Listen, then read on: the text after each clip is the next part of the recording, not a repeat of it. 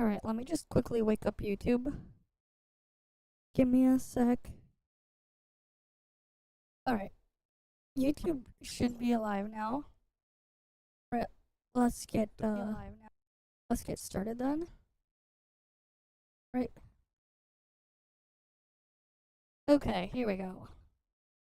The deep space is right. We are here. Right. We're live now. Let me get my alt started up as well.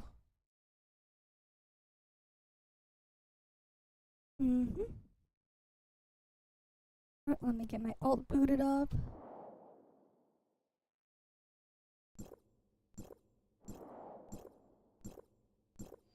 Hi there, Star Jeffrey, welcome. Okay, let's get the background music playing.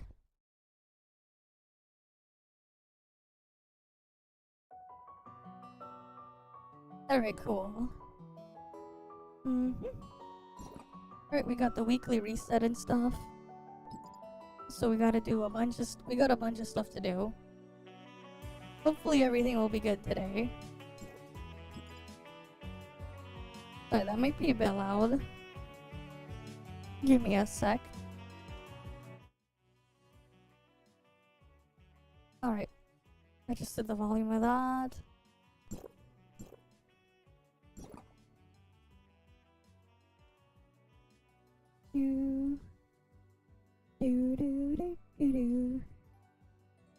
Alright, let me just claim all this stuff on my alt as well.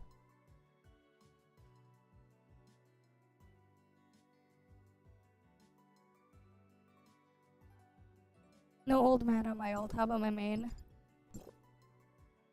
No old man there either. Okay. Cool.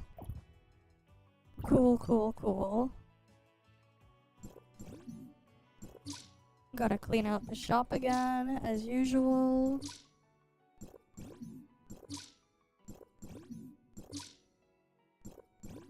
Alright. Gotta get our Fiona shards.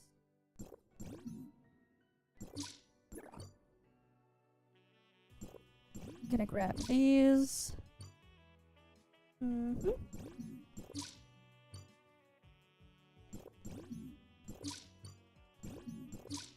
Making sure I grab everything.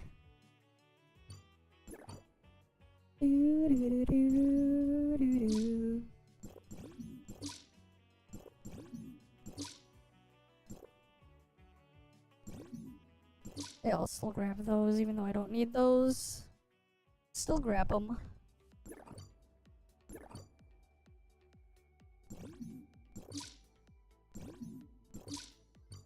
Grab the black nuclei there.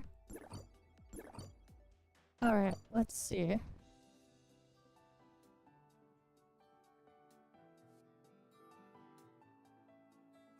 Alright, let me turn up the music again. There we go. Alright, let's get the 2 copies of Yamio there. We just need one more for A6 on Yamio. Almost A6 on Yamio. Almost. Because I do want to mess around seeing how well that thing does.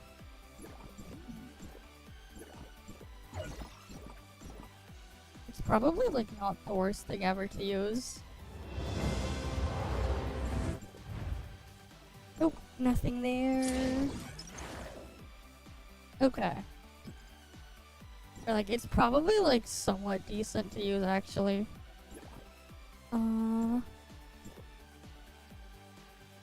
Okay, we got more synesthesia materials. Let me just give it a look. How many synesthesia materials do I have now? Okay, I have 60. Cool, in 3 weeks I'll get another synesthesia on my Fiona then.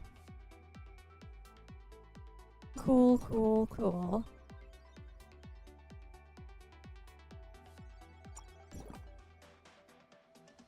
Damn, getting this Fiona to S6 won't take nearly as long as Lynn took or whatever. Because they gave a bunch of stuff. Kinda neat. But yeah.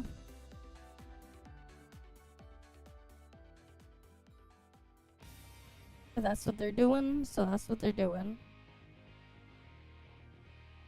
Do, do, do, do, do.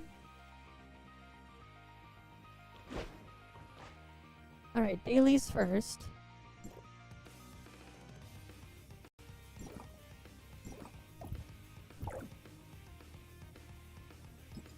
How many data sources do I have? Okay. Cool, I have 6,000.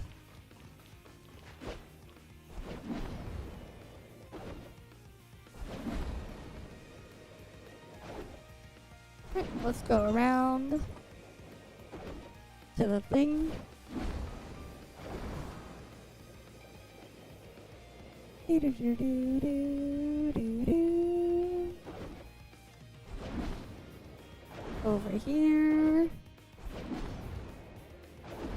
And we'll do our hipper pulls later this week. I think in like 3 days or 3 or 4 days from now we'll do hipper pulls. After they give all the free pulls for hipper, that's when we'll do the hipper pulls. We gotta get all the hipper pulls first though. Then we do it. That is the plan anyways.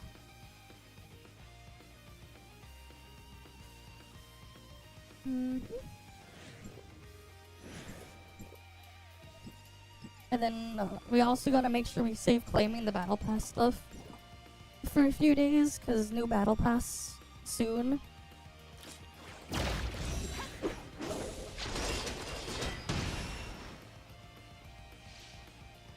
Anything to kill here?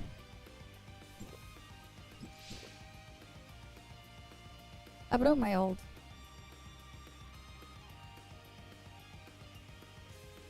Guess not. Okay, cool. We'll go to the other spot then. Get the dailies done. And then we'll do a raid and everything.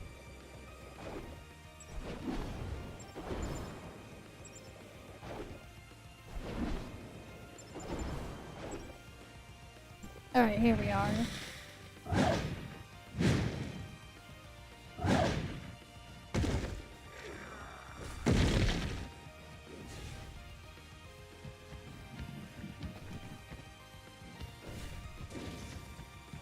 Alright. Okay.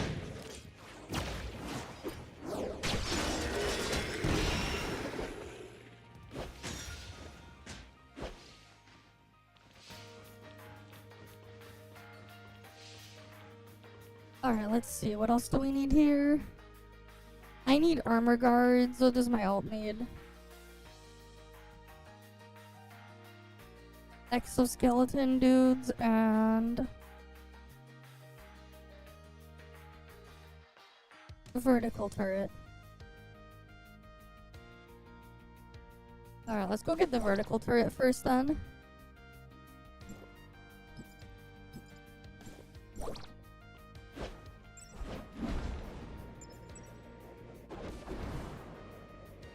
Alright, might as well go get the vertical turret.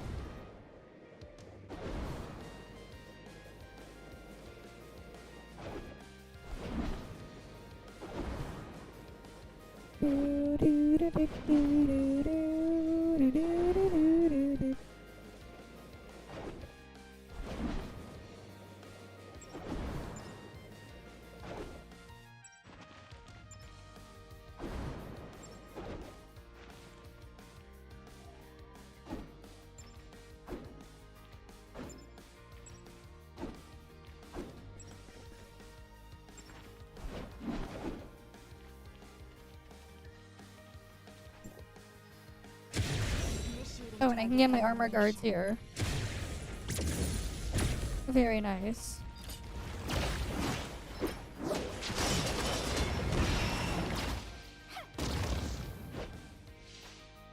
Alright, so now I just need to kill the exoskeleton dudes, and I'm done with the main dailies. Let's get that done. And then we'll go look for final trial and raid. Also gotta check to see if they're selling the mech skins. So we can get that done as well. And be done with one more thing. Right, gotta make sure.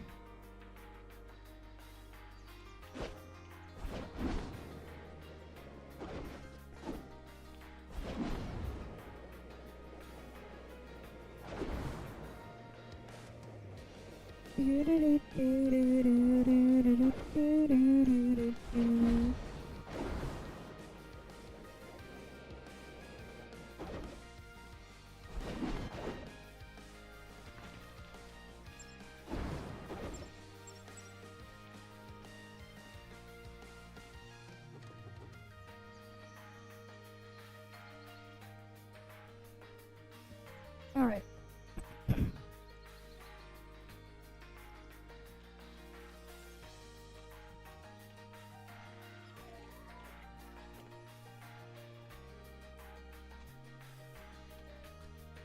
Alright, I just wait for my ult to load in.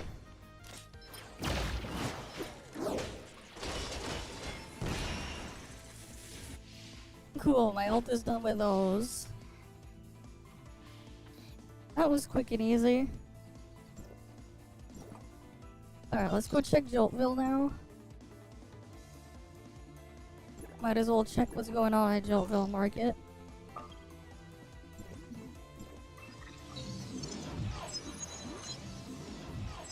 Surely we can get good pricing on things. Surely.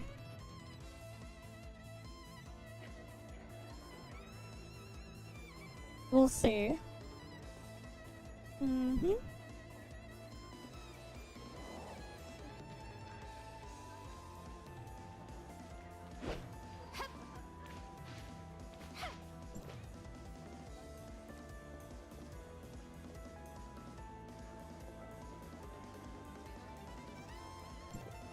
Alright, view.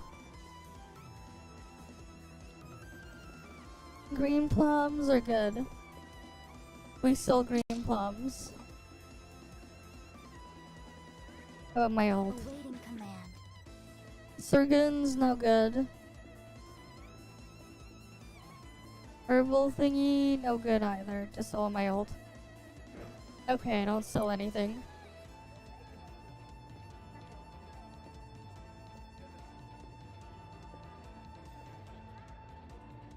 What drugs are they selling?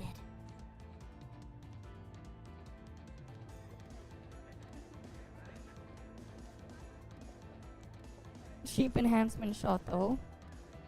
On my ult, so I take that.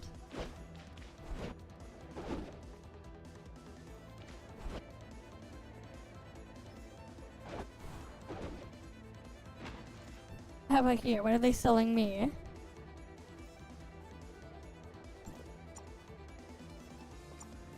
Nothing. They're not selling me anything of value.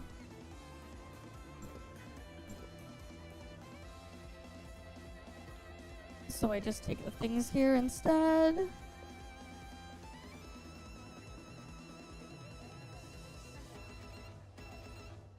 Right, because might as well stockpile some dominiums.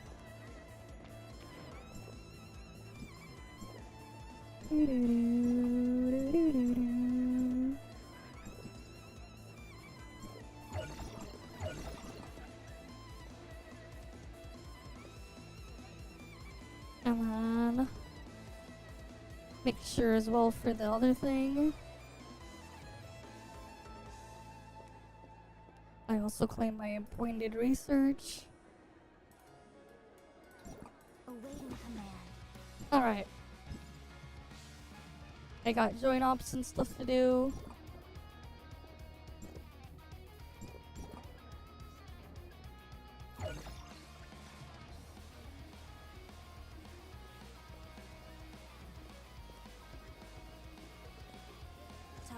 eliminated.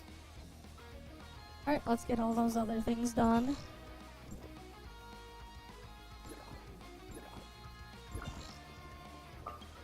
First, let me charge the battery and get my Norns.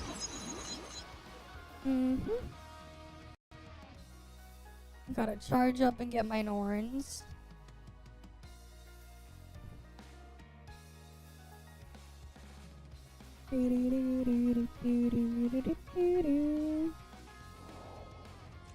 Being drunk? Okay, well hi there, chicken waffles.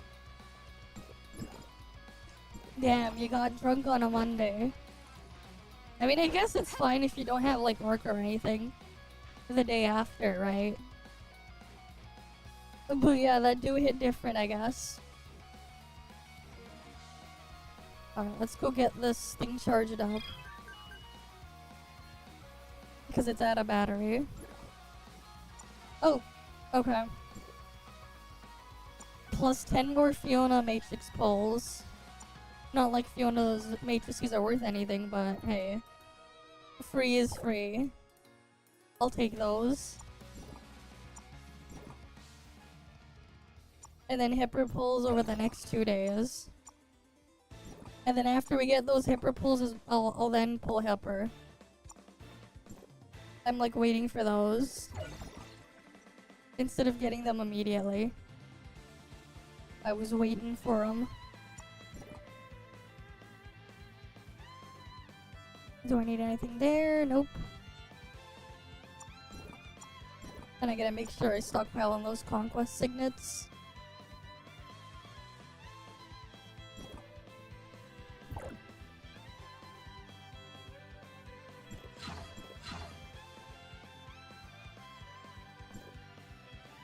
Alright.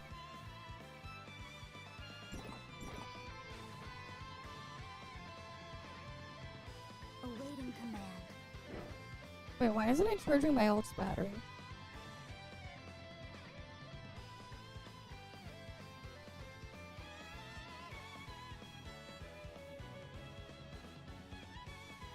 Oh, it is, just very, very slowly.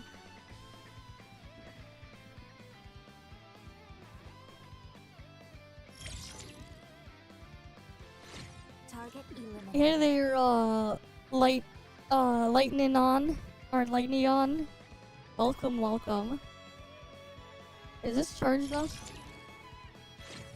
It's probably charged enough.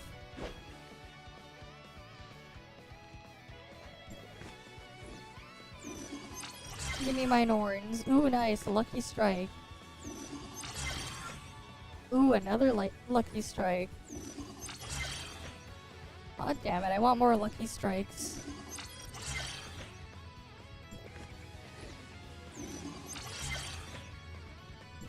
Because I eventually will be done with the Norn gathering. I do want to eventually just be done with that.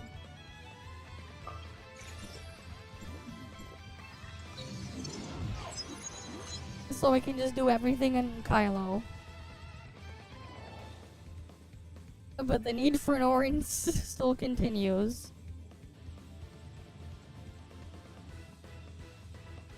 It is what it is.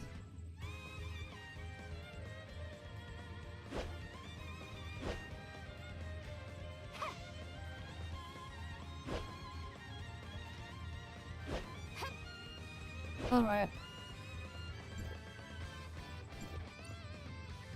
Do I have Dream Blossom?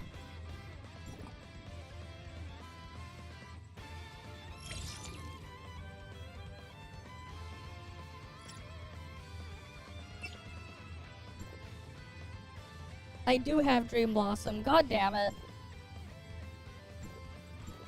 I do have that. Awaiting command. Okay.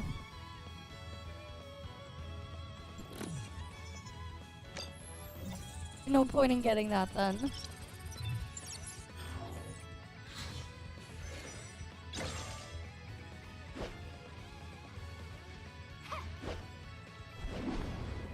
Well, that's one of the core controls I need this week.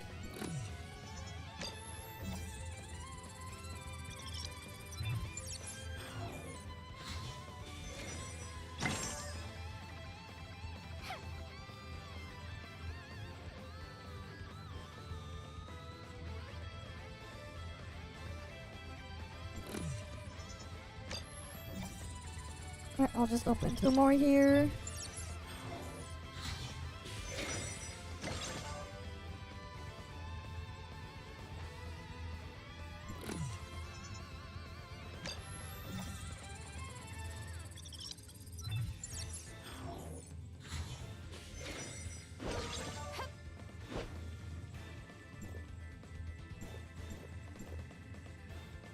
Alright, we'll leave that like that.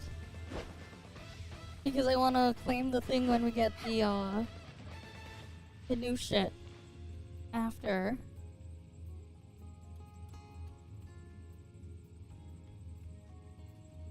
Because I want to save for that. Because we're getting the new battle pass in a few days.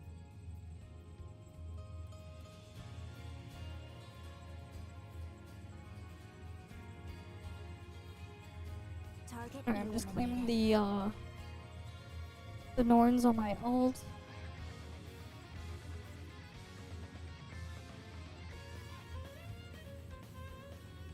It's not really getting lucky strikes though.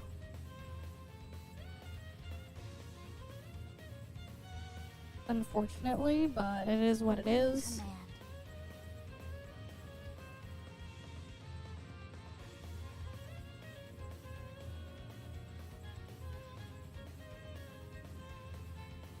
But soon I'll be done with the things on my ult.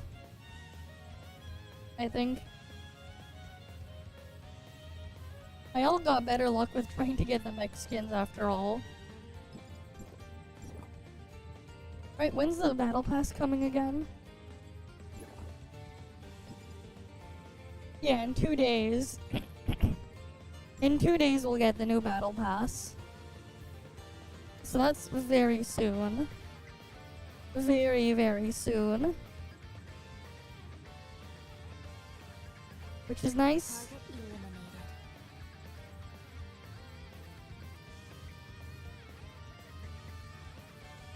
I don't know if I have Rubelite.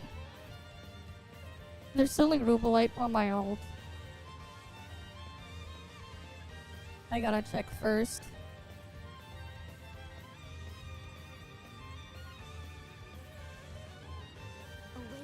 I do have Rubelite. I still need Radiant Flash and a Sperry on my ult. God damn it, I'm not getting good RNG with the freaking stuff here. I'm not getting the good RNG. Target eliminated.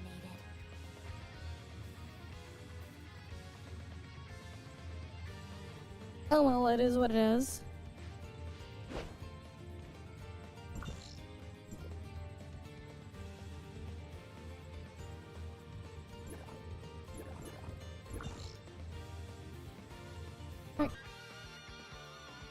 Right. I'm just gonna go over there.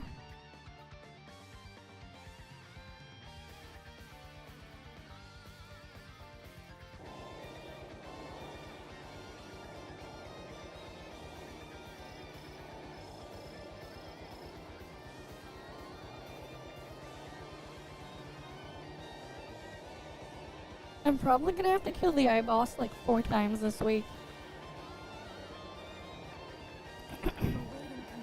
4 or 5 times. I'll check after.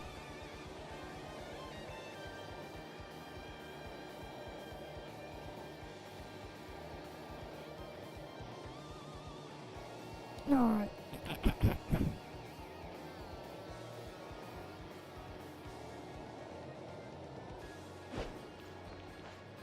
Oh yeah, that's a bit loud.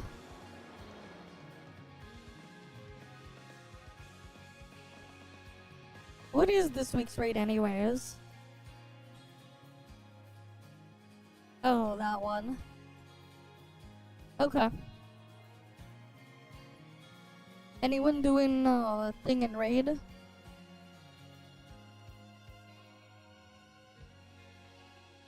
No one doing final trial in raid? Interesting.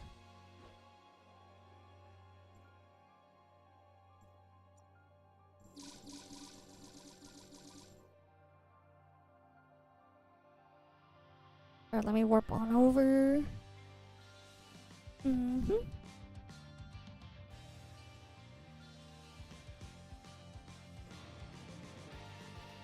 Hi, shonen manga protagonist. Welcome, welcome. Alright. Oh yeah, I still have to, I still haven't done that. But it's not like I need the 60 data sources here.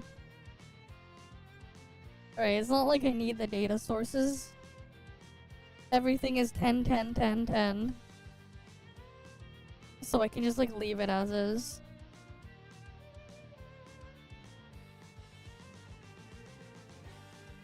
Right. Because it's not like I can make use of it or anything.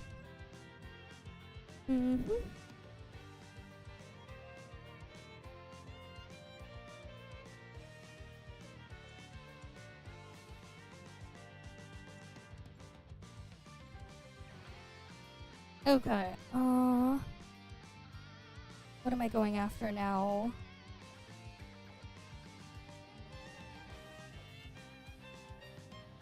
You're still at 8, 10, 10, 10? Damn, how are you behind?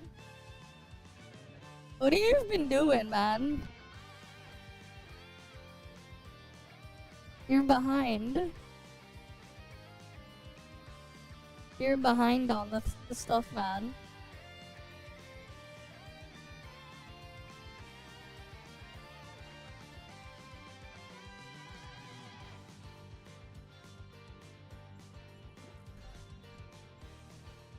You're behind on the stuff.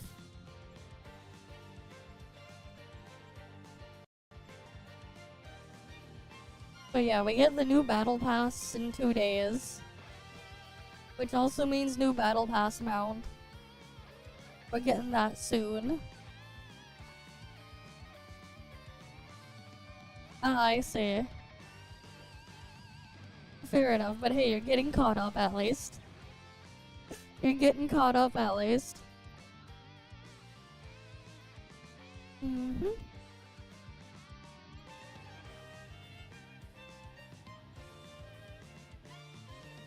But yeah, at least you're getting caught up. Even if it may be slow. You're slowly getting caught up. Slowly.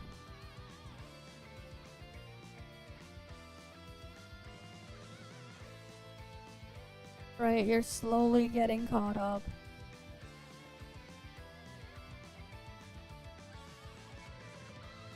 Oh yeah, I'm just cleaning up the shop on my alt. The weekly shop reset stuff. Right, gotta make sure I grab everything I need.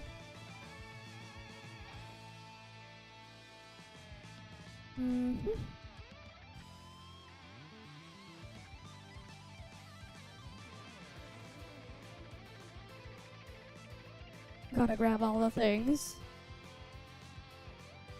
Yeah, we get the new pass then. Don't claim it yet. We know, we wait for the new battle pass.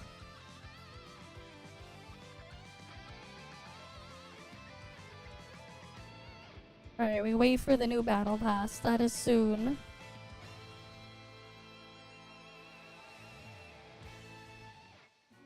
New battle pass soon. Man, it sucks that we need so many of these potent omnium crystals. I can't freaking upgrade my suppressor any further. Because I lack the potent omnium crystals. I'm lacking in those potent omnium crystals. Can't get them. Oh well, it is what it is. And then later this week, I think? Is that when we get the double drop world join ops?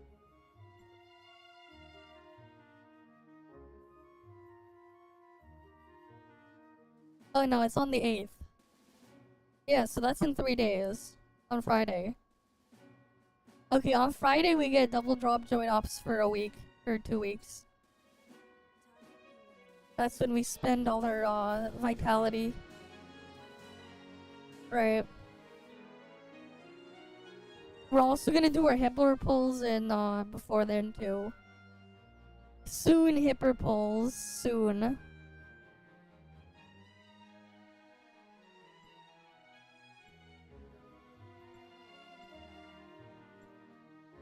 But yeah.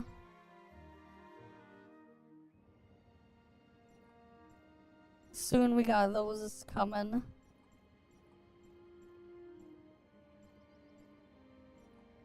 Alright, soon. Soon TM.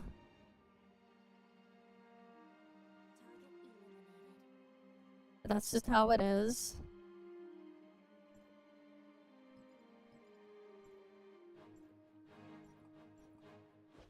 Okay.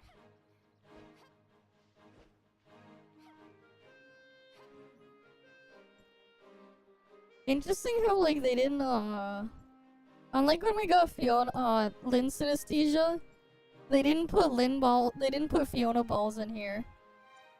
They did it with Lynn, but they didn't do it with Fiona. Which is kind of interesting.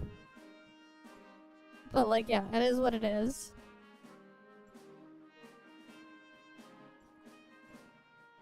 Right. It is what it is.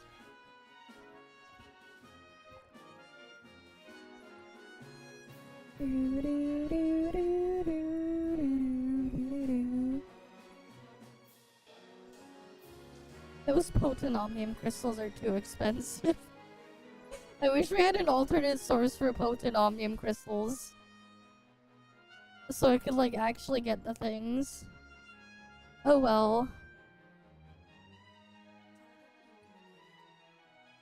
It is what it is.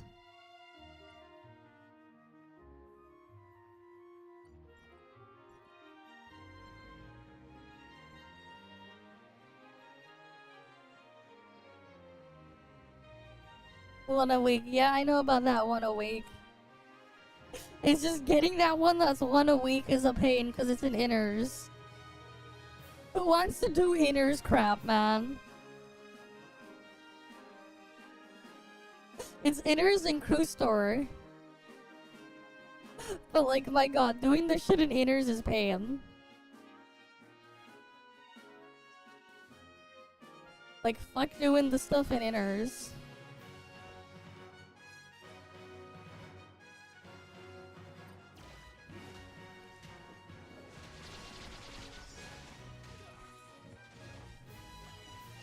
Yeah, it's an integer overflow, man.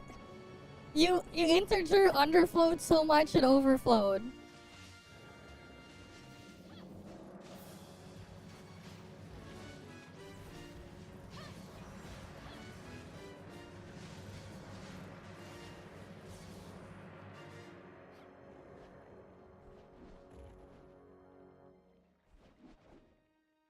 Alright.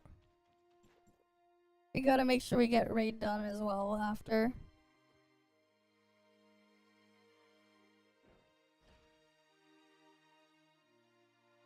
Raid, final trial, everything.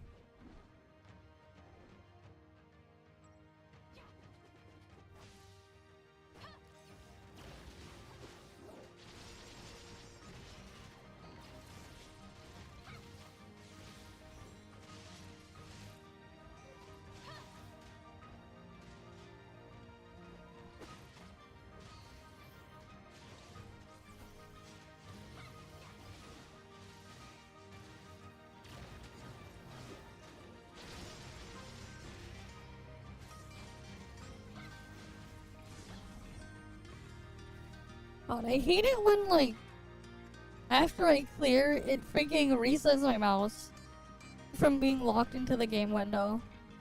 I hate it when it does that.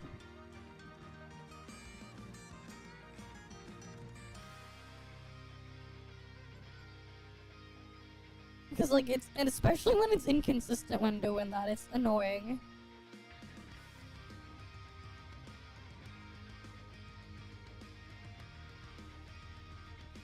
It's like, do you want it locked into the game window or not, game?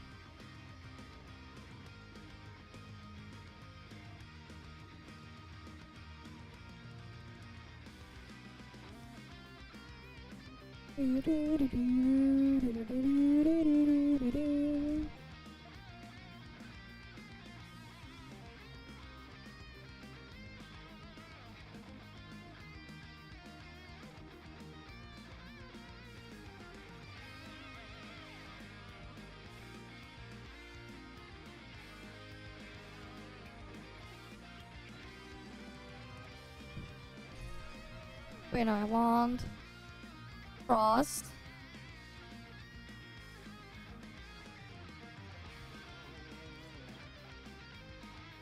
Weekly raid plus FTN. Alright, we need people for weekly raid and final trial.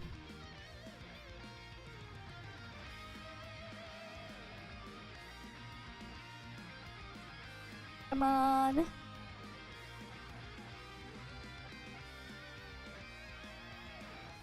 Come on, people. Weekly raid final trial.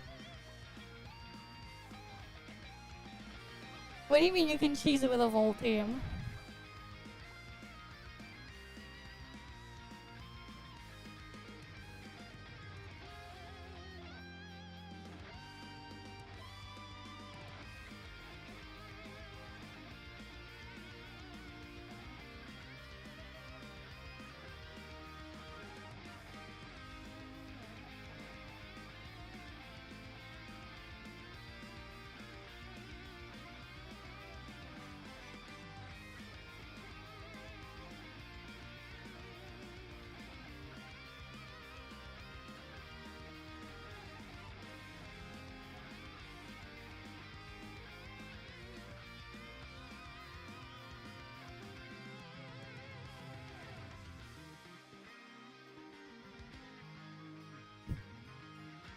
Surely we have 6 out of 9 people.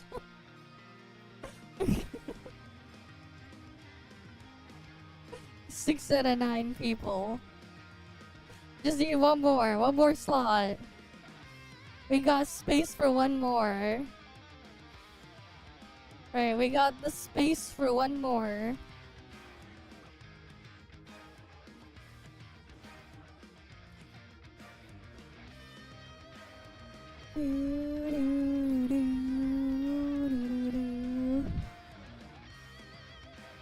Come on.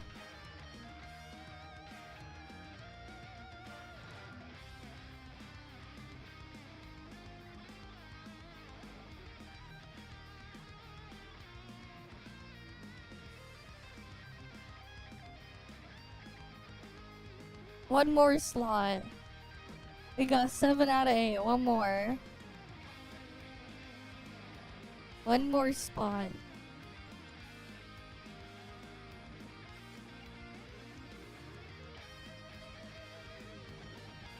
I might as well go kill Sobkick because it's alive while we wait. Right, I might as well go kill it.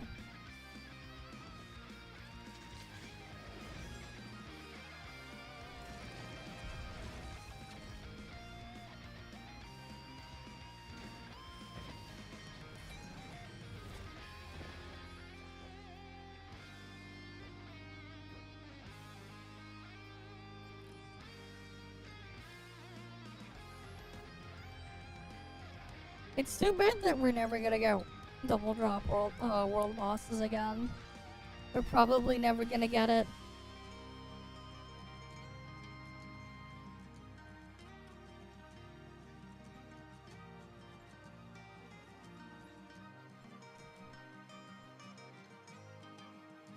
Alright, let's go on in.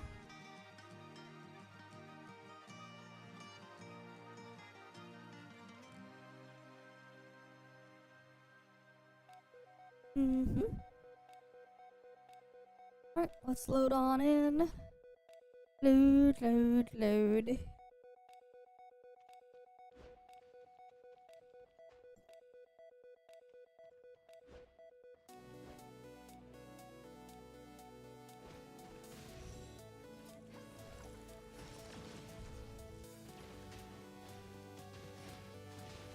Yeah, it first starts off Volt. Being a Volt week.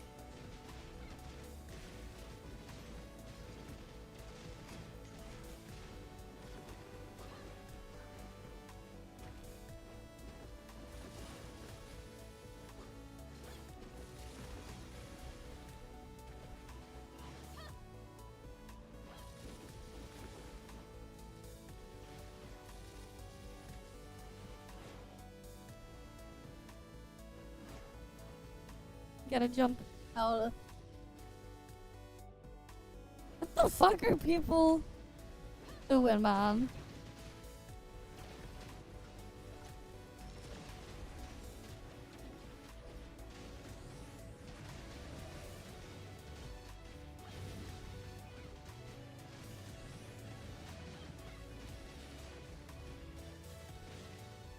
They're useless.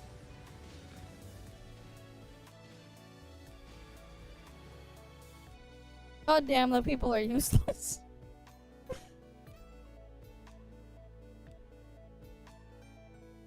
They're doing like no damage and then they're just being useless. God damn it. Hi, Derico. Welcome, welcome.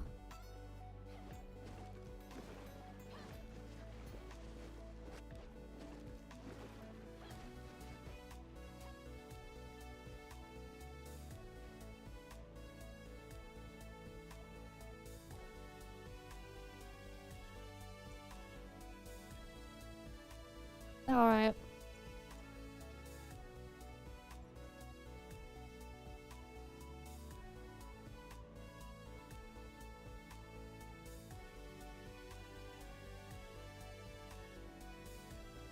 There's a flame main there. All this other stuff. Damn, everyone's frost. What the fuck? So many frost.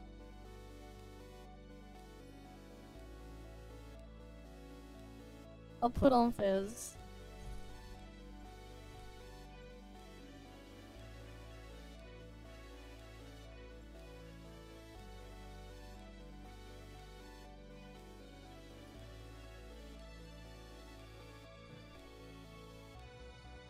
There's so many frost there.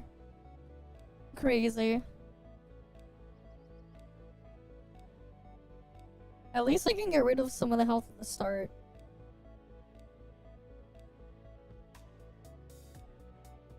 Which is what I'm gonna do. Well, also,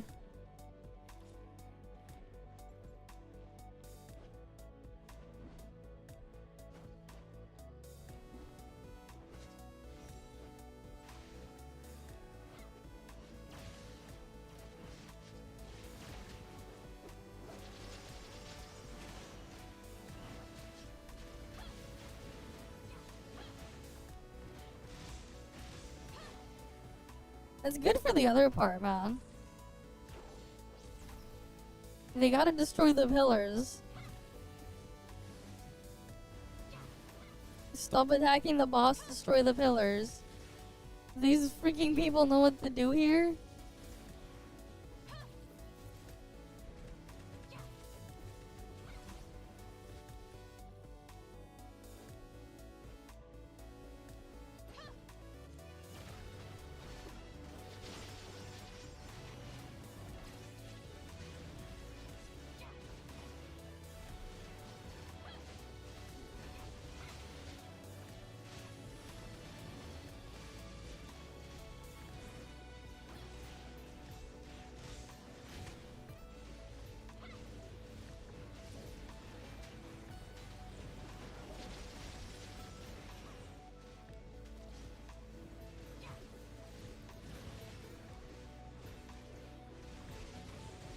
Damn.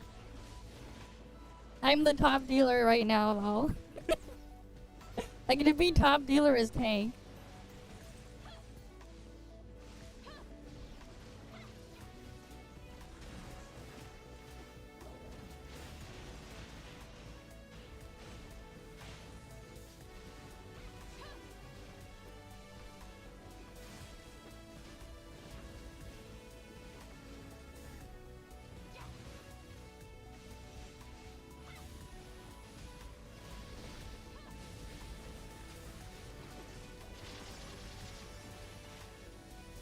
It's one of the few ones you can solo. Oh, nice. As in the Raid-on challenge? What the hell?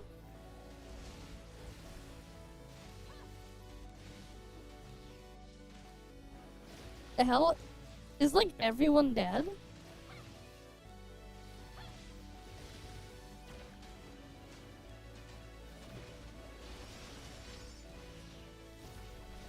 They all dead.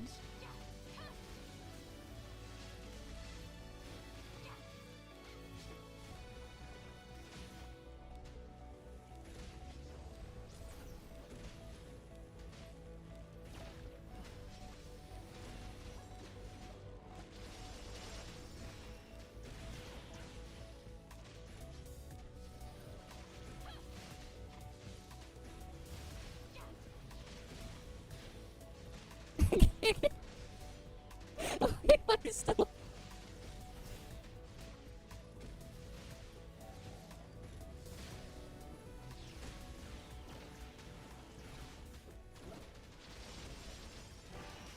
I can't believe the other guy left.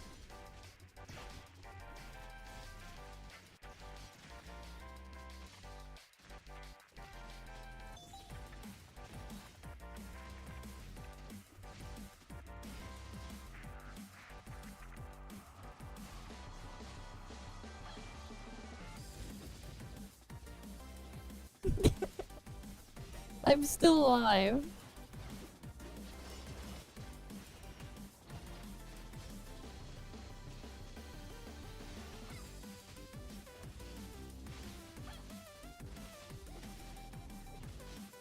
I'm still alive. Oh, there's still one pillar. I can't do anything about the pillar though. You need to vote for the pillar.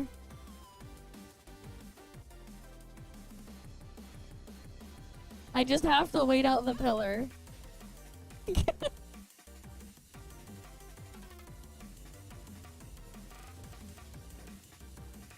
Oh well. I didn't have the cheat death. Retry.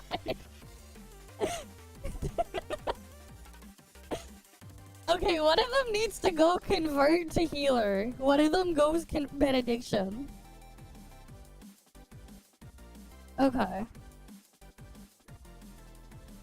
So, one of you...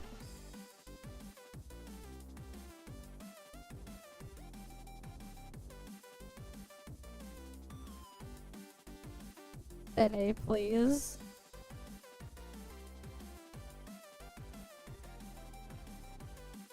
One more gold benediction, please. And then we'll be good.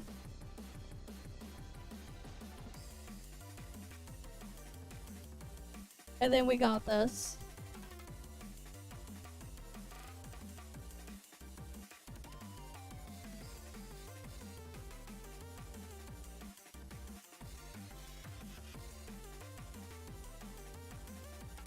Okay.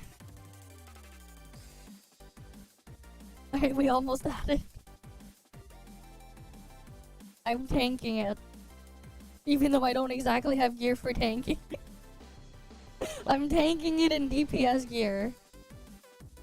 I'm not a tank, I'm just a DPS that can hold aggro.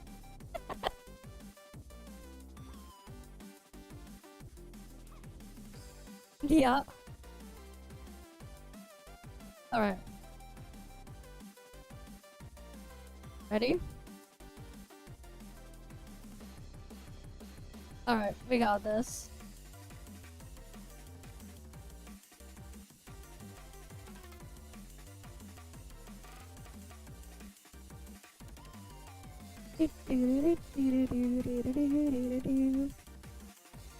It'll be nice though once Brevi hits standard.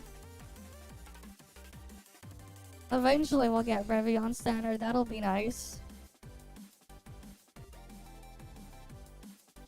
Because then I can use my ult as a AFK healer. Once that happens.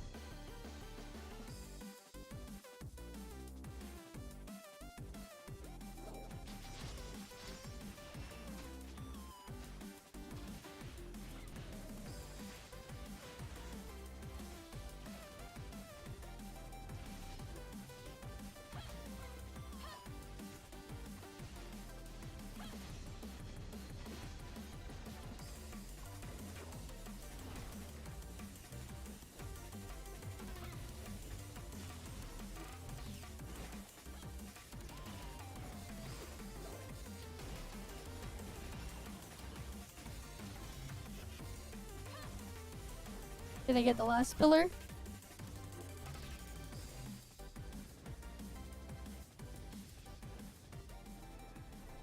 Oh cool, nobody died.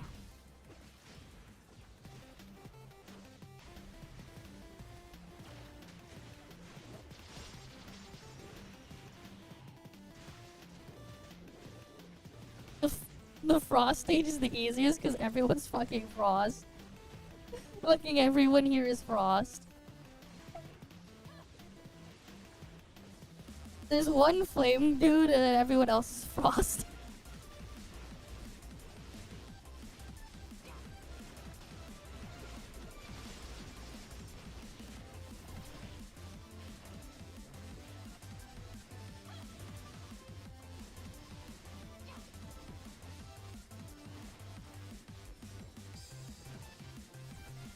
Everyone's freaking frost, man.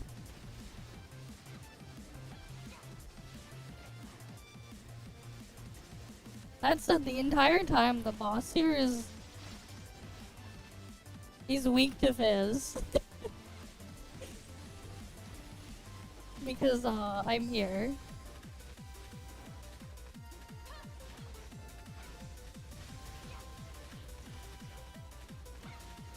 So he always has weak point because, fizz tank. I mean, the thing is, though, like, it doesn't even work, though, calling them the meta slaves. Right now, if you're gonna be meta slave, you're gonna be playing Volt. There we go. Technically, right now, it's gonna be Volt, then the next patch is gonna be Flame. Not like it matters. Right? Because the newest element is always on top, temporarily. Though last week, meta slave for like 2 days was Fiona. Fiona was meta slave for like 2 days last week.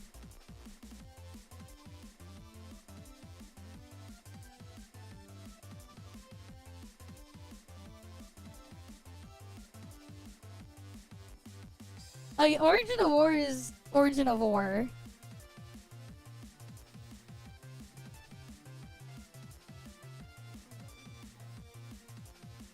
Right, Origin of War is Origin of War. Actually, I think Volt might actually be best in Origin of War right now. Because of the slight changes right now. But yeah, Benediction would put on top.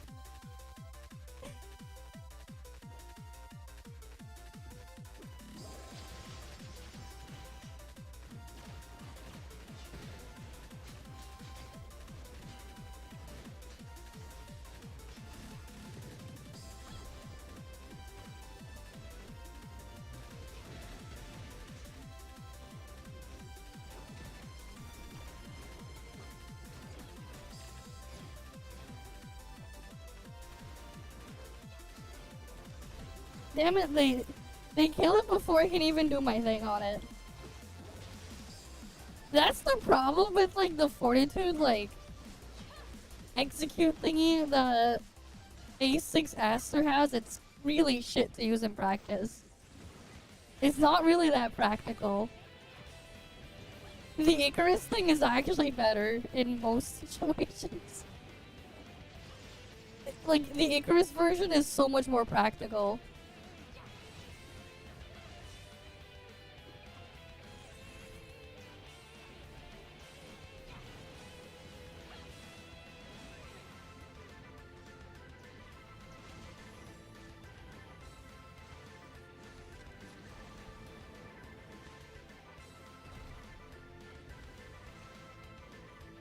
Fine, we should be fine. But I'm still dead.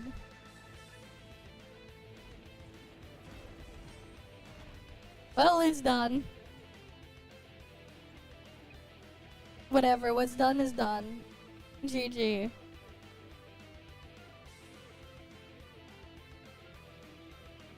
Yeah? That's the downside. But like, it's a lot more practical.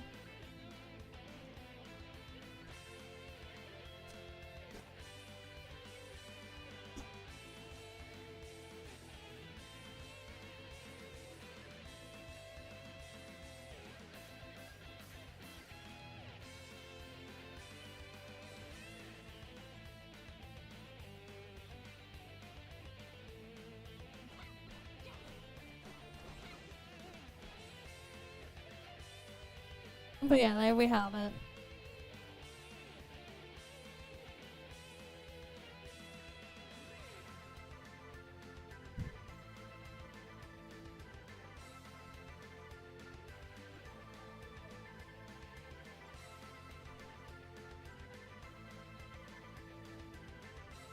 Well, on to the next thing. The speed of executing the chunk of damage is a significant portion of your time. Yep.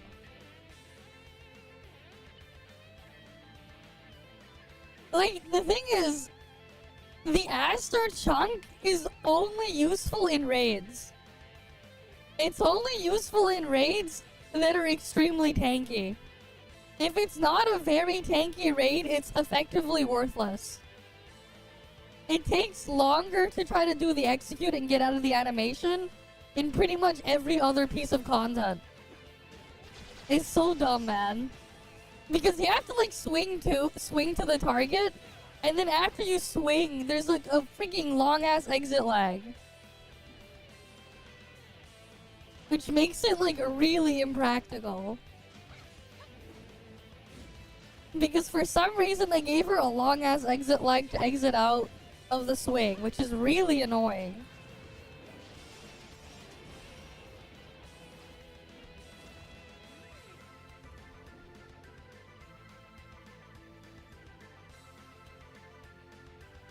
So it's only practical to use in raids. It's completely worthless in Final Trial.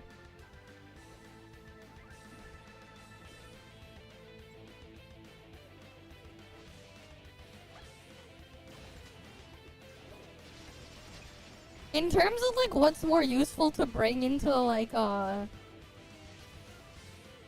in Final Trial as Fortitude, Meryl Volt is way better than Aster. Because you get more utility with Meryl Volt. And Meryl Volt also has resistance reduction for the party. Aster does have like a small buff, but like it's not as impactful because like you can't really make use of the execute to kind of take it further.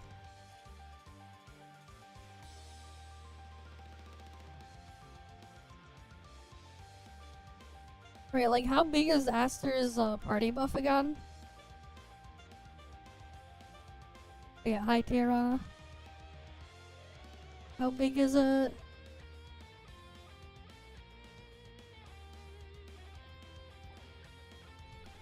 Right, because Aster doesn't have resistance reduction for the party. She has her own, sure, but not for the party. And then Meryl Volt as a tank has extra utility for Origin of War, where on some stages things have a lot of crit resist.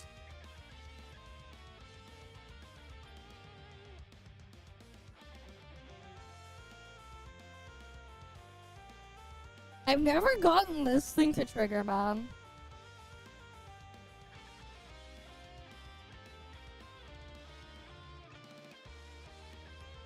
That execute thing.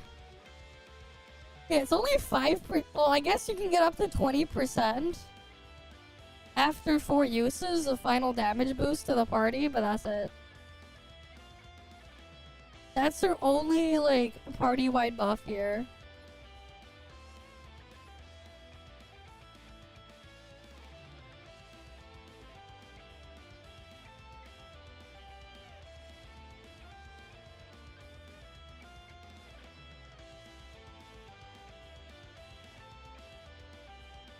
Alright, like, that's their only party-wide buff.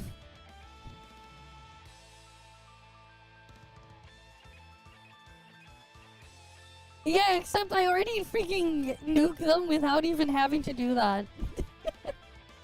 They already get nuked even without it, man. In most cases. Because they have to be a non-boss enemy to even count for the nuke thing.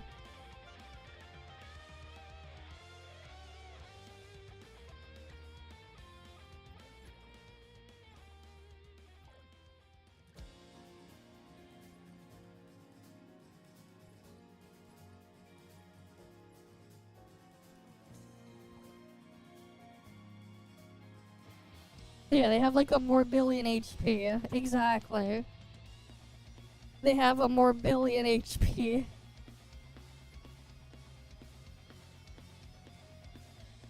Yeah, like what does Meryl Volt provide again? She has like crit res reduction, gives shields.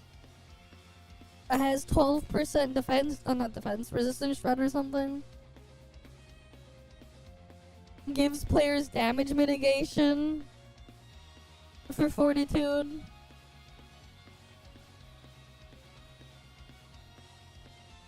No, like fortitude Meryl is like actually better than Aster in terms of utility.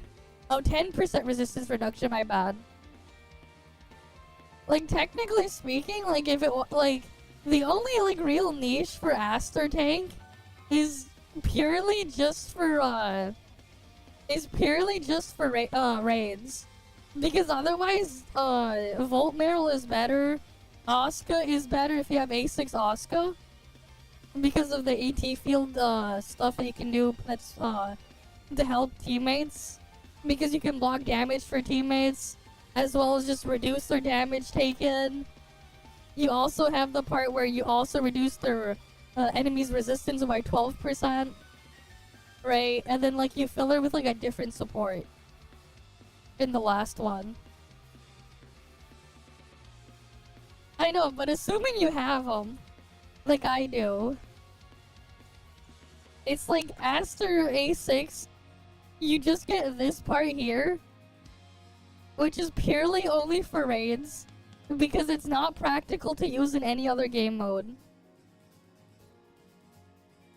And then like I guess you get this part here, the 20% final damage.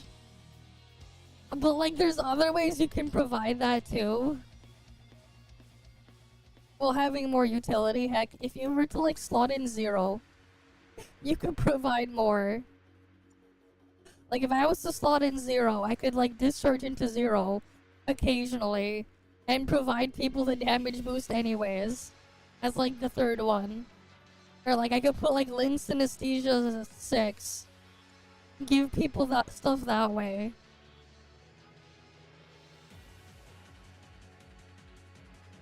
Right, like I could do stuff like that.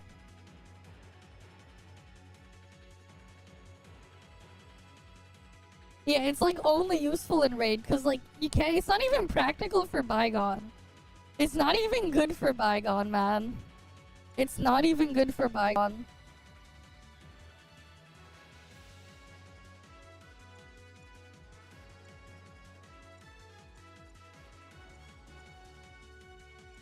Right, like, and the other thing too, right? Like, what's also, like, a lot more useful?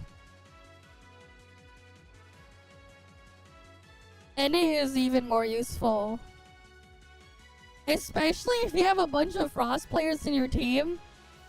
NA already just easily provides more. 20% buff to Frost right here. Just right there for NA.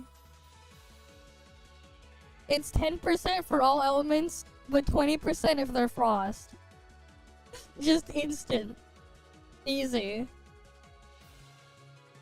Land, I can get like mitigation and stuff with land trait, but also I can provide 10% flame damage taken on the targets with the corrosion effect, because that's a debuff on the target that the umbrellas provide. It's like another example. It's just weird, man.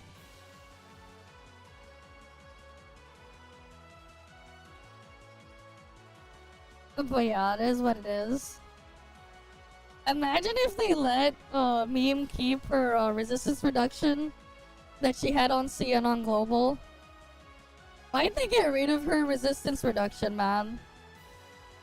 She had a thing where she would reduce enemies' resistance when you did hold attack if you were fortitude before.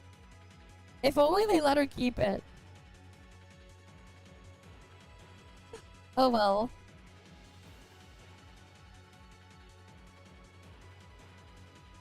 Yeah. Oh, it is what it is.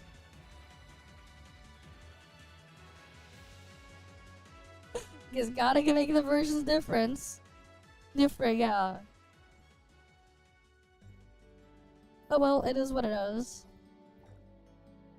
Like, I'm pretty sure even Echo has a use. With this one.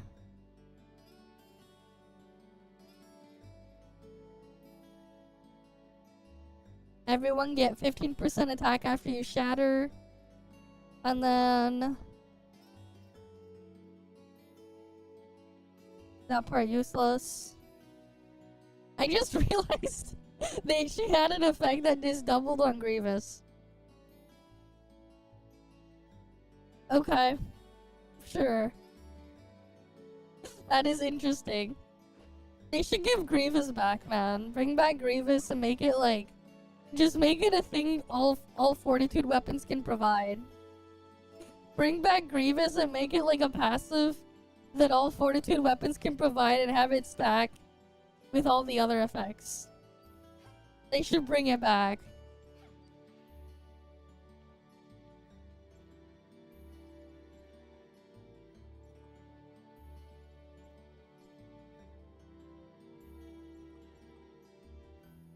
Turn Ganano into a Fortitude weapon. They should. They should make Ganano a Fortitude weapon, man. Would be great.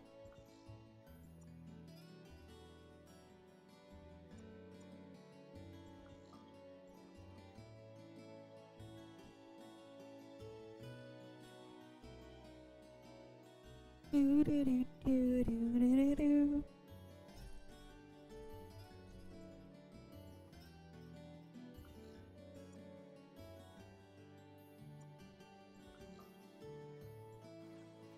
Oh well, it is what it is.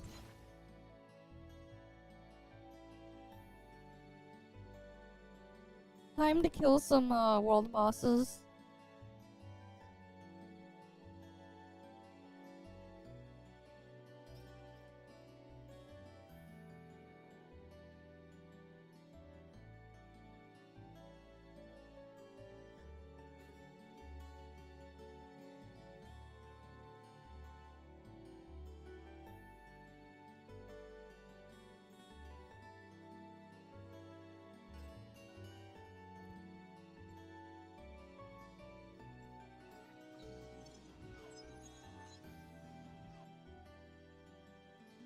Oh, Sobek is alive.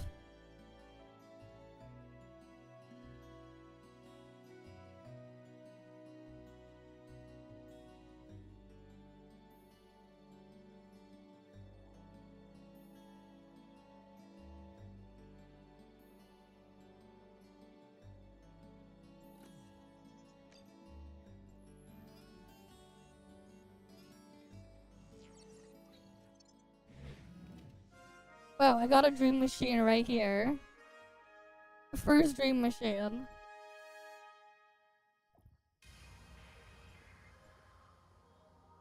Cool, I'm gonna go kill Rudolph.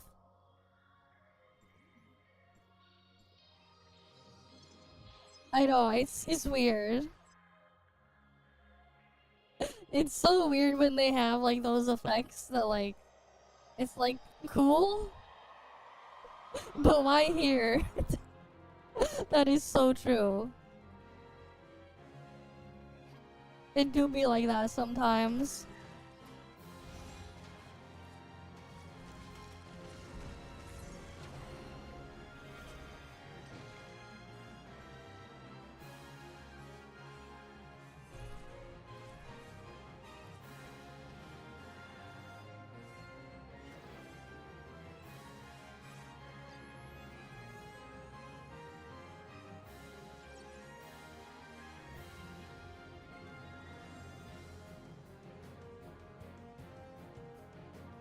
Do do do do do do do do.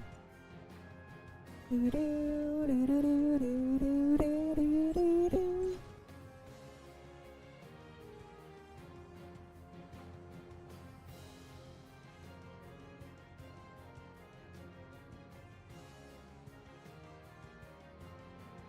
On to the next one.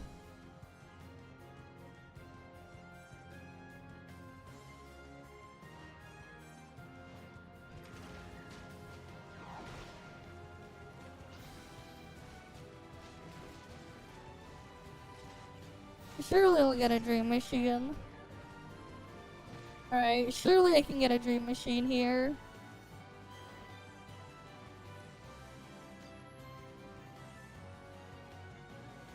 I want my dream machines.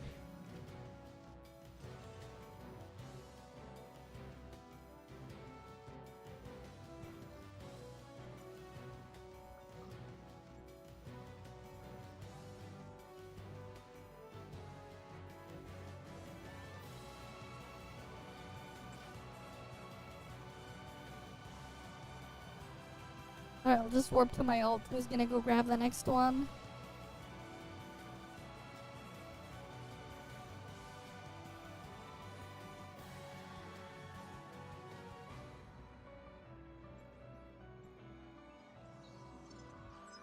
And then I'll kill the next one after this one. Right, gotta get all the stuff.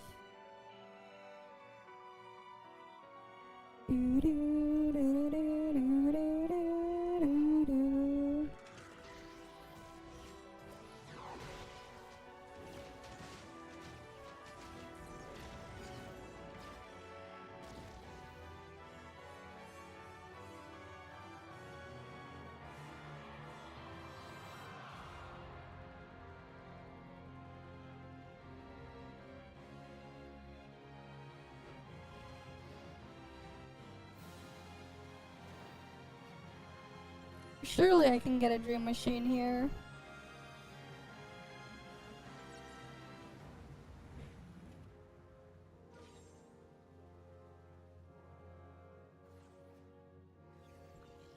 I guess I go kill Magma now.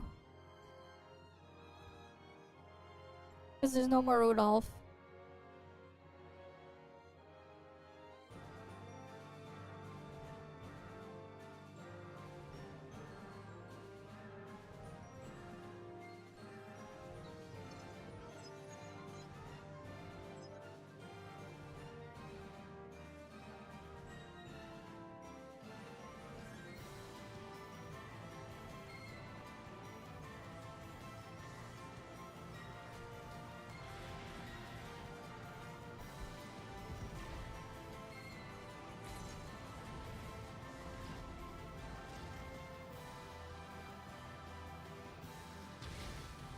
And then we can get the free meat.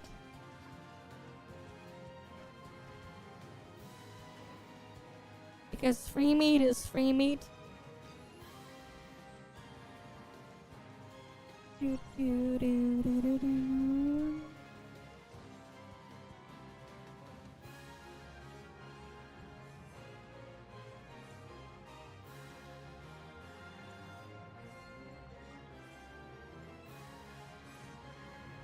And I'm not getting a single dream machine. That's unfortunate. Do they just not drop dream machines? Or like what? I want my dream machines.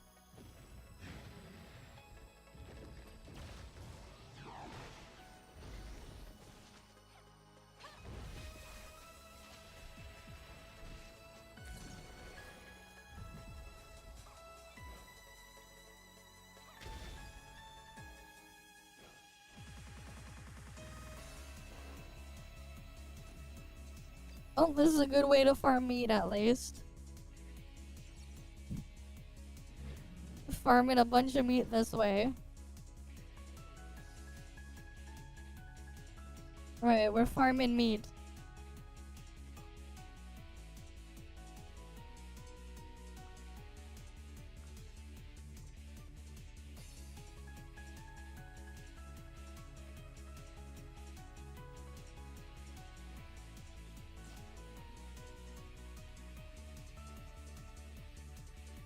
And getting vehicle parts at the same time.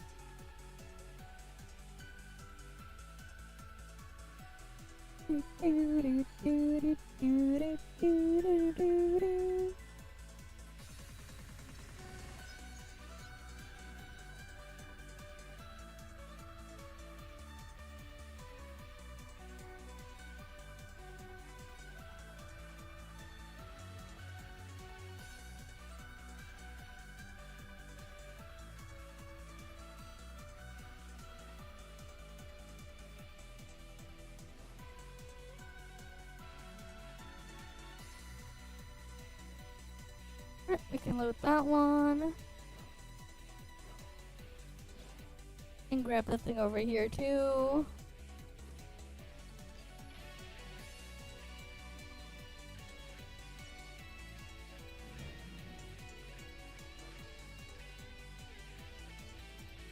Oh, there's no more magma either.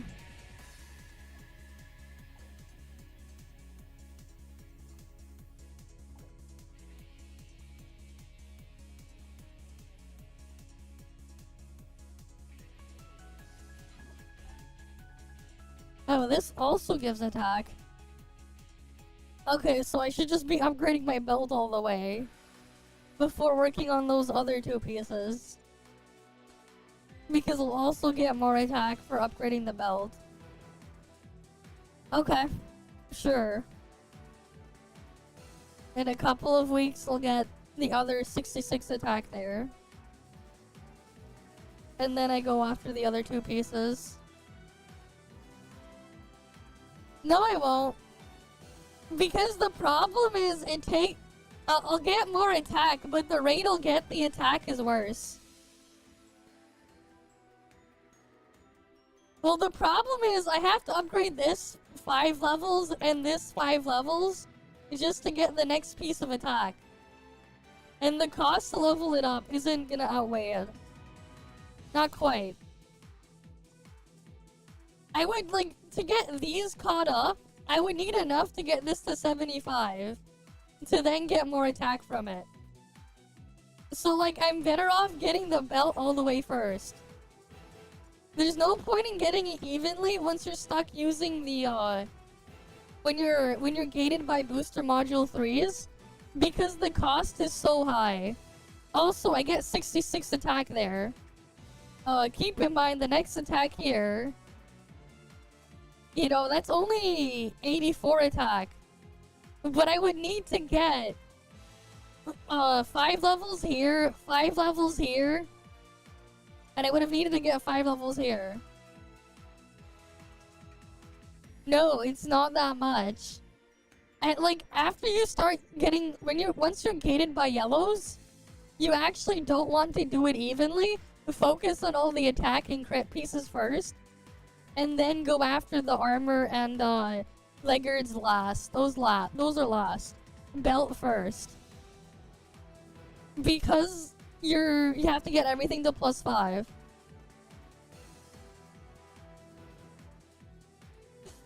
It's like it's scuffed that way, man. It really doesn't give much.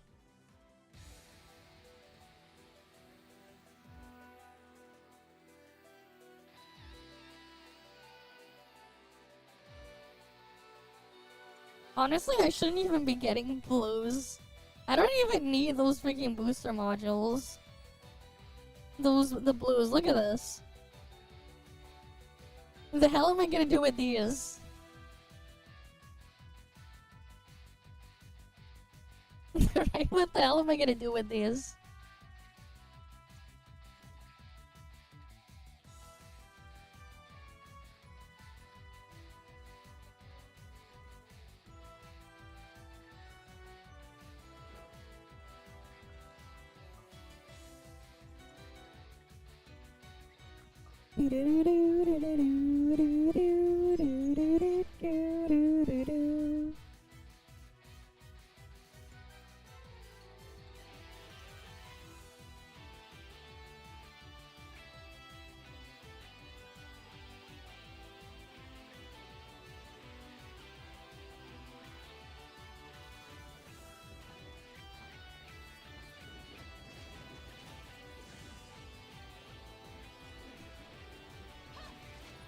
How are they taking so long to kill this thing? Does it not die immediately?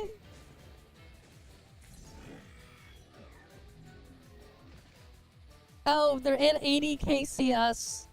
Probably a new player. Yeah, they're just a fresh level 100 new player. I was like wondering why it wasn't just instantly dead.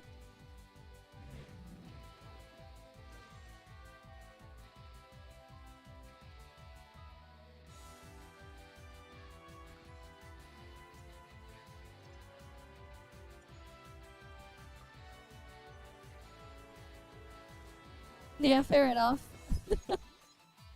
Mad dodge skills, yeah.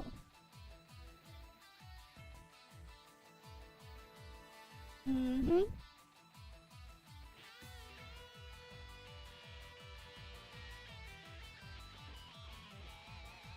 Oh well, it is what it is.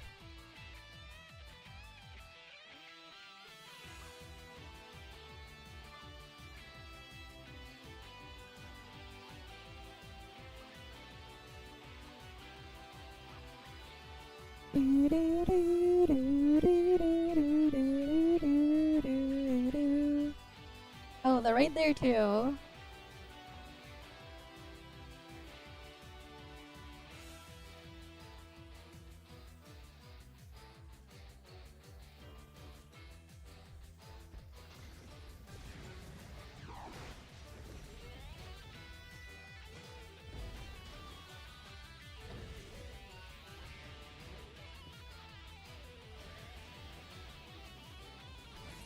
Yeah, I just kill it through dots. I killed it through dots on Volt. It still dies pretty quickly if I don't, even if I'm not trying to fight it. Though if I actually tried to kill it, it'd be a lot faster.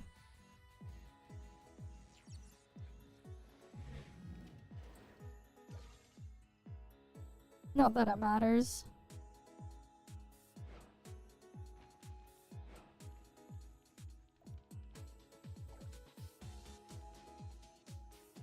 Yeah, the sheer power discrepancies or disparity is crazy. I mean, it's like you look at me with my freaking stats and I'm like over 100k attack.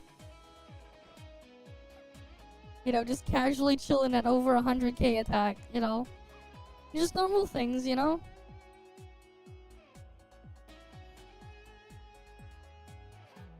Exactly, it's like I sneeze and it's like, oh yeah, they're dead. Even like the newer bosses, it's like I can if they don't have like time stalling stuff, I can like one cycle them. Just kill them in one rotation. Like I go to ground controller, it's dead in one rotation. Actually no, it's dead before I can finish one rotation. I won't even finish one rotation on Frost and it's already dead. They're just like dead before I can finish rotation. And then I'm stuck waiting to teleport to the next one. You got situations like that.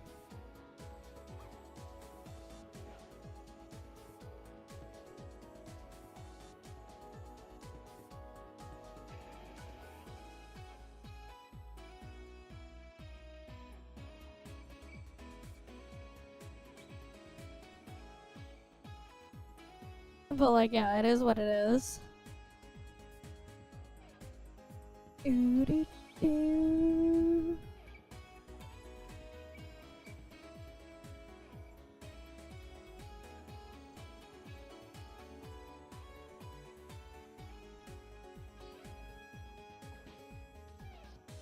know, let's give Flame Sequential another go.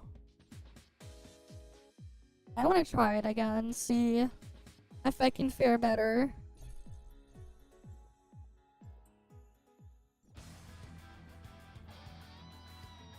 I put all my my boosts into flame damage. I even over here flame sequence just to get every little bit of damage help I can get for flame sequential.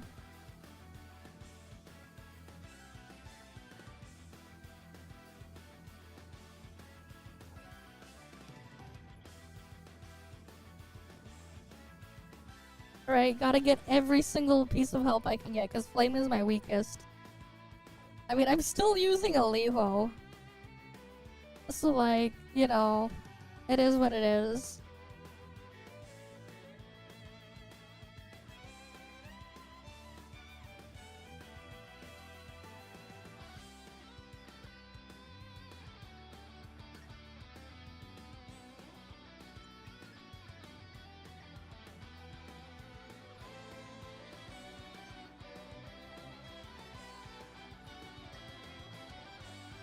Right?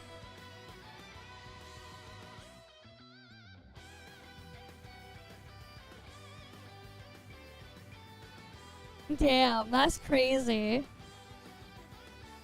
That is crazy, man.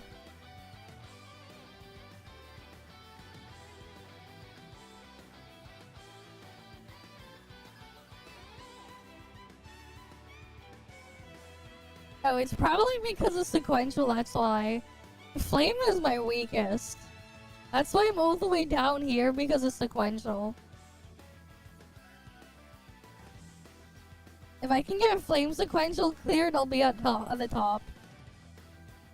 I'm gated by flame sequential.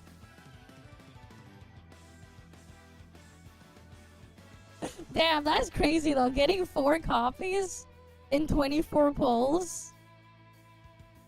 That's crazy. He might as well go all the way to A6 at that point. Get the full potential of Hipper. But yeah, that's crazy.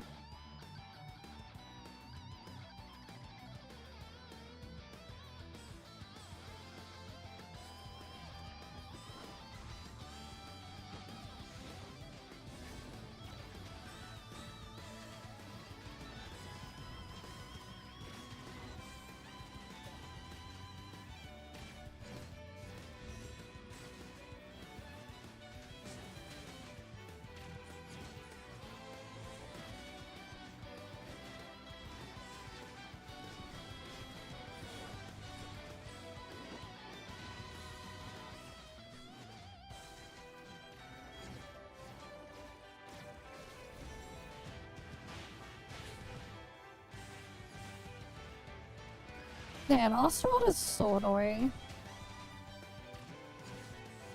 He dodged like 2 of my pursuits.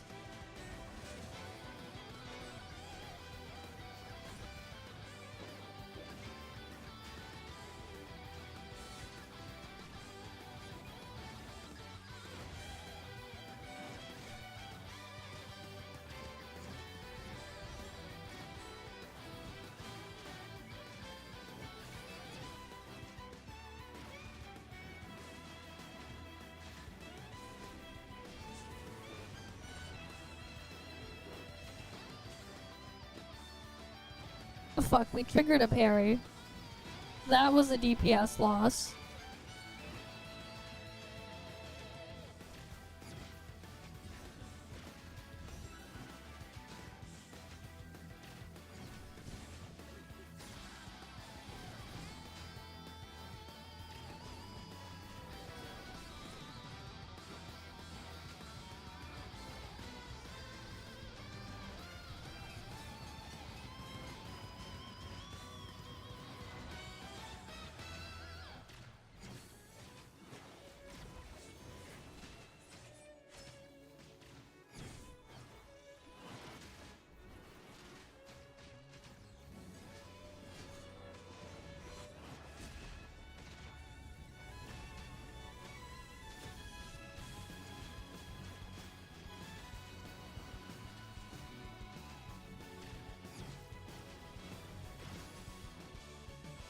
God damn it, the freaking cutscene thing.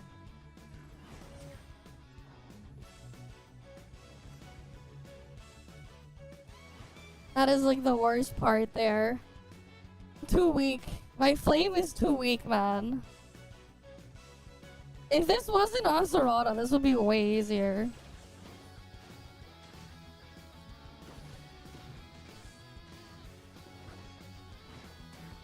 It's because it's fucking Acerata here.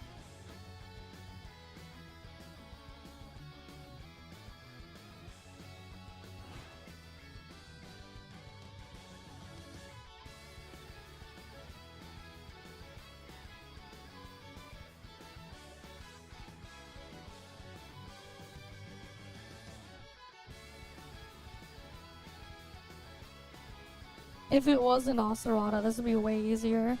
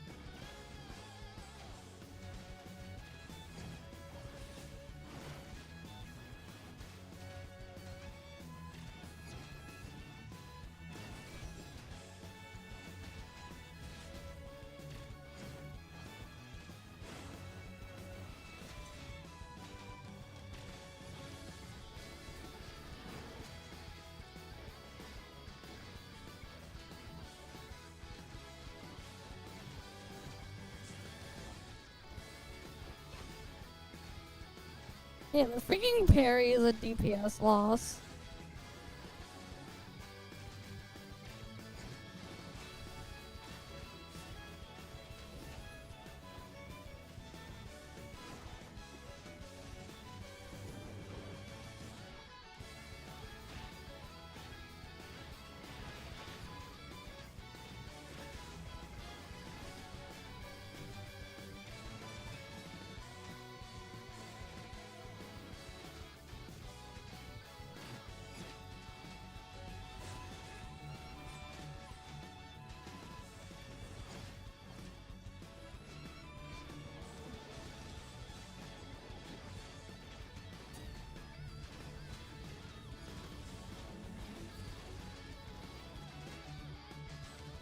It always was a DPS loss, man. Because the animation. It's a DPS loss because the animation. And you do no damage. You do no damage and you have an extra animation that you gotta sit through. So it's a DPS loss.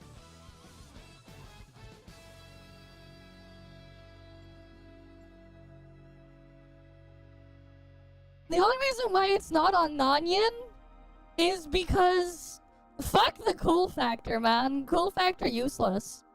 The only reason why it's not a DPS loss on Nonyan is because you needed to reduce her guard gauge to get a big damage boost. But when they don't have that mechanic, it's a DPS loss always. It's always a DPS loss when that's not the case. That's why. When that stuff isn't present, it's always a DPS loss.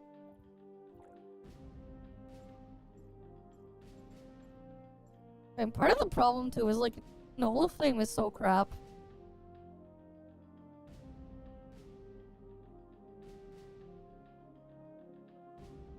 Yeah, I mean you could Unga Bunga it back on release. You could Unga Bunga Quasi Vita on release too, by the way. Which is what I did. I Unga Bunga'd it back then. That was fine.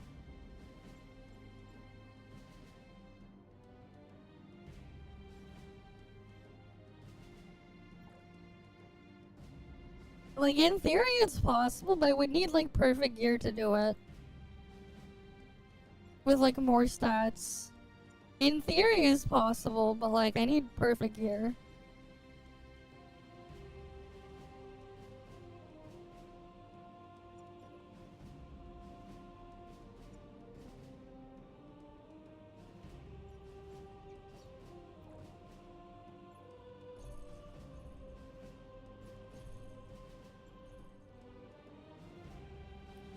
Oh well, it is what it is.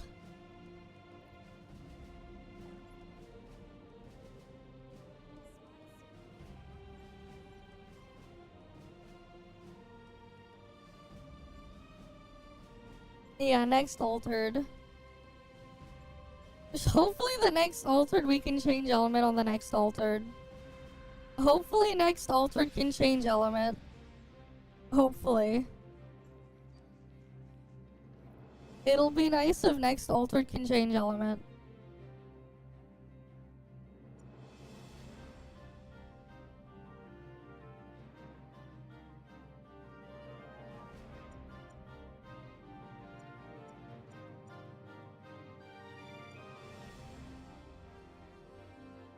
Yeah.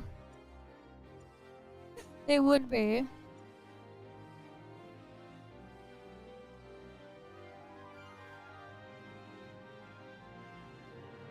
But you know, it is what it is.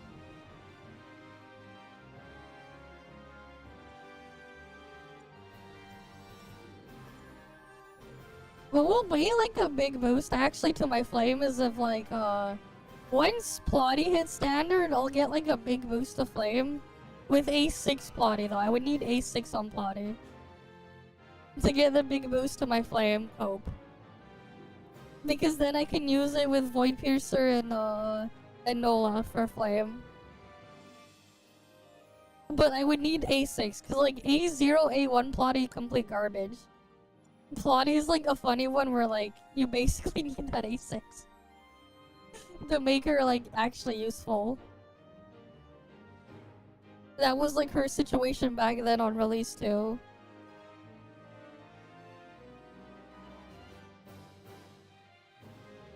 Well, we'll see what they'll do for the next altered, man. We'll see.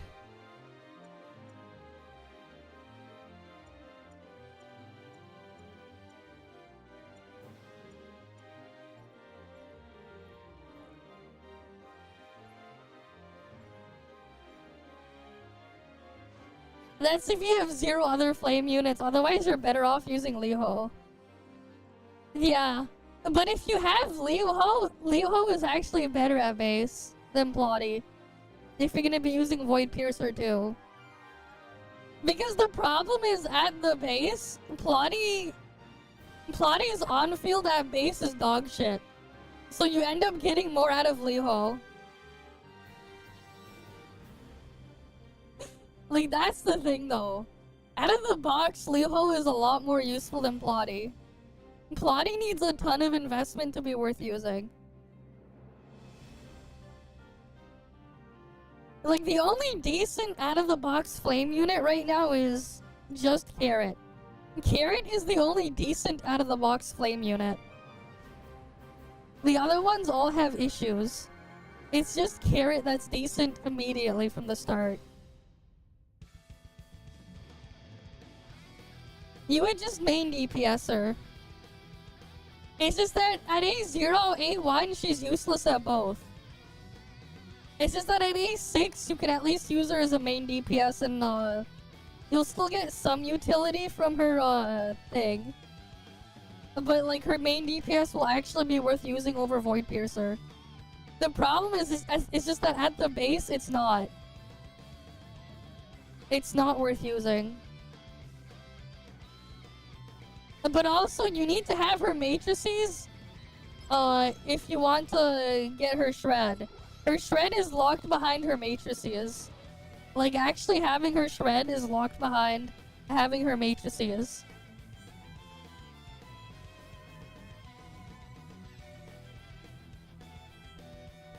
Because, like, otherwise you're even better off using Faisa. You don't get all those summons, but at least Faisa gives a much bigger flat flame attack buff, then it compensates for the thing there, and you get some background damage. Although the background damage from Faisa is kind of shit.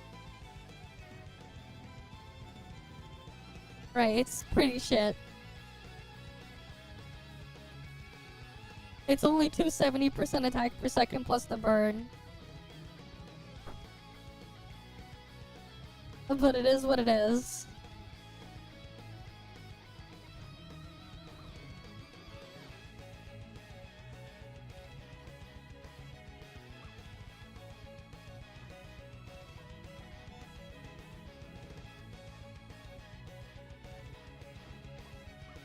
Yeah, pretty shit, but it's also because it's pretty and it's also shit. Exactly.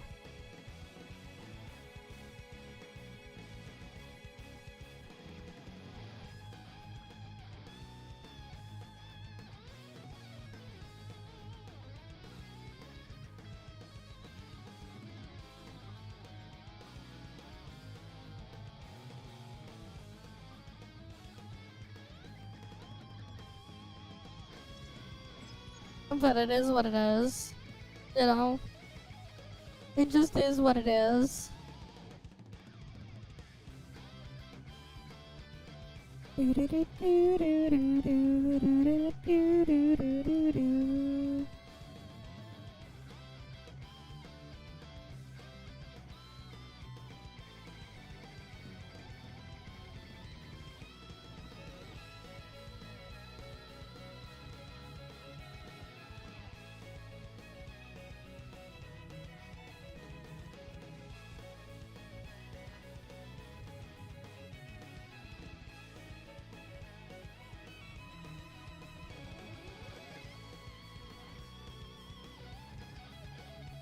Actually, you know what I'm gonna do here?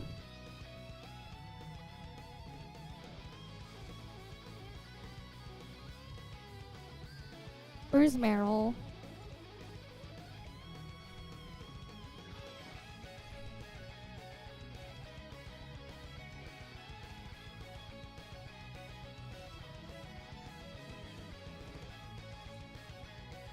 This way I can farm it without having to attack it. Nice. Ooh, Dream Machine!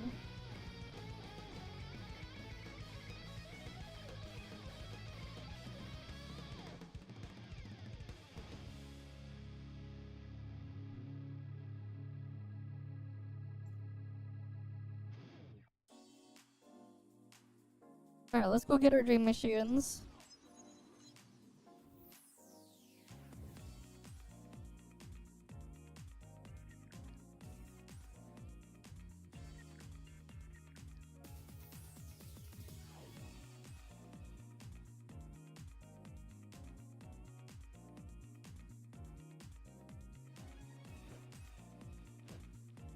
Nice.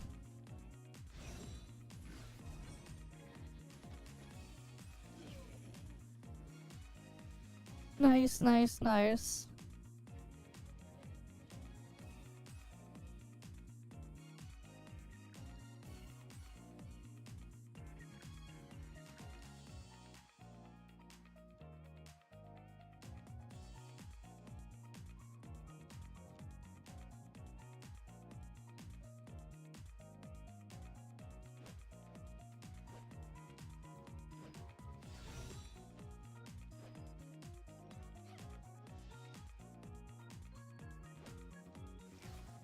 So I have a Dream Machine in front of Sobek as well. So we'll go do Sobek, get Sobek's Dream Machine as well after.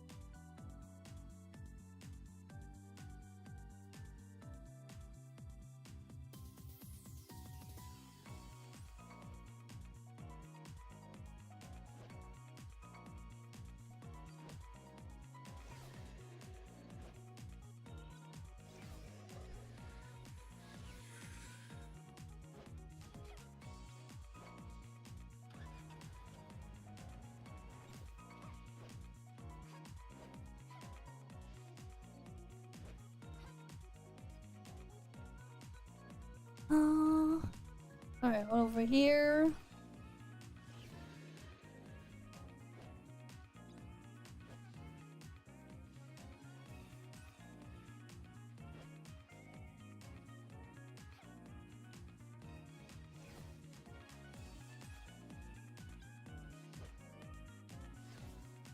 Can I get my Dream Machine, please, game?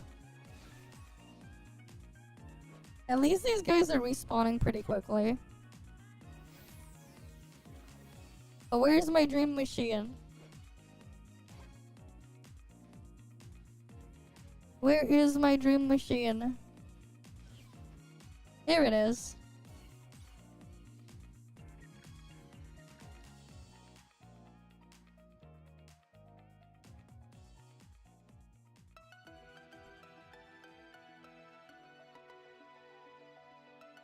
Right.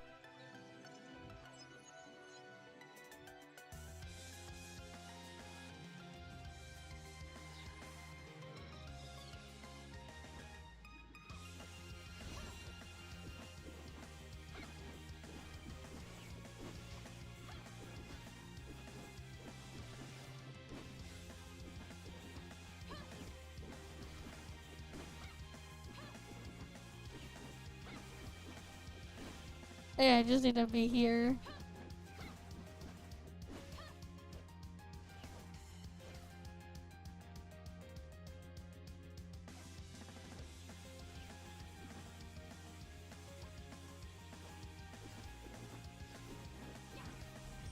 And do that. technically I could swap to Nonian and get it done even faster, but you know. Easy shit there still.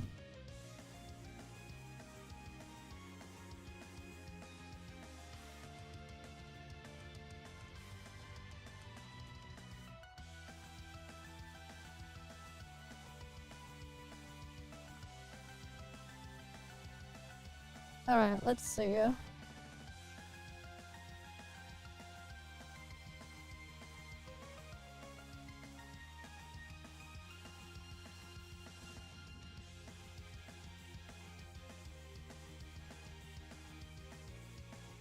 You like using that because you don't have to switch out? Okay.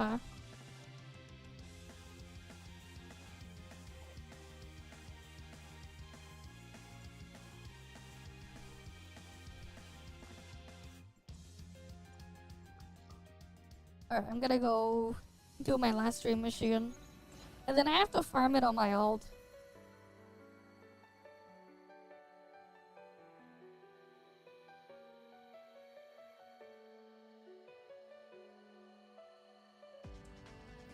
Alright, let's go on in. Do, do, do, do, do, do, do, do.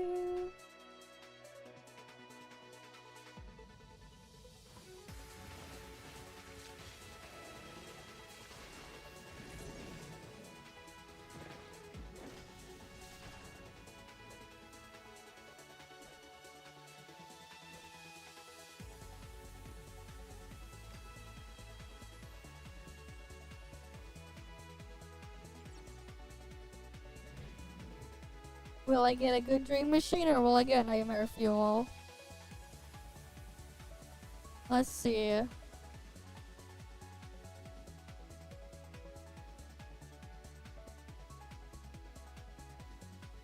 My ult still hasn't gotten a single dream machine to spawn.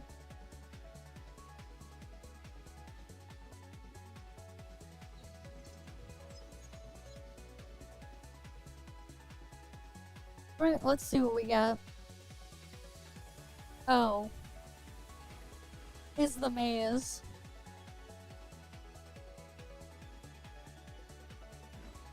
Too bad it's only dust. At least they were the easiest and fastest dream machines I could have done this week. At least it's that. But like, damn.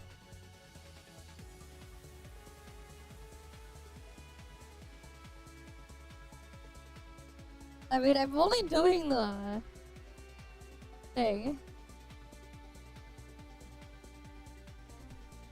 I mean, like, there's a chance to get, like, red nucleus and shit in these. So, like, you know. Of course I'm gonna do them. You can still get good stuff from them, potentially. Right, like, you can still potentially get good stuff.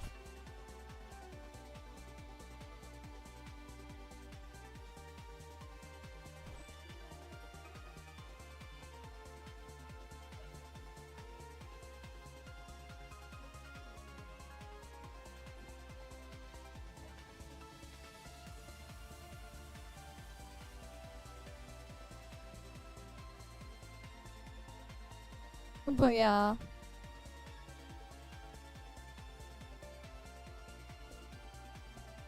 Oh, I still have one more join up to do.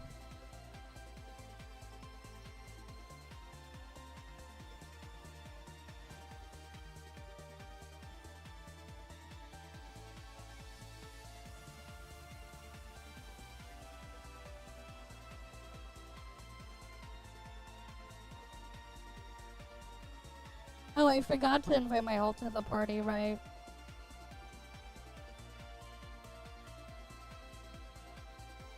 Hi, Derico. Welcome, welcome.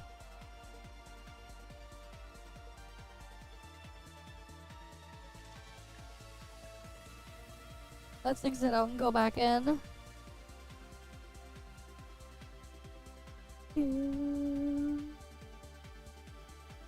I did. I did, but I would farm them in a different place. I used to do it there before too. But I wouldn't farm it this way.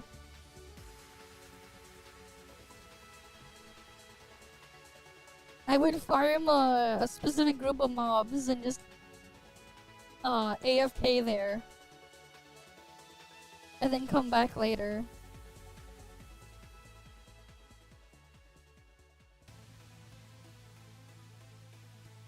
Yeah. It was what it was.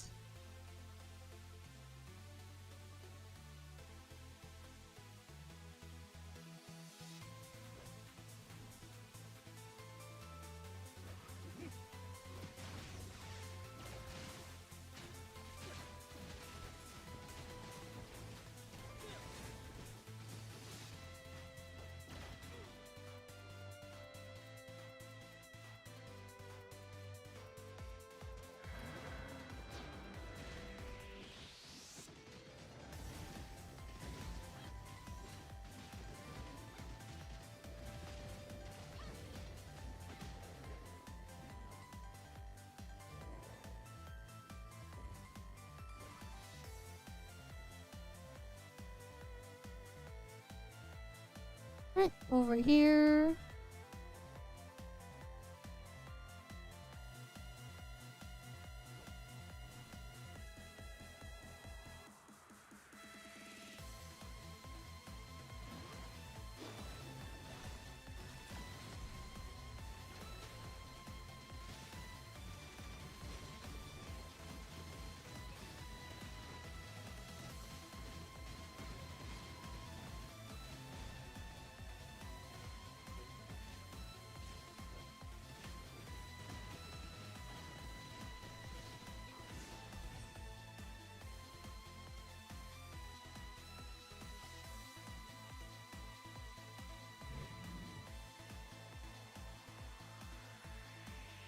Right, got that done.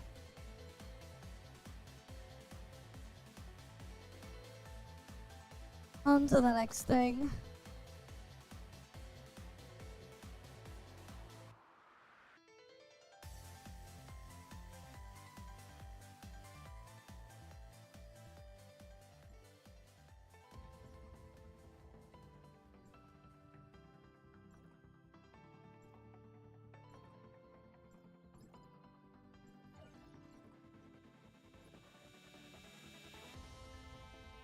Right, got another thing done there.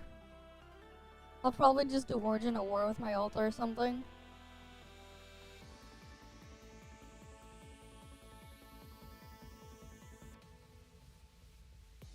Yeah, I'll go clear this stage, why not?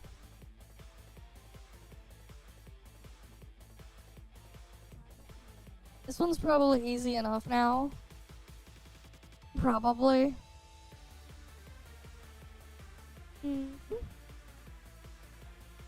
So let's get loaded on in. Alright, let's get loaded on in.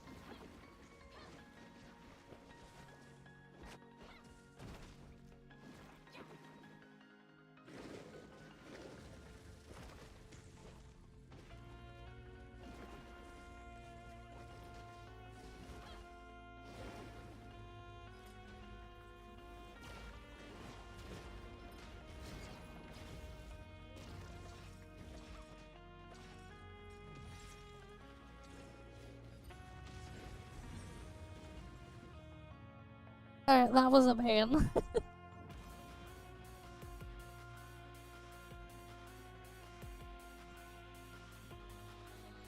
Alright, 20 is this one. Break defense. Volt boost there. Frost boost is on the next one. After. Okay.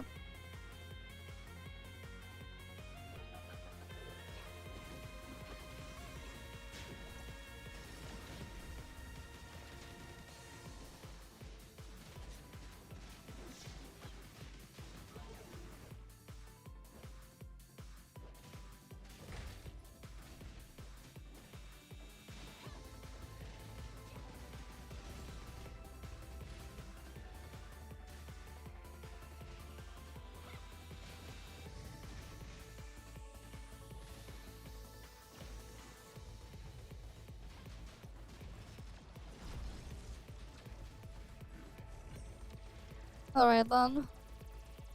That thing is a really annoying slow.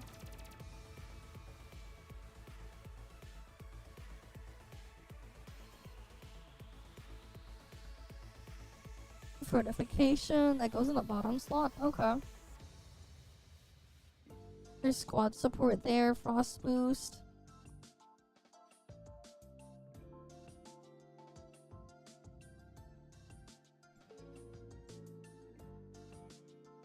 Interesting, 25 is still 2000%.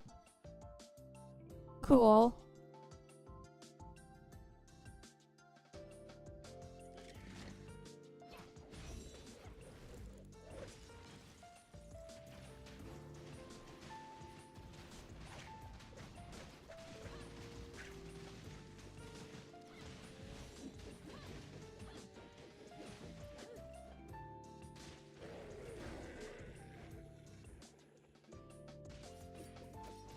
Oh, Astaroth is here.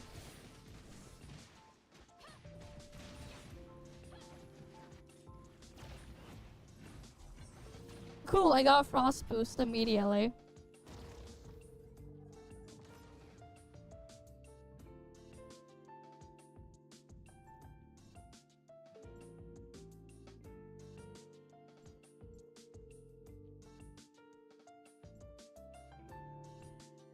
Alright, I can put that there. Frost Boost there.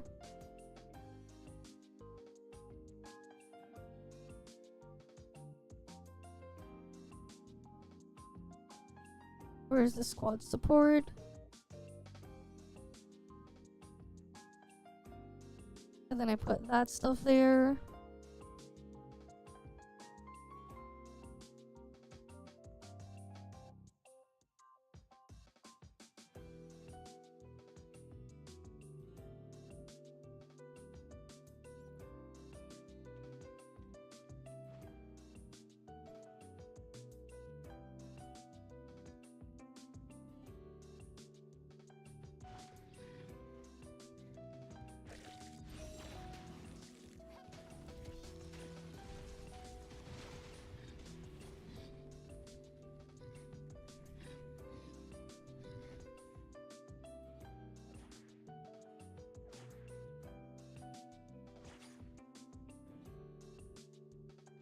Alright.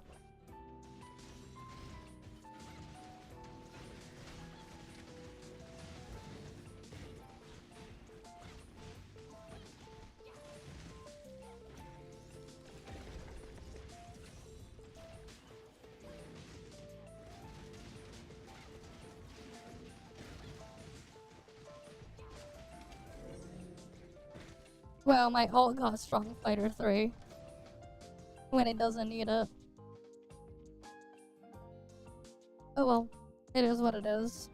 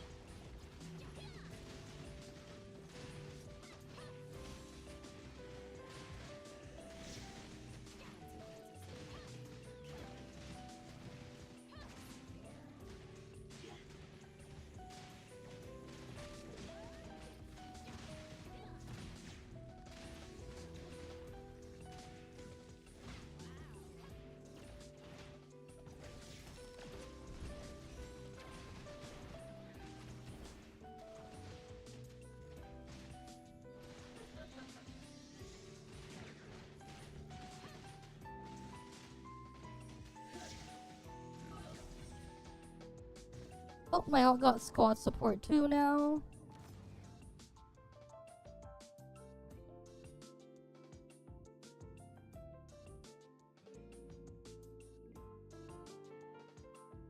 So we get even more buff, which is nice. Okay, let's see. Radiation there.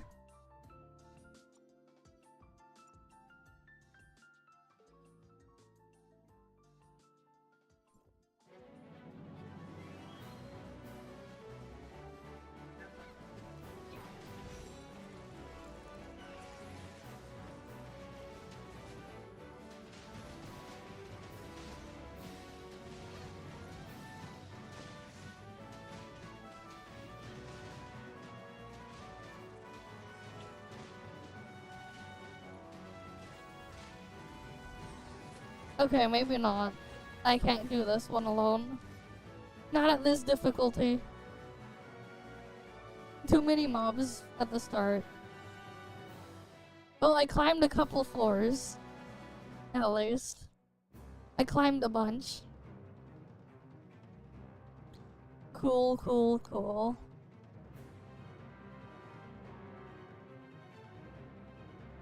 We get more free shit this way.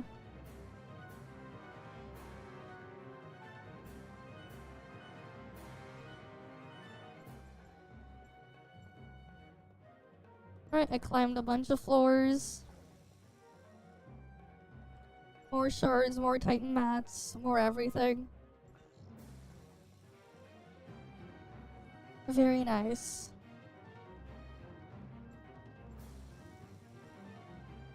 Yeah, fair enough.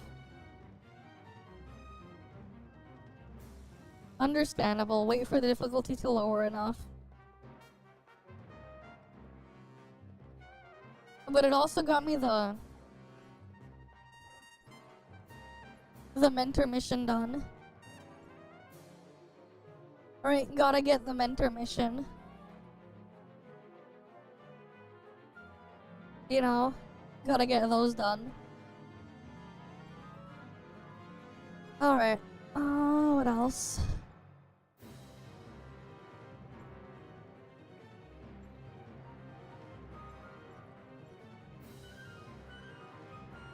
What else do we need to get done? Alright, it's just that stuff left.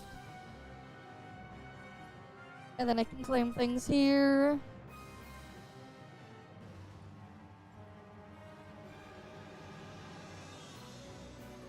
Alright, I need to use the washroom. I'll be right back. I'm gonna be right back. I need to use the washroom.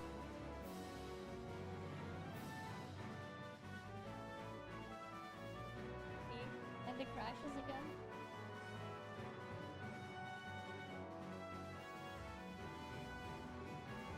What the fuck? Why are you saying leave Snowbreak or else? What the fuck was up with that guy?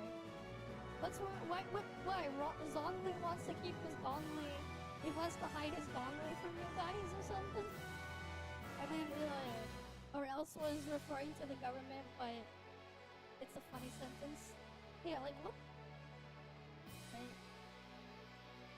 I know.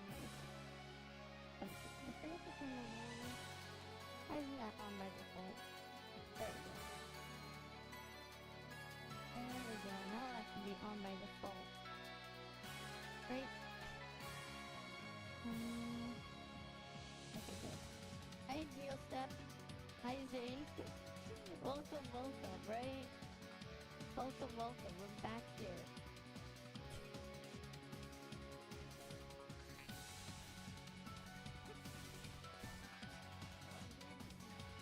On the next one. Come on. My cock. Okay, we're fighting Makog. What kind of name is that? Hey. Oh my god.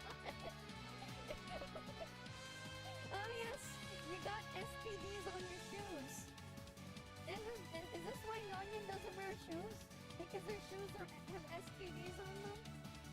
Is that why? STDs on the shoes.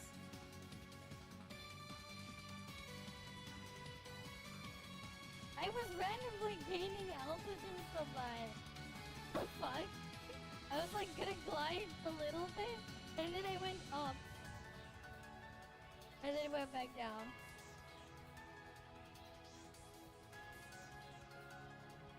I think I'll be fine.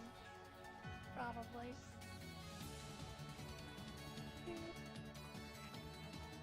Nikki now? Right, we can go look at Nikki now, right? What the hell is it picking up here? What the fuck is this picking up? Wait, why did these like whatever, here, let me pull up Infinity Nikki. Right, we can go see. Right. This is ToFLive.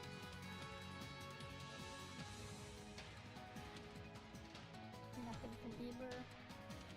He just dropped fried meat. I want his unicorn head. She put her Vtuber avatar on the ID. I see. Yeah, I see. Yeah, Genshin does need a competitor that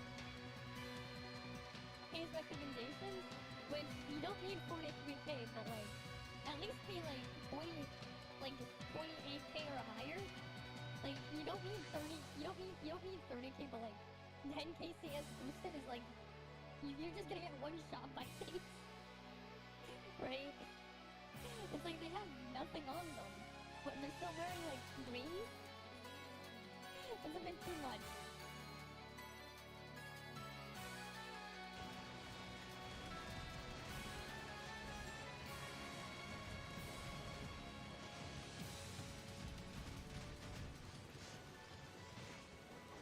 What the hell happened to the boss? He's glitched. What the fuck is going on there? What the hell is going on with this boss? Did you just see that? He just glitched.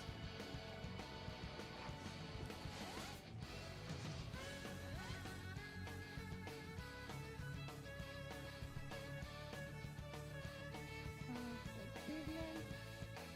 Oh, I don't have anywhere near as much achievement points as the other guys.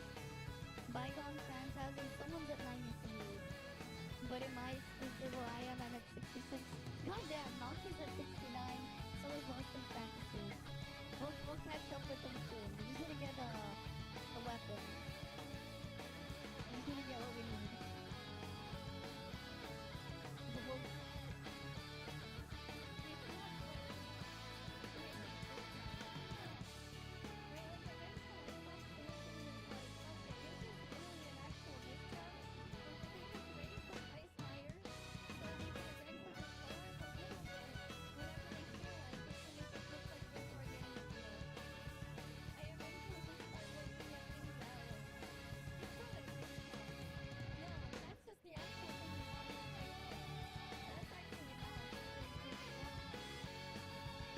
Fighting the pause. This user just...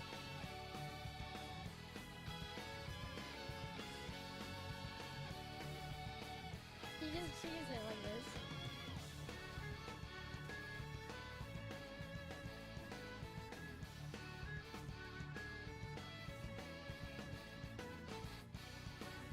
Come on.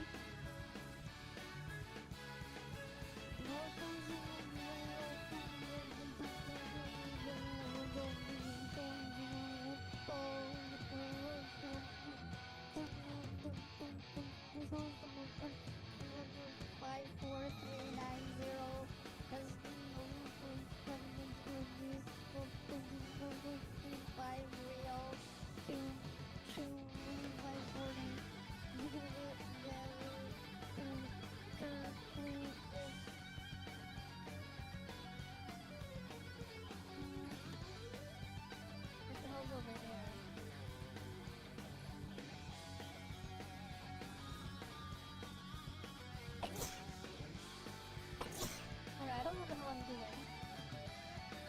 How do I do this thing?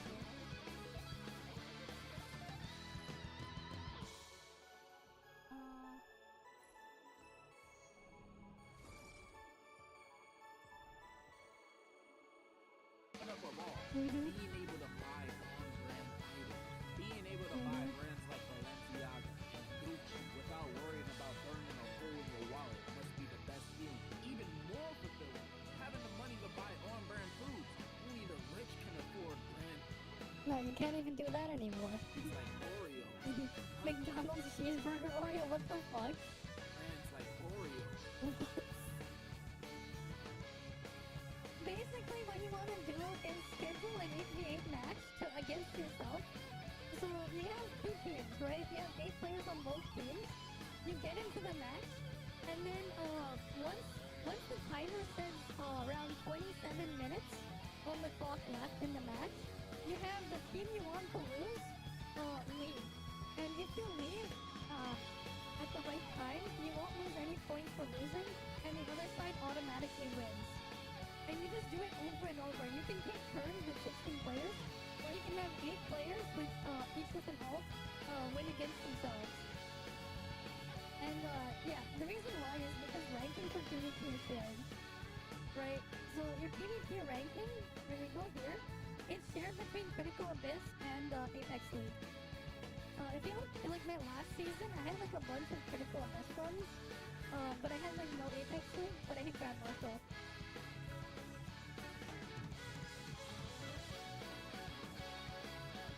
And then I'll just finish the rest of my dailies right here.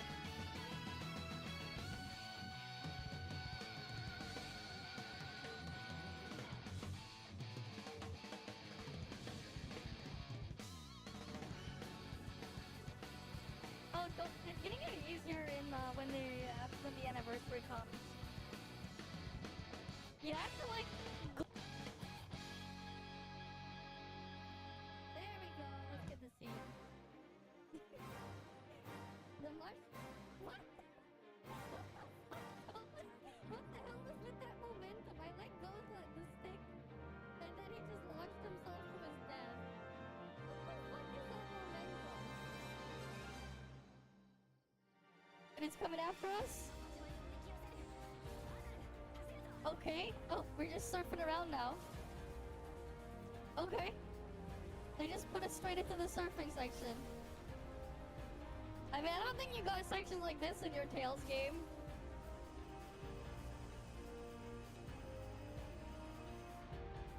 Oh, there's the eye. They looked at us.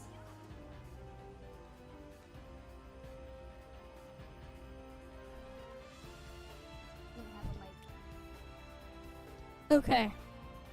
I am back. Just go back in the washroom. Alright.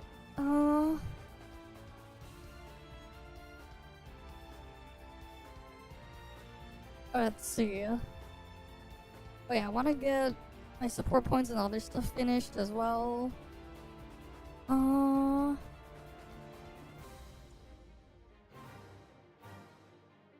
Let's go kill Queens at all. As much as I want to do Calamity 5, getting to it is a bit of a pain. Because, like, my map won't track it. At least not like this. Because the add-on hasn't been updated, so it won't track it. Unfortunately. It's not gonna track it. But, like, yeah, it is what it is. You know? It is what it is.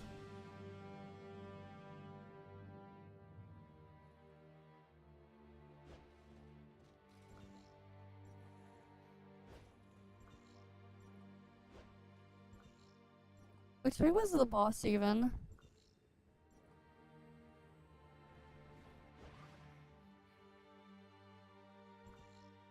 I know it was down here. It probably was above the area here though.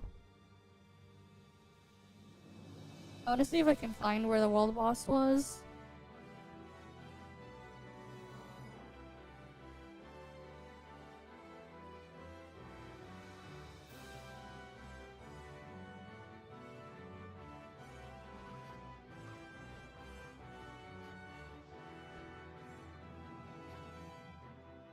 because this place is quite the maze.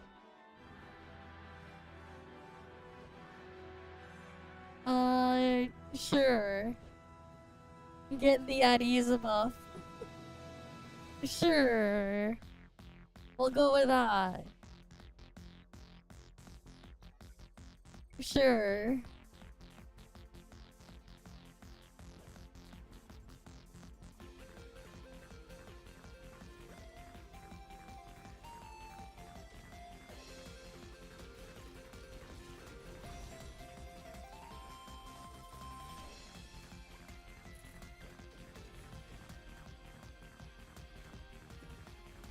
Sure, we got the at ease buffs. Another player there, game alive.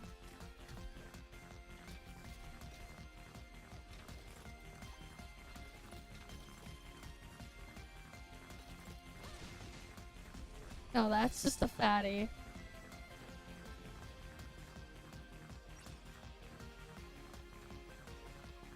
Which we've already killed.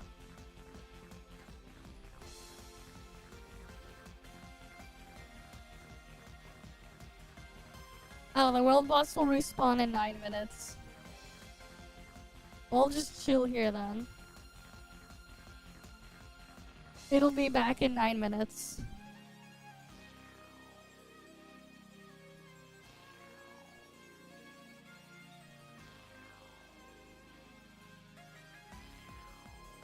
God damn it.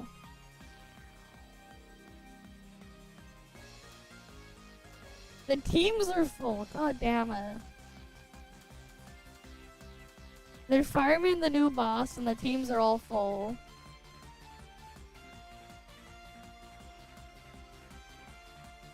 I see. Let me in! Let me in!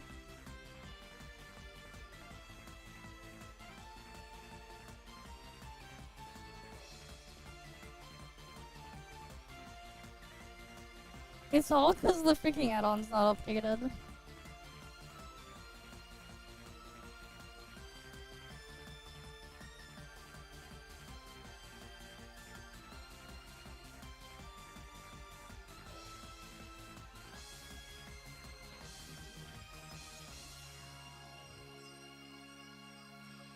Oh well. I can always just warp my ult in after.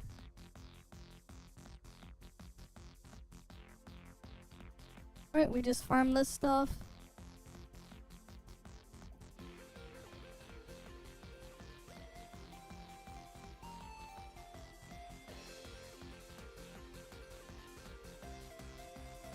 And then we go loot this shit.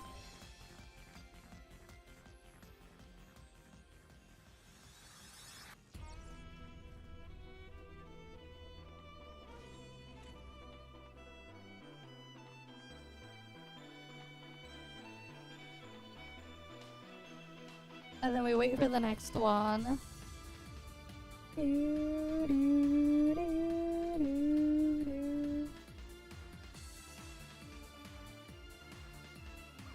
Alright, we wait for the next one. And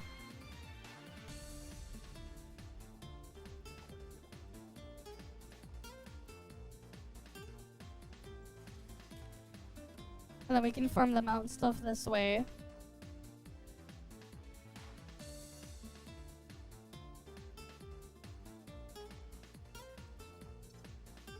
Yeah, I'm gonna get this upgrade next, and then slowly work on this one.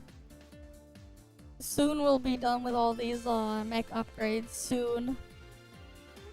Soon, soon, soon.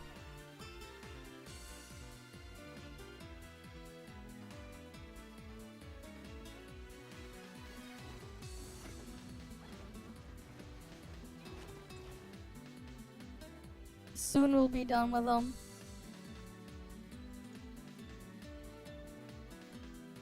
Alright, very soon. Oh yeah, I have to figure out which simulacras I'm gonna do this week. For the thing here. Biling. Hilda Pepper, probably. Echo, okay. Was NA done? NA is not done yet. Crow is done though. So I just need to do all the SRs here. I need to get all the SRs done.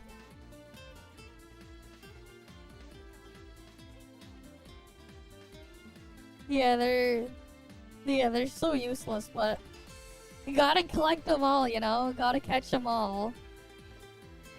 No reason not to catch them all. Gotta catch them all, you know? Oh, I don't have Frigg. How did I skip Frigg?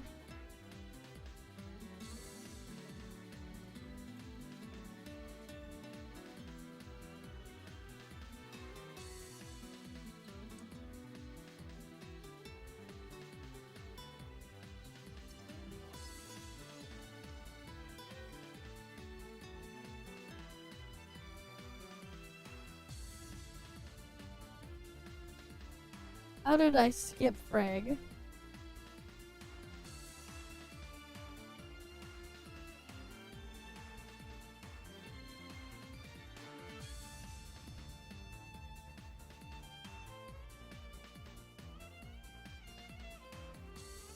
Oh, we're gonna just keep killing these.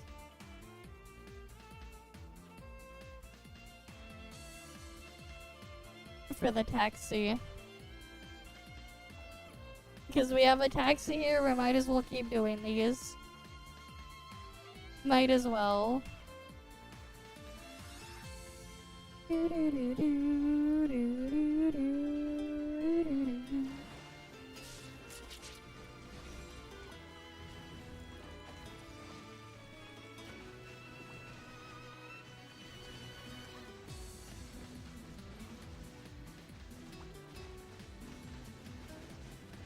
This is so much better than killing Queen Zeno too. Everyone just does this one instead. Queen Zeno who? This is way faster.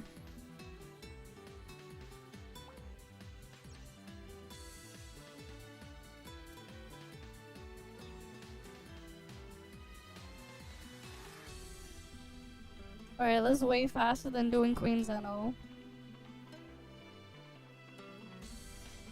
So we all just do this one instead. Imagine doing Queen Zeno when you can do this.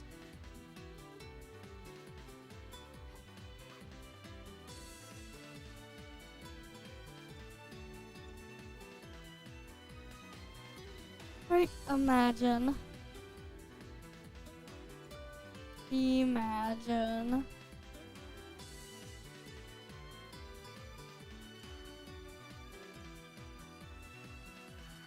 Mm-hmm.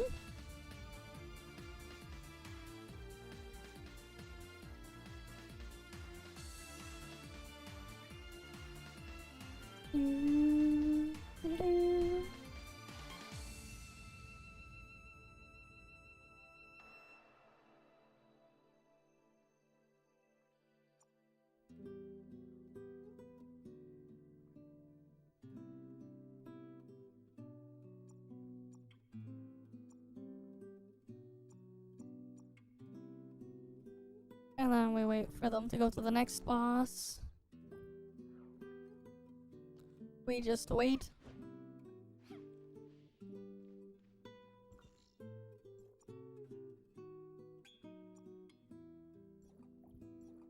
And we just keep killing this thing.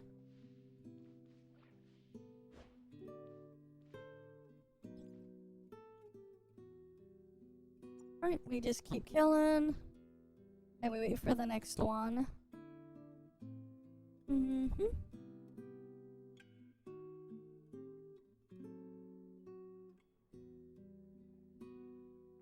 Do do do.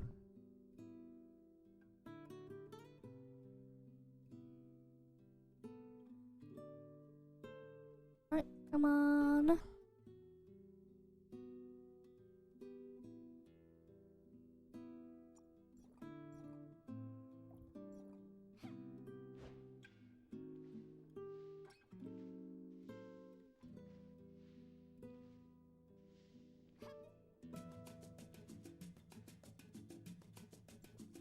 Alright, next channel. Let's go to the next one. To kill it again.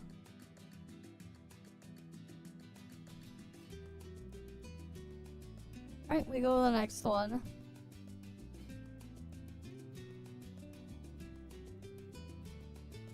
Alright, who's this? That joined my server.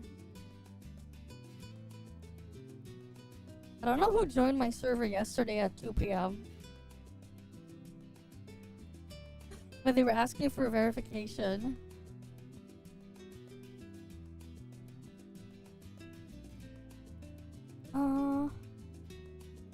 One sec.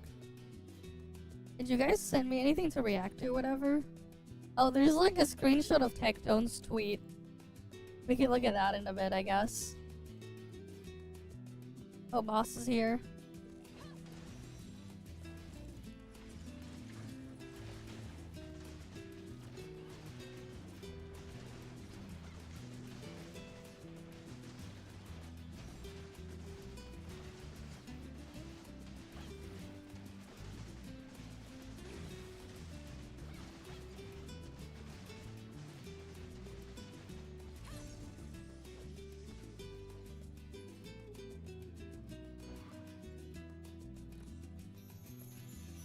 Alright, let's go loot this one.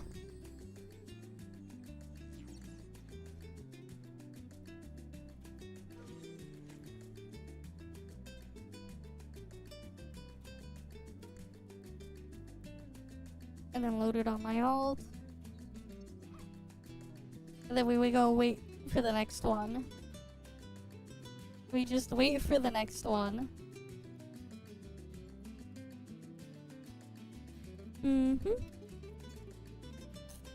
We're still getting support points too.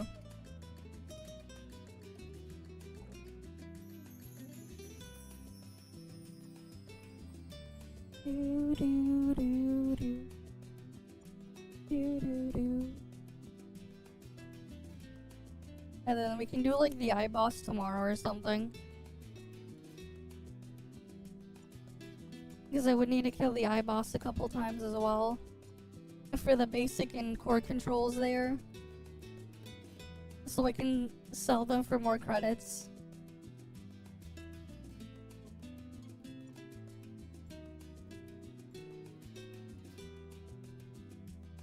Yeah. Right, like how many extra credits is that?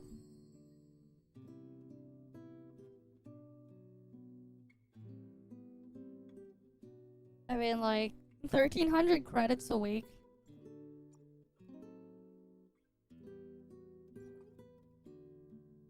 Oh wait, my bad. Minus 150. It's still an extra 1,000 credits. Just over 1,000 credits. It's still an extra 1,150 credits a week. I'll take those still. I'd take them. Extra credits is extra credits.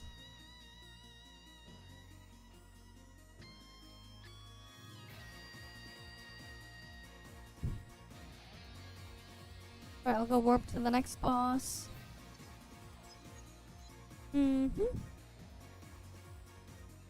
But yeah, extra credits are extra credits, and I need all I can get. Need all the credits I can get.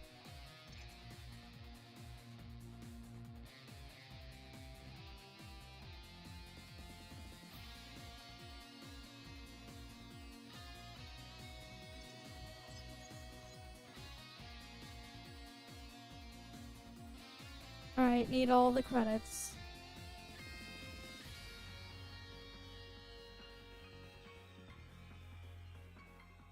That'd be exciting. Welcome, welcome. I'm doing fine. How you doing?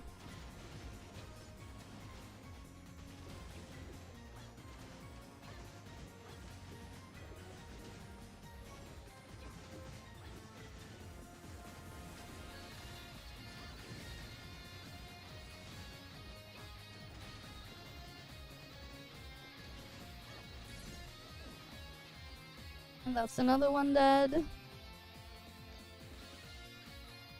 I gotta get all our mech parts this way for the week. And get some other stuff as well. Alright, what else we need here?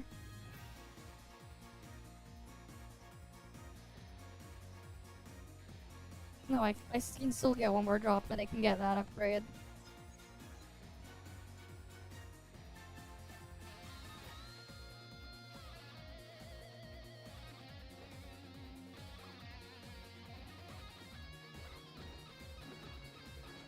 And then we just wait for the next one.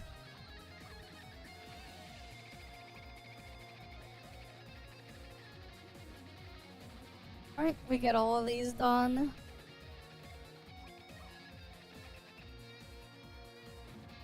Alright, we get all of the stuff here done.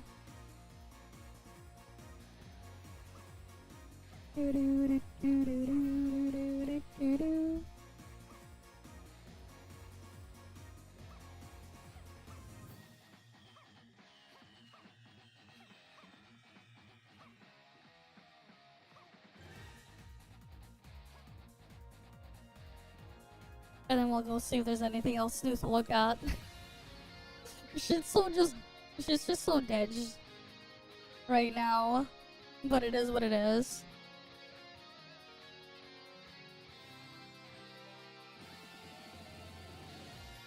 It is what it is. And we have like no reacts. Yeah. So we can't fill time with those.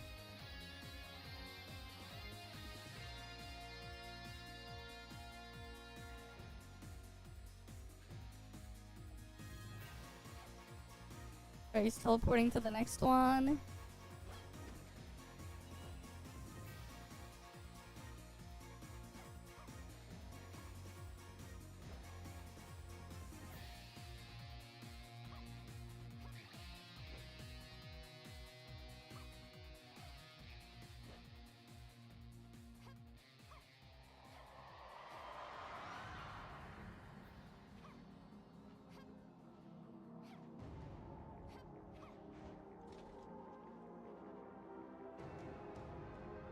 Is he on that channel now? I think he is. Time to teleport to the later. And get to the next one. Time to warp on over.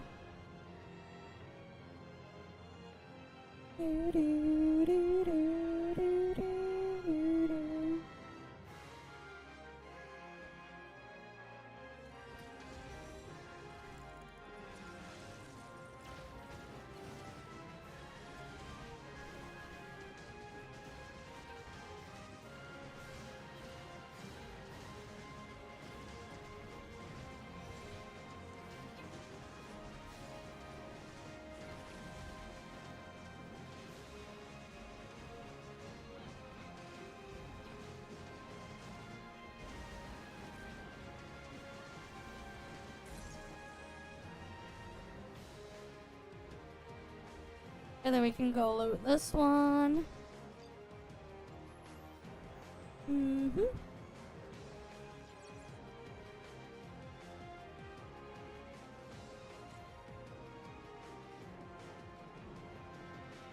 Oh, I hit the support point cap. But I want to at least finish getting the vehicle parts here for the week.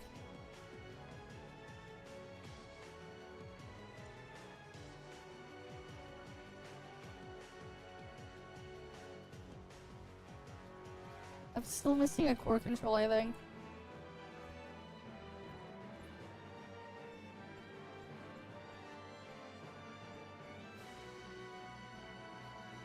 Because, yeah, I want to at least get all the vehicle parts.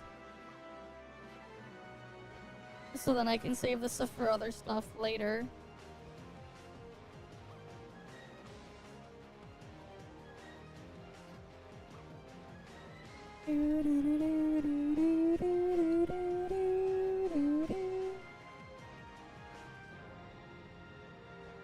Right, we're just stuck here waiting. So we can loot all this stuff here.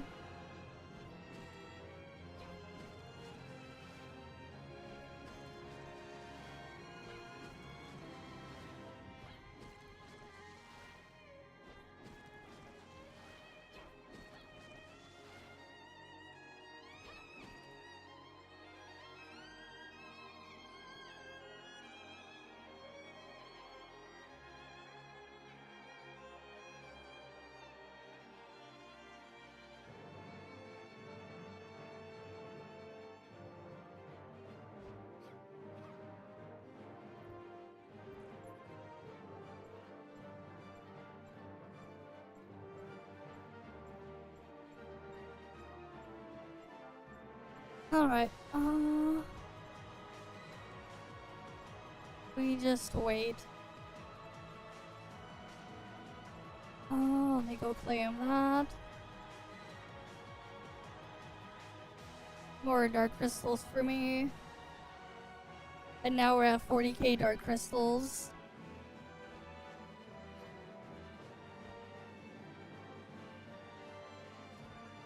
Time to go to the next one then. Because they're already killing the next one.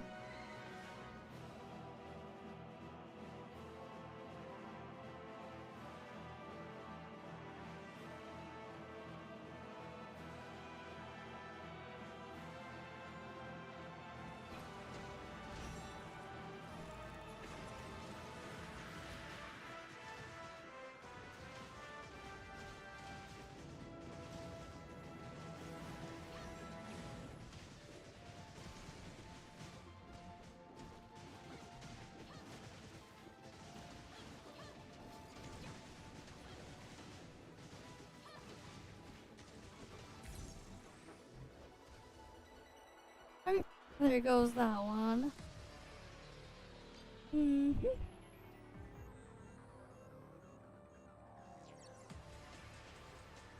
Time to loot it. There we go, there's my last core controller. I was wondering why it wasn't dropping.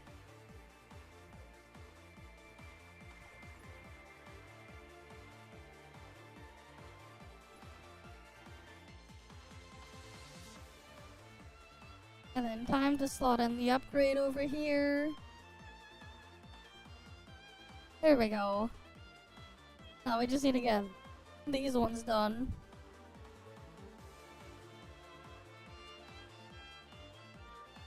Alright. Just need to get these ones done. Which will take 3 weeks. In 3 weeks, we'll get all these upgraded. These will all be fully done in 3 weeks.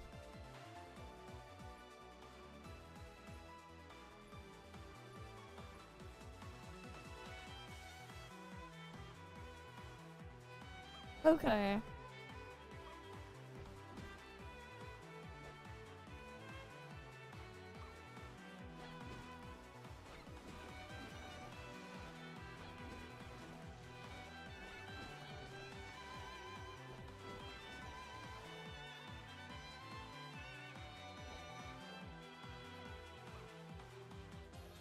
What are people talking about in roll chat?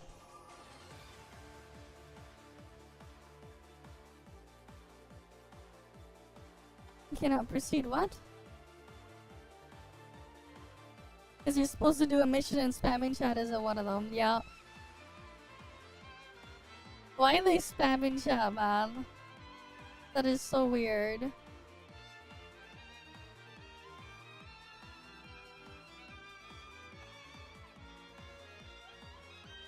But yeah, spamming chat isn't, one of the things they're supposed to do.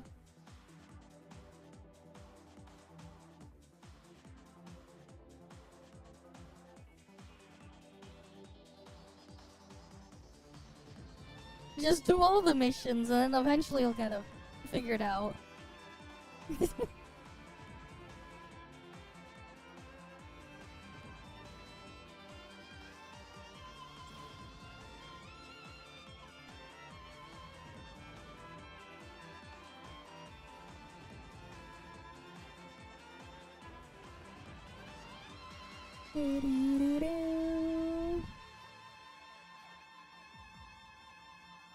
Alright, they're on the next one.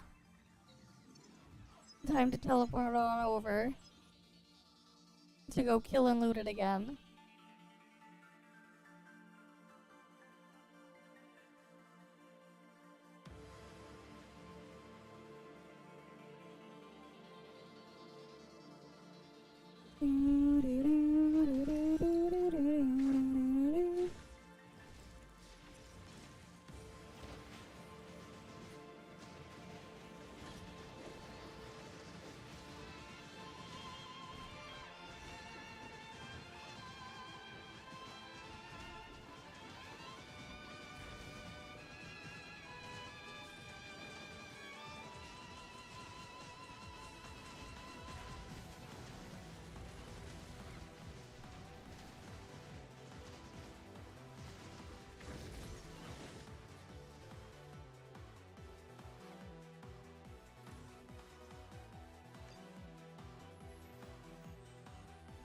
Alright, let's see, what does my ult need?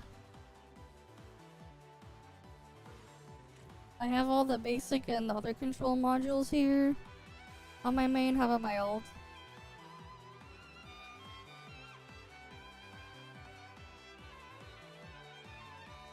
I needed to try to drop a core control so I can double check that. Okay, so I guess we just stay here for a bit longer.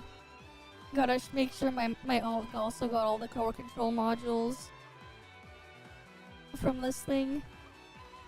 Gotta make sure we got all of them.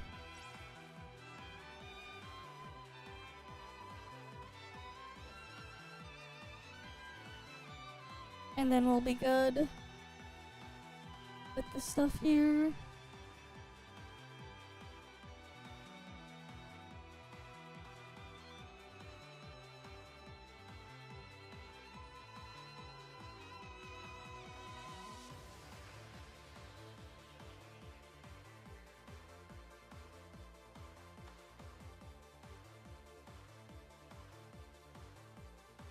Mm-hmm.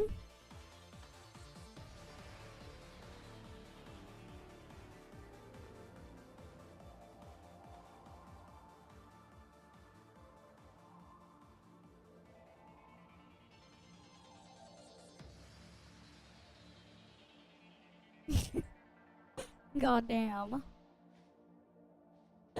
I'll pull it up later. Because I just saw something funny. Let me get my browser ready so I can pull it up for you guys.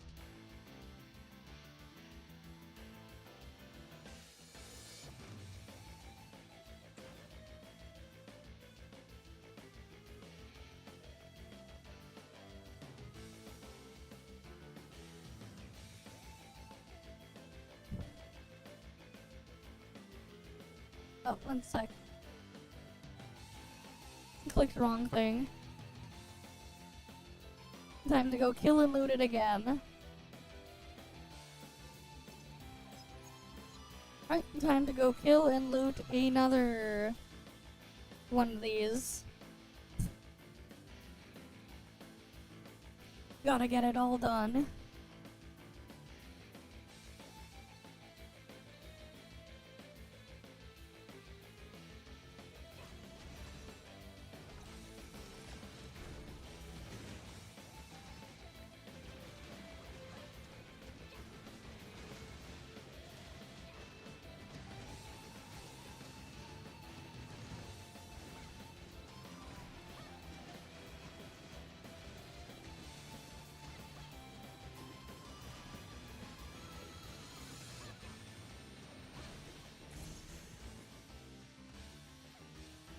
Right, time to loot it.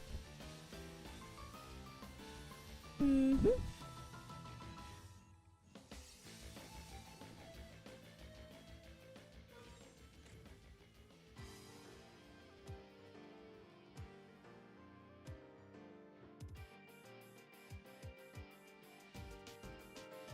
Okay, I have all the control thingies. And we'll be almost done with the weekly shard things there too. So that's nice. Almost done with that too. That other thing. Almost.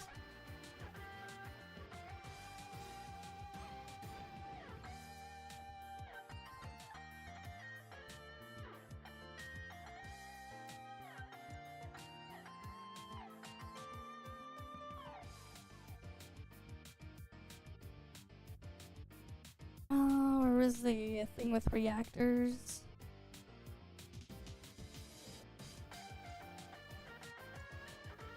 Surely I can get a good flame reactor.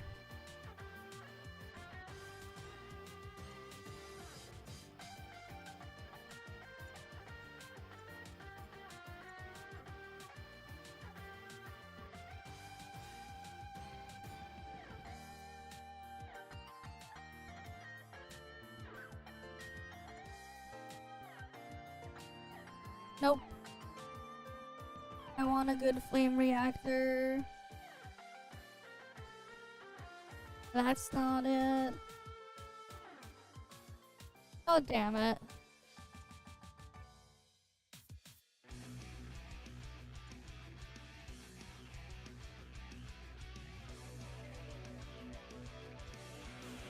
I need a good flame reactor, man. For my fizz flame set.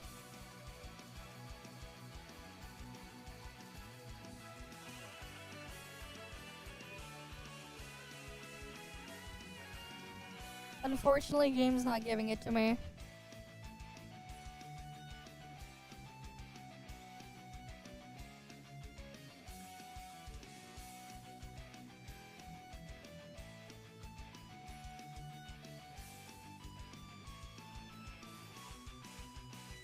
You know, ironically, this might be better than what I was already currently using for flame. This one might actually be a little bit better. The scuffed one that they gave everyone. The scuffed 1000 attack one. Which is kind of funny.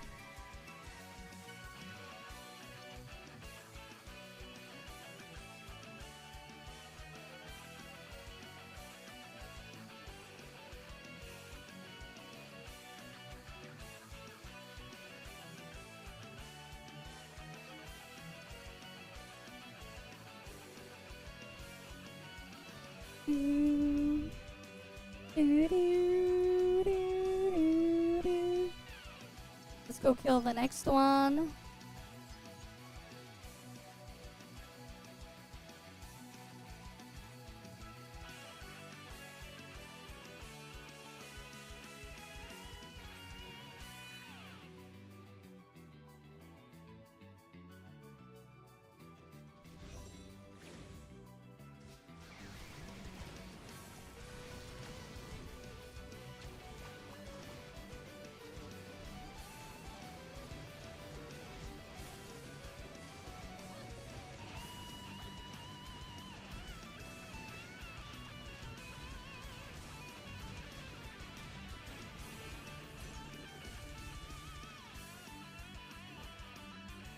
And then we can loot this one.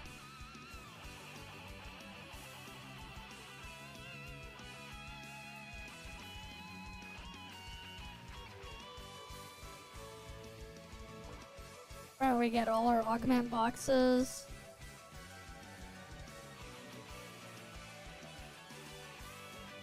Gotta get all the augment boxes.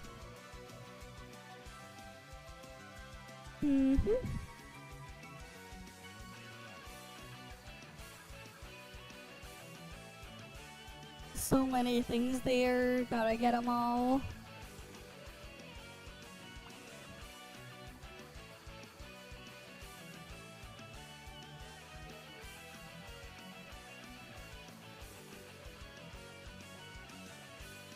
Yeah, I think what I'm probably gonna do is like I'm probably gonna buy this anyways. I get 2 of these. And I'm probably gonna use these to get visors. So I don't have to claim visors anymore. Damn, they selling weekly meta loads with a 10 pull in here for $5. $5 for a 10 pull. They be selling this shit now. You get a Metaload gearbox and freaking they be selling those for $5. 2 Metaload gears and a 10 pull for $5 now. That's the world we've come to now. Crazy. Crazy. That's where we're at now.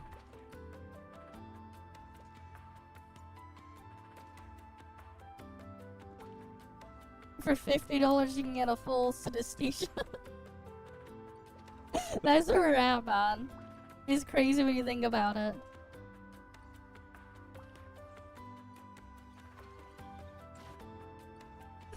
But like, yeah, we're at that point now. That's where we're at.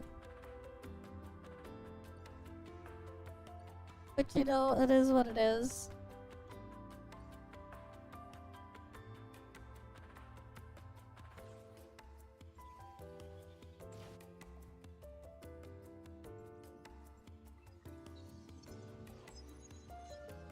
Alright, we just stay in this taxi.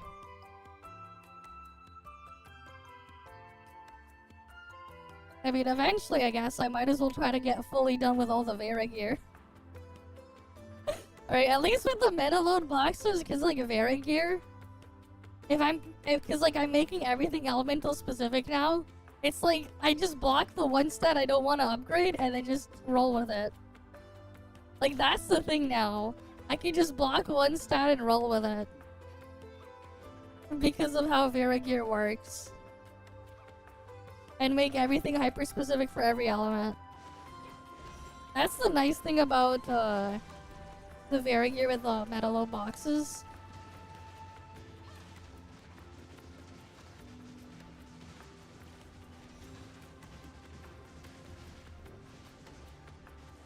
Because, like, I'm at that point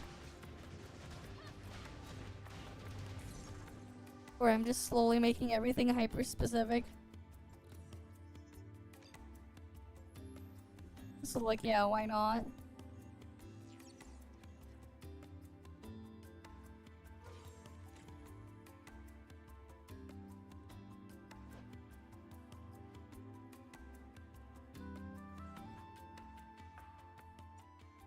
Yep, got all my weekly augment boxes now.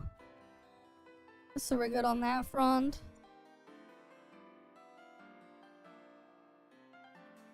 And then later this week we can pull Hipper.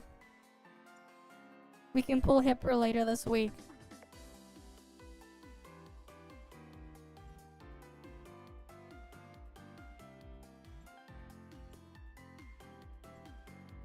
Because, like, the thing is, alright, I'm still gonna grab this anyways, because it's a good price for all the red nucleus. All the red nucleus and special vouchers. So I'm still gonna grab, though. I'm still gonna grab this. Maybe I get this thing. That's 10 Metalo boxes. Yeah, I'm gonna do it later this week, Hipper. I'm waiting to do Hipper pulls because I want to get everything first. But yeah, I'll stream it.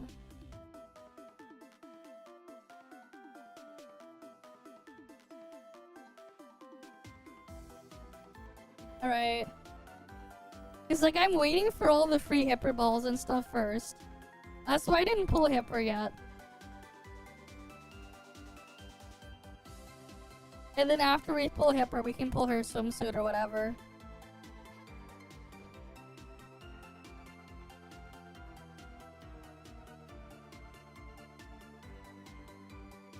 Right, after we pull Hipper, we can do that. Right, because there's an extra 20 pulls for Hipper that we're missing.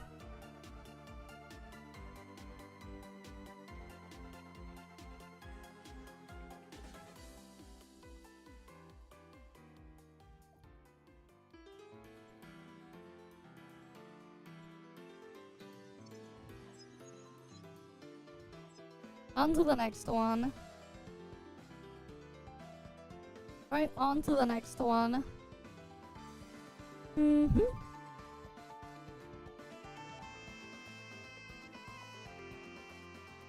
Oh boy. Something's not doing so well. You know, here, I'll show you guys.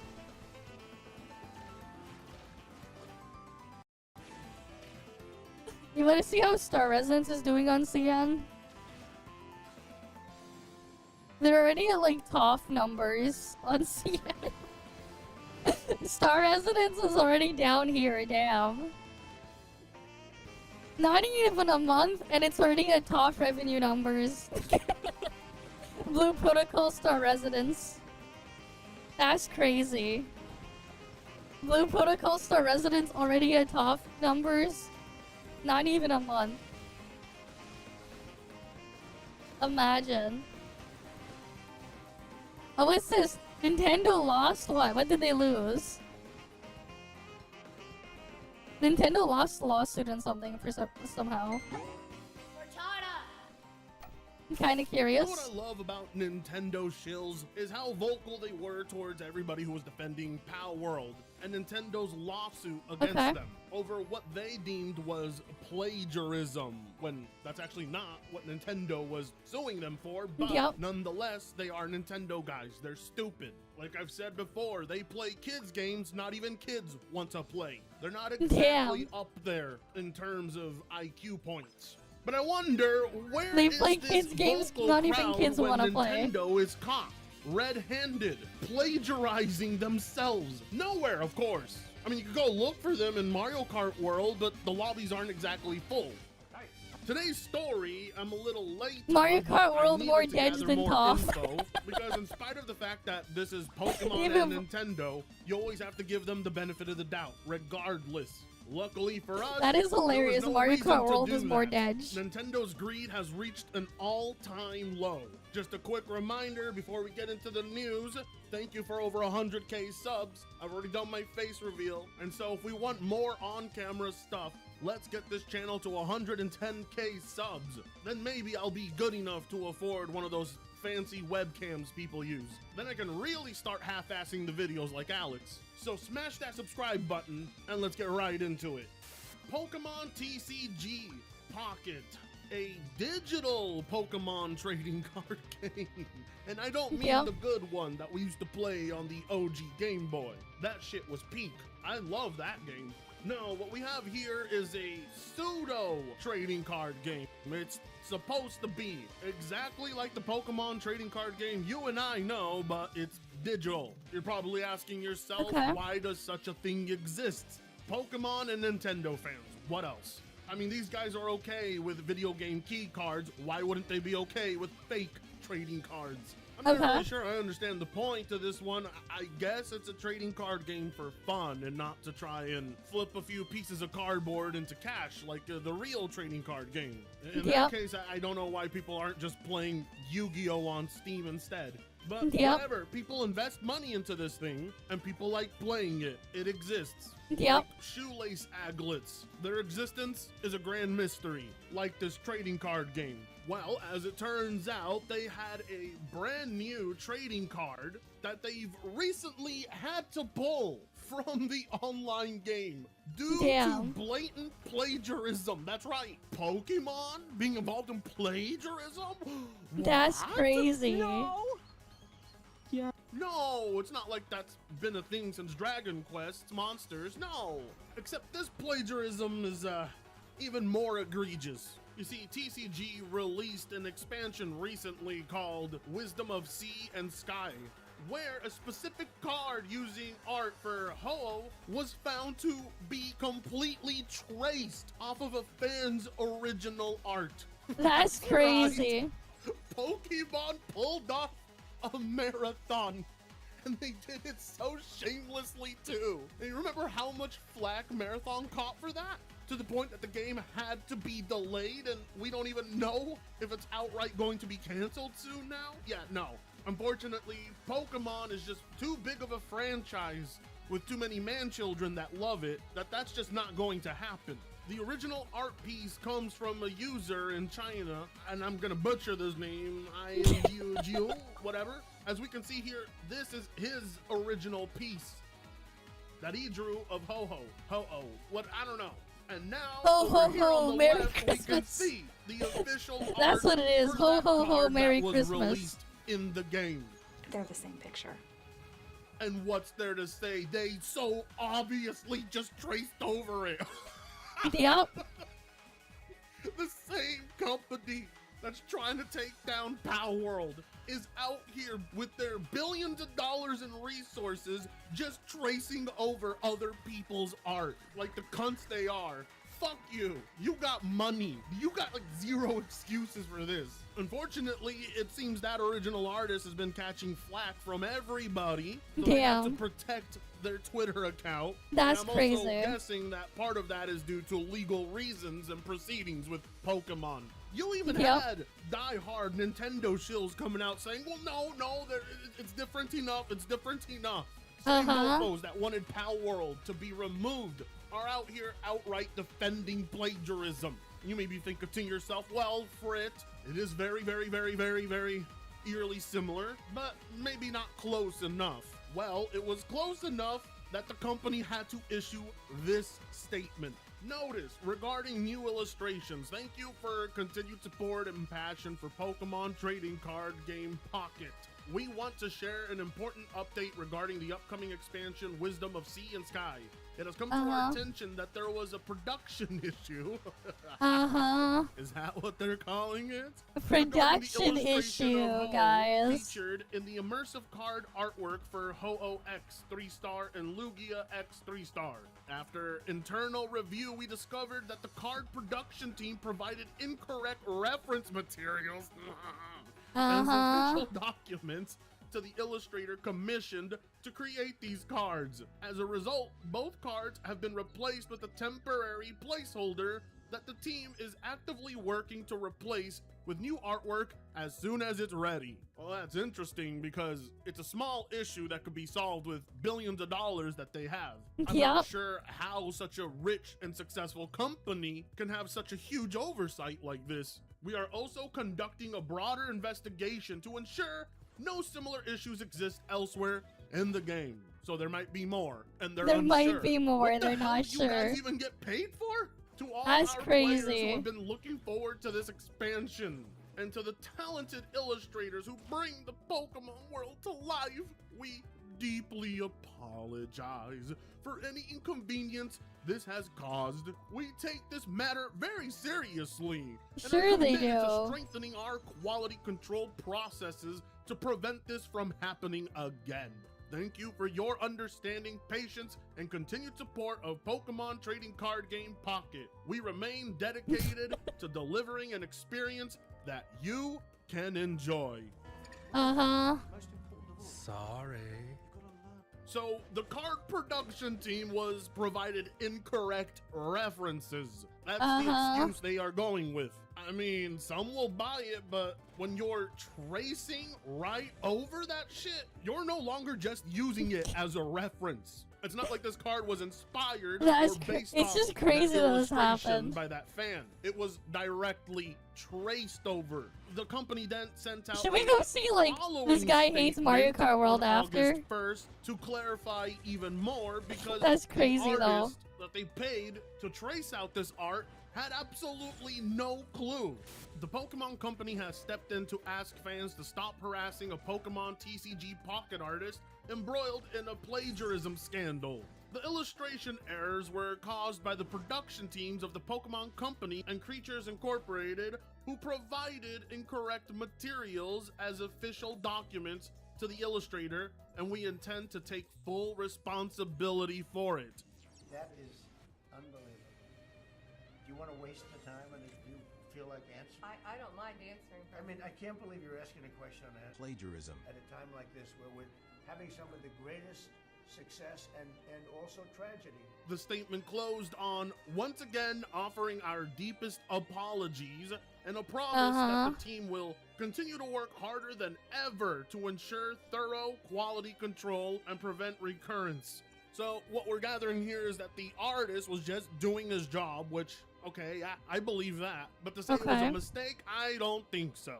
It's no secret that Pokemon has blatantly copied the work of other designs in the past. They have Yep. no shame in that department. It's so obvious that the card production team was feeling pretty lazy. But more than that, the Pokemon Company legally has a reason they did this. They may claim it's a mistake, but no, this was 100% intentional, and I'll tell you why. Yep.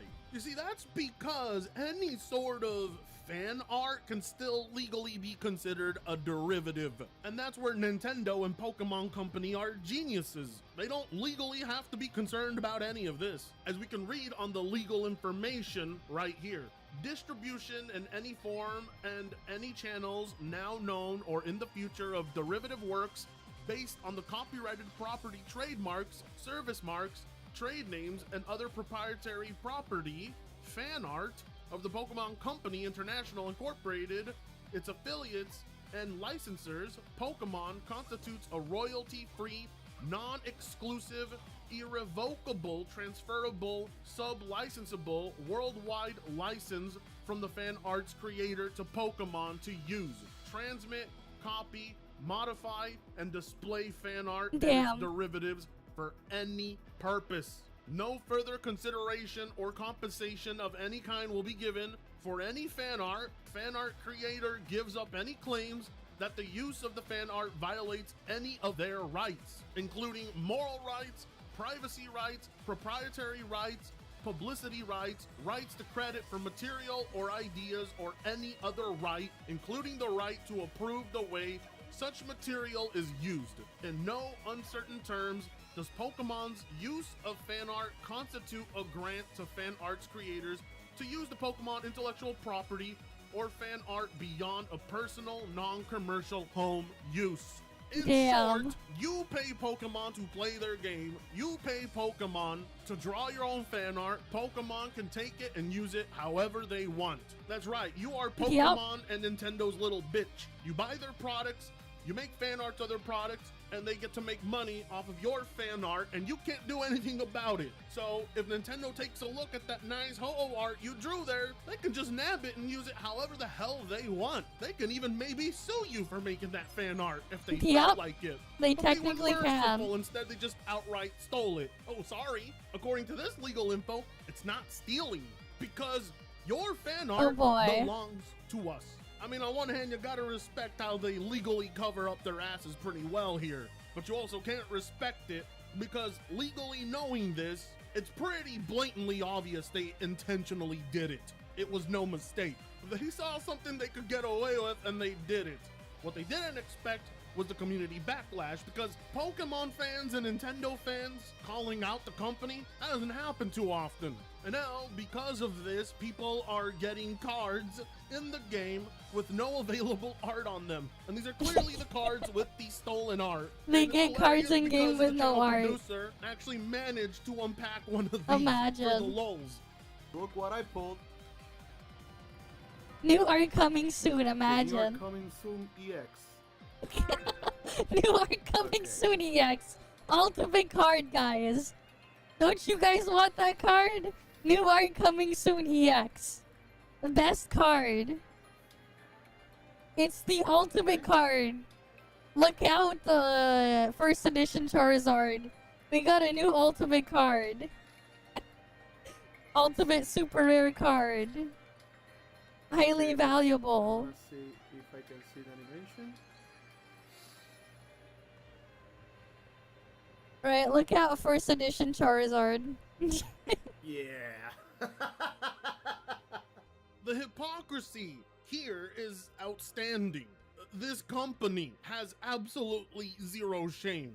The fact that the fan base can forgive this and overlook it, but the manpower will be removed, it just goes to show you how pre-programmed the entire Nintendo and Pokemon fan base is. Because legally it is not Yep. theft, and legally it is not plagiarism. It's in the license agreement. That doesn't make it ethically or morally okay, but if the Nintendo fan base operated under such principles, they wouldn't be buying Nintendo products altogether.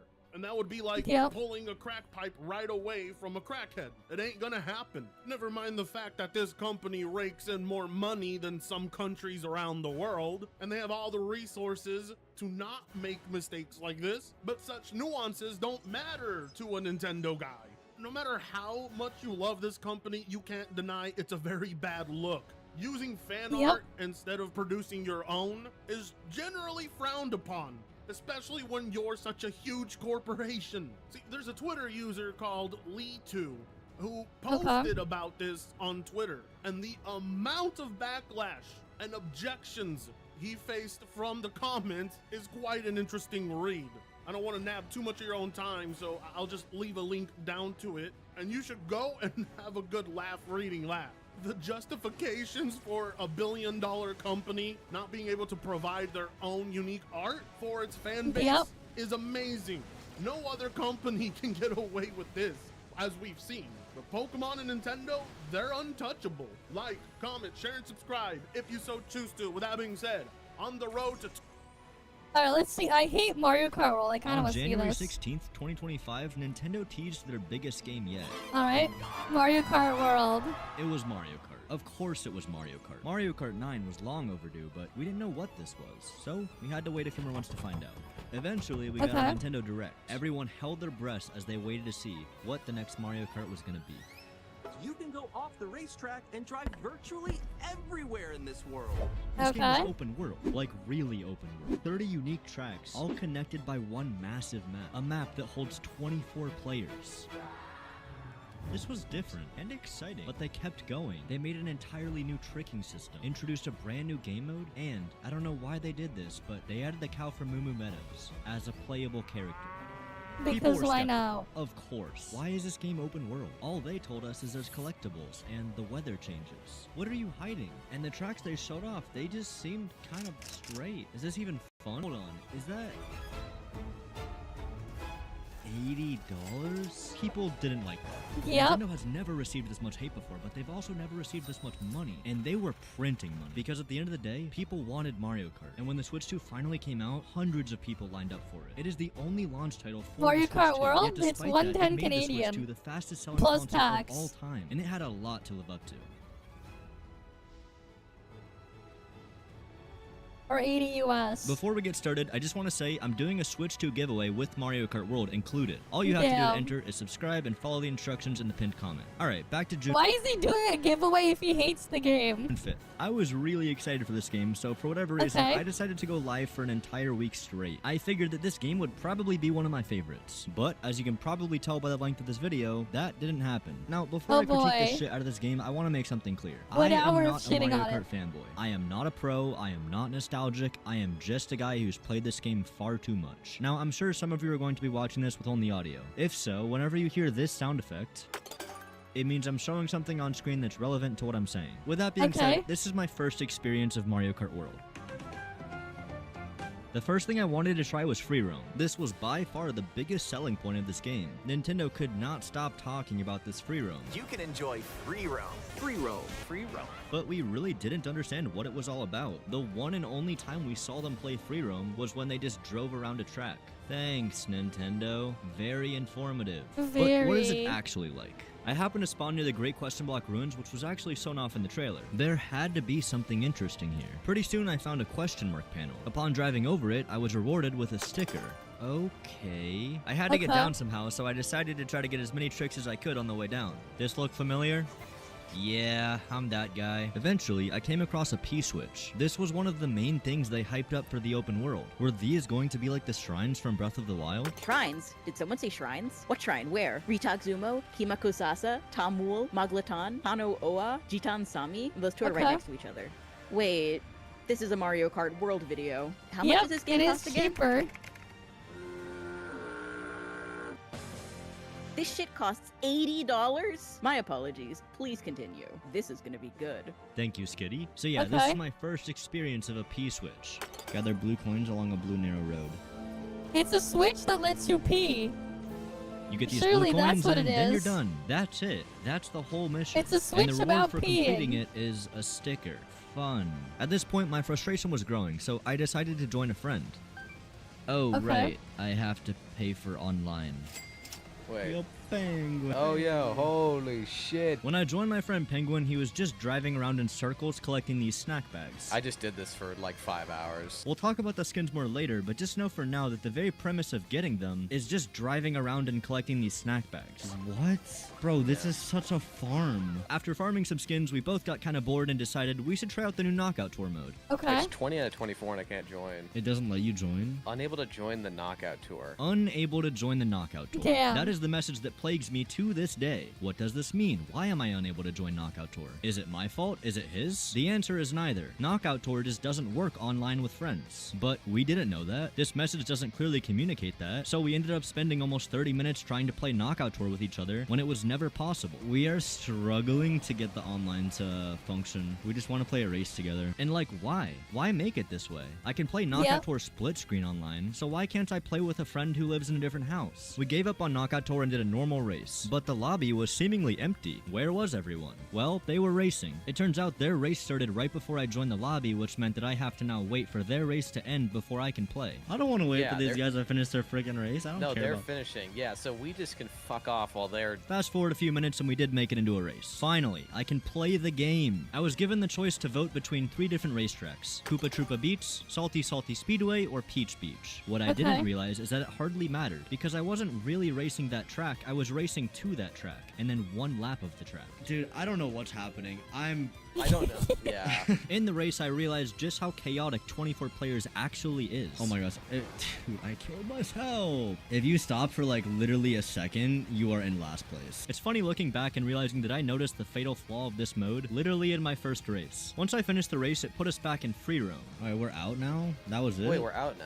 Yeah, that was the whole thing. Next race in 30 seconds. Why does it not just go straight to the next race? I don't know. Is Damn. there some reason I'm missing that we have to go back to free roam for a minute between races? I can't tell if this is cooked or not. I think it's all like very specific. Like this is kind of how it has to work. Right. You can clearly tell by this point I'm getting very concerned of the state of this game. Time and time again, every voting option was between 3 intermissions and random. And people always chose the intermissions. Not because they wanted to play them, but because they just didn't know they were voting for that. Nintendo, you've done a Yep. horrible job communicating what kind of track we're voting on. This is what a traditional 3-lap track looks like, and this is what an intermission looks like. They are almost identical. The only differentiating factor is the arrows. So I spent the rest of the day voting on intermissions when I didn't even realize it. I never even got to play a normal track. So we went back to free roam, this time with friends. Wait, Airship Let's do Fortress some is an Peach intermission Witches. track? Yes, What the fuck? it just hurts. Okay, let's How go did they hunting turn for it Peach into an Witches intermission together. track? I spent almost another half hour looking for a P-switch that, well, it never existed. Maybe there's no P-switches on the actual track itself. God damn. There's like coins and stuff though. What do the coins do? They just give you stickers. Now, I'd done a P-switch earlier, so I knew there was at least one spot where there was guaranteed a P-switch. So I went to that one, and it wasn't there. Bro, no, they actually removed P-blocks from multiplayer. No, they didn't. No, they actually did. I think you're seeing things, bro. No, bro. There are literally P-blocks. Nope, they're not there. Why are P-switches like this? What's wrong with having them in multiplayer? We ended Yeah. up just deciding to play private games against bots for the rest of the night. And that was my first experience with this game. Pretty Yeah. terrible. Hey, this game has a lot of things that's terrible about it. This video is going to be stuffed to the brim with negativity and hate. Oh boy. So let's start with a few positives, just so we can start on the bright side. Can we talk about the visuals of this game? I mean, it is gorgeous. Like, Yep. genuinely gorgeous. It is The map is gorgeous. split up into these different regions, and each one feels vastly unique and culturally different. Hey, have I mentioned the tracks? I think this game's track design is actually really good. The new rail grinding and tricks make new shortcuts really fun to look at and play.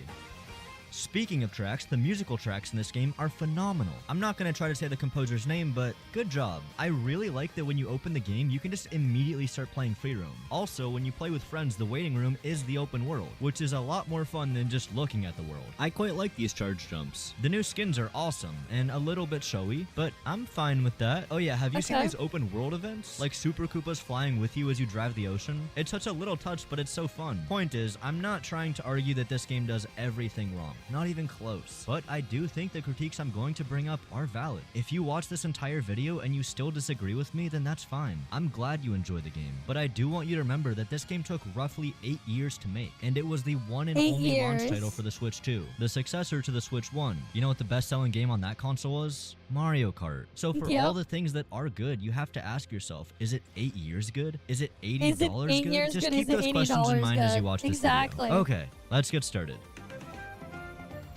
Before starting any race, you need to pick your character and your cart. So let's talk about this user interface for a second. On the surface, it's pretty clean and simple. Of course. You get to see all the characters on the left, and your selected character is dancing on the right. This An UI almost actually works 20-year-old really game well in Sonic for a Unleashed couple looks hours. better. Once you start unlocking characters, you're gonna have to scroll through all these other ones to find the one you like. That's It a would whole be other nice if there was a thing. favorite option, but that's not really a big deal. What makes it go from bad to horrible is the fact that each unique skin is treated like its own character. Why? This makes no sense. Mario has 10 unique outfits, which means I'm going to repeatedly see him on almost every character tab. And like, what's the correlation here? Why is Touring Mario next to Pro Racer Wario, but Pro Racer Mario is down here 2 away from Oasis Wario? Is this supposed to make no sense? Because it does a great job at doing that. Luckily, there's a sort button, but it somehow makes it even more messy. I wouldn't even blame you if you didn't realize that this is what sorted looks like. This bottom panel is meant to show you the skins that you're looking at. So in this case, Peach, Daisy, Yoshi, DK, and Bowser. Ignoring the fact that this still looks very messy, it's still awfully confusing because I don't have one Peach skin. The rest of my Peach skins are on the previous page, filled with all of these other characters. What?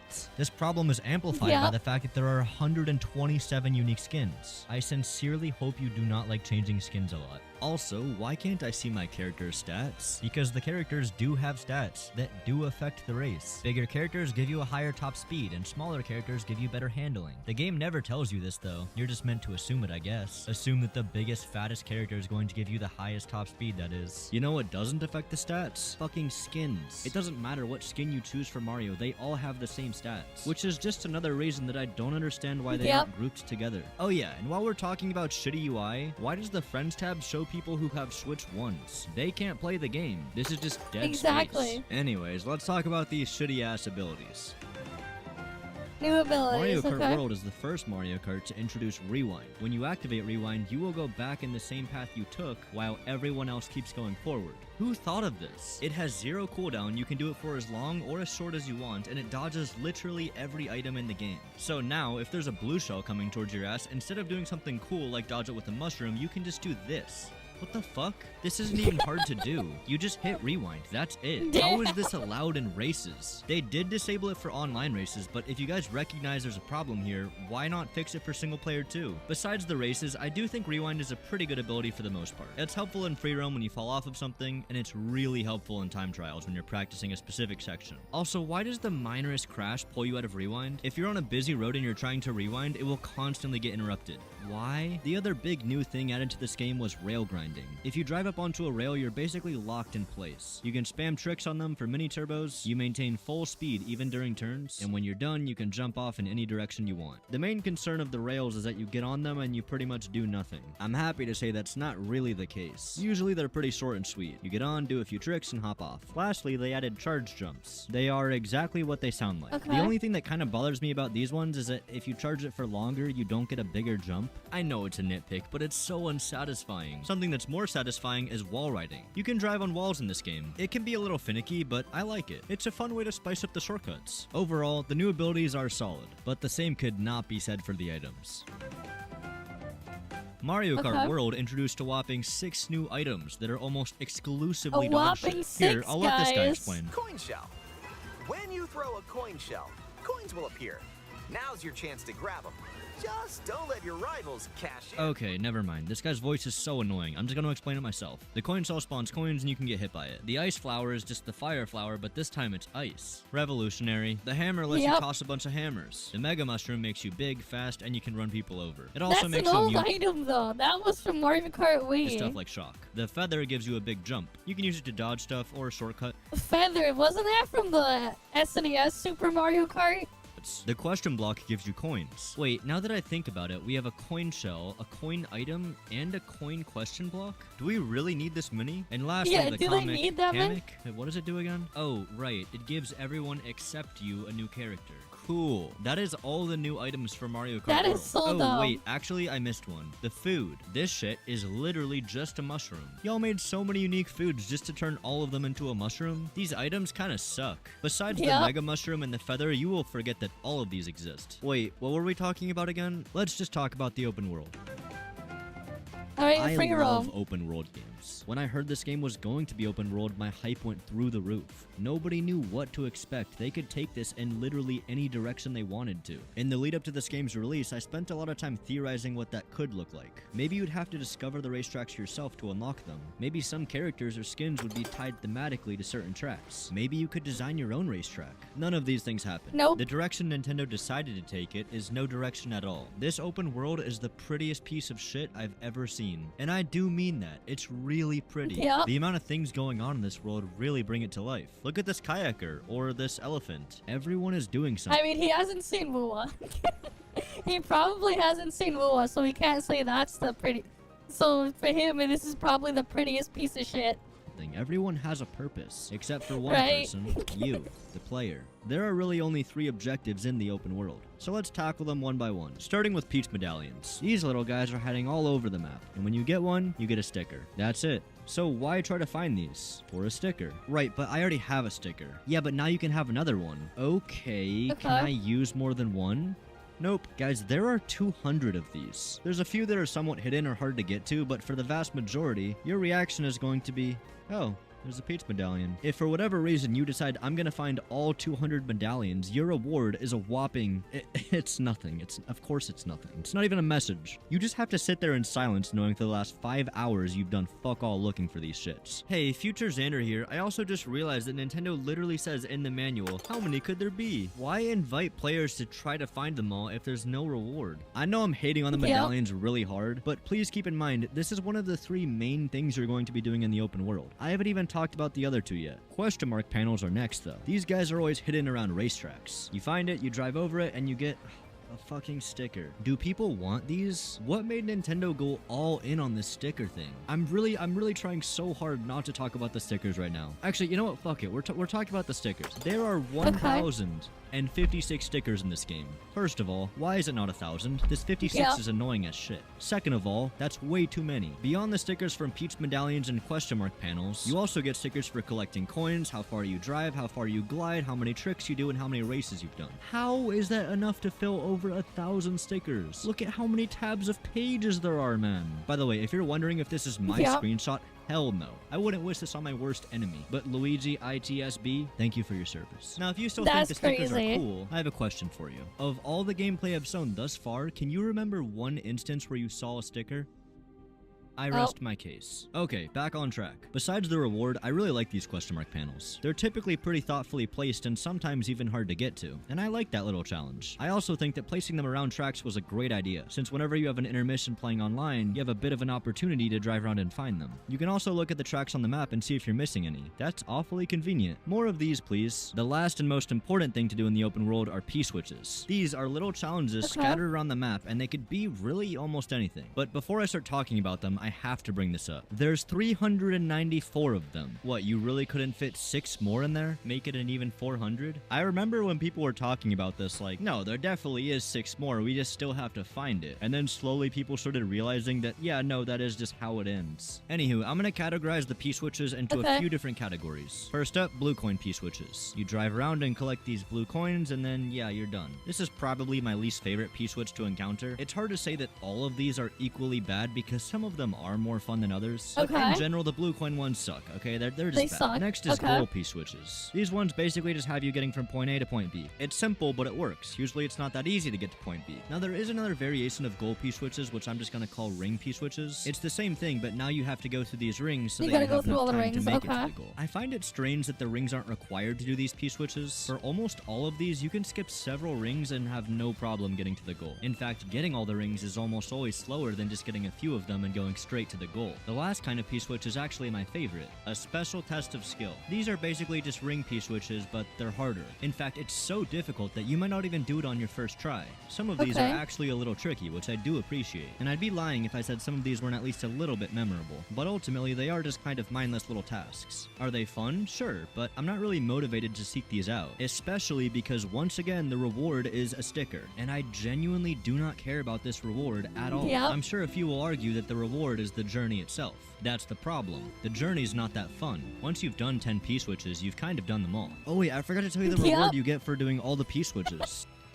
It's not even just Genshin, man. This is just every Ubisoft open world game. Picked up coins to get nothing. It's not just a Genshin exclusive problem, but yeah. Ready? Drum roll, please. Nothing. What a joke. This is my main problem with free roam. There's no incentives to play it, so why play it? Even if you're a collector and you decide to do everything free roam has to offer, the game doesn't even so much as acknowledge it, let alone reward it. And if you're not looking at the internet, you're probably gonna drive yourself crazy looking for 6 P-switches that just don't exist. They literally could have just made one sticker of a golden P-switch or something that signifies, hey, you've done all the P-switches, good job. Instead, you just feel like you've wasted your time.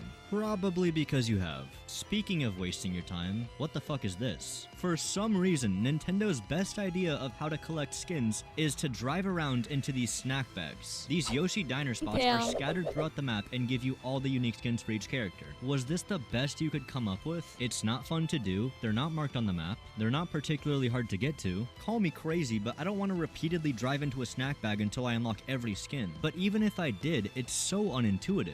For example, let's say I'm looking for my last Lakitu skin. So let's go eat something. And I didn't get a new skin. Why? Because I ate the wrong food. In this game, you have to eat a specific food that corresponds to the skin. There are 19 unique food items in this game. So what food do I have to eat to get the other Lakitu skin? I don't know. I'm not even sure what the skin looks like. But even if I did know the skin, it would be hard to correlate that to food. And if I did know the food, it would be hard to correlate that to the location. The point is, it's confusing. If you care about getting all the skins, do yourself a favor and search it up. Or just collect them naturally through races. I think if you do it that way, it's actually a lot more fun. When you do it in free roam, I actually think it's kind of annoying, since you know that for the next few minutes you're just going to be eating snacks, switching characters, and seeing if you get new skins. It's not fun, but it is the fastest way to get all the skins. Beyond the skins, there is one other sense of progression in the open world. Mirror mode. If you aren't aware, mirror mode flips every track horizontally. That basically just means that every turn on the right is now a turn on the left. It's a good way to make tracks that feel familiar now feel unfamiliar. I have no issues with this mode's existence whatsoever. It's already been in previous Mario Kart games, and I think it's a fun way to spice it up. The problem I have is how you unlock it. Unlike Mario Kart 8, you don't just immediately unlock it when you have the game. Instead, you have to do this weird-ass laundry list of tasks that make no goddamn sense. Ready? 10 Peach medallions, 10 P-switches, 10 question mark panels, complete all the Grand Prix in 150cc, complete all the Knockout Tour rallies in 150cc, and then race in the special cup.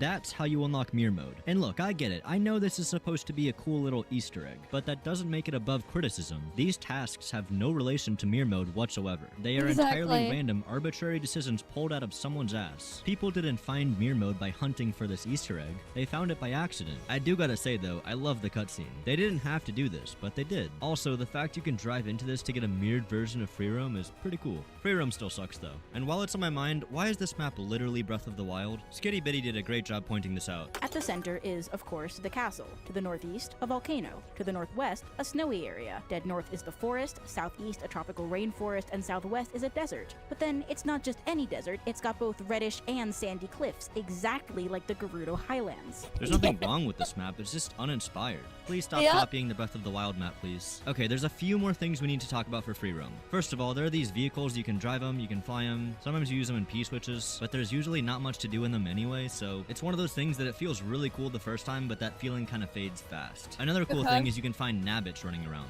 Once you get close, they're gonna start running away from you, and you have to catch them. I actually find these really fun. He can be be a little tricky to catch, and once you do catch them, you get coins and, of course, a sticker. Yay! Also, I need to gas up the NPCs for free roam. There is such a vast array of NPCs and enemies from all the previous Mario games, it's actually incredible. I'm not even trying to be sarcastic, like genuinely this is awesome. You got toads getting on tour buses and actually getting inside, dragons just chilling in the ocean, all these unique enemies spicing up the roads. It actually makes the world feel alive. It's kind of sad in a way because the foundation here is super solid. It's like they spend all their time trying to make free roam beautiful and lively without spending any time on giving the player something to do. If you're hoping multiplayer fixes this issue, I'm sorry to say, it actually makes it worse. For some wild reason, you can't do any P-switches in multiplayer. That's the main thing you do in free roam. What are we supposed to do together? Just go for a ride together. Make this road trip your own. Really? That's the answer? Go for a ride with each other? I can already do that in races. Why would I do that here? Do you guys genuinely think we're gonna get 8 friends together just to go drive around and take some pictures? Like that's why I spent $80 on this? Why would you remove the one thing that's actually fun? Now I know people are gonna tell me that P-switches would have been hard to implement in multiplayer, and I'm sure that that's true. I'm not a game developer, but for 8 years, I think you guys had enough time to figure it out. I understand that free roam in multiplayer is not really meant to be free roam. It's meant to be lobby. And trust me, they make sure you never forget that by having this unmovable big-ass HUD in the middle of your screen with big white bold text saying start game. I get it. You want me to race. So you know what? We'll race.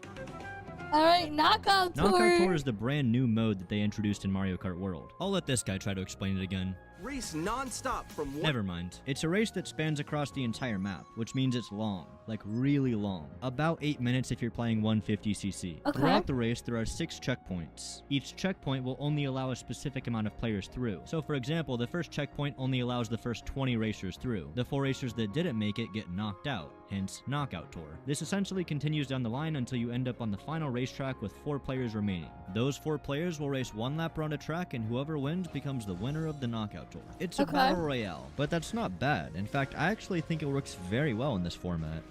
Just kidding. This mode has one major flaw that tears it apart. Shortcuts. Shortcuts in this game are so stupidly overpowered. I'm not even sure how I could possibly begin to express how bad this problem is, so I'm just gonna show you visually. This is one of the biggest shortcuts in Mario Kart 8 Deluxe.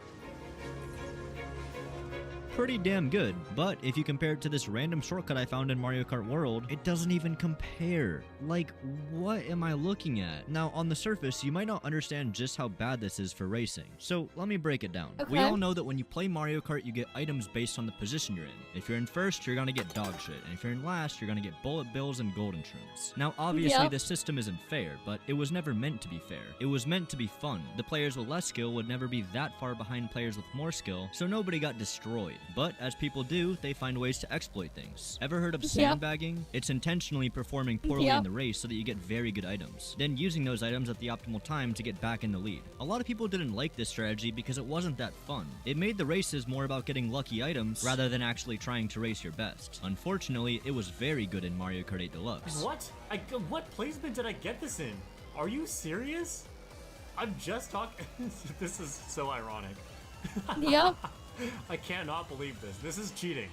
How did I get a bullet in that spot? So naturally, people hoped that it would get nerfed in Mario Kart World. So what does Nintendo do? They buff it. And I'm not just talking about the shortcuts. The problem goes way further than that. These Knockout Tour tracks are basically long, wide, straight roads. The fastest way to drive these tracks is almost always just hold A and do very slight turns. Don't drift, don't rail grind, and don't take these stupid-ass shortcuts. They're slow. Ignoring the fact that these tracks are boring, first place has no reasonable way to create distance from last place. Think about it. There's 23 people behind you, and everyone is throwing items around. You have no way to create distance from them, you can't get any good items from question blocks, and there's no benefit to getting first through the checkpoint rather than last. On the contrary, when you're in last, everyone in front of you is constantly getting hit. You're able to collect all of their coins, speeding up your engine, making it easier to catch up to everyone. Every time you get a question block, you get very good items. And there are these massive shortcuts you can take. This makes it so that last place is actually preferable in a lot of instances. Doesn't sound much like a race, does it? Now, admittedly, I do think the checkpoints help with this a lot. If you're always in last, you you will get knocked out, so you can't just hang out and last the entire race. But you don't want to be in first either, since that is probably the most vulnerable position you can be in.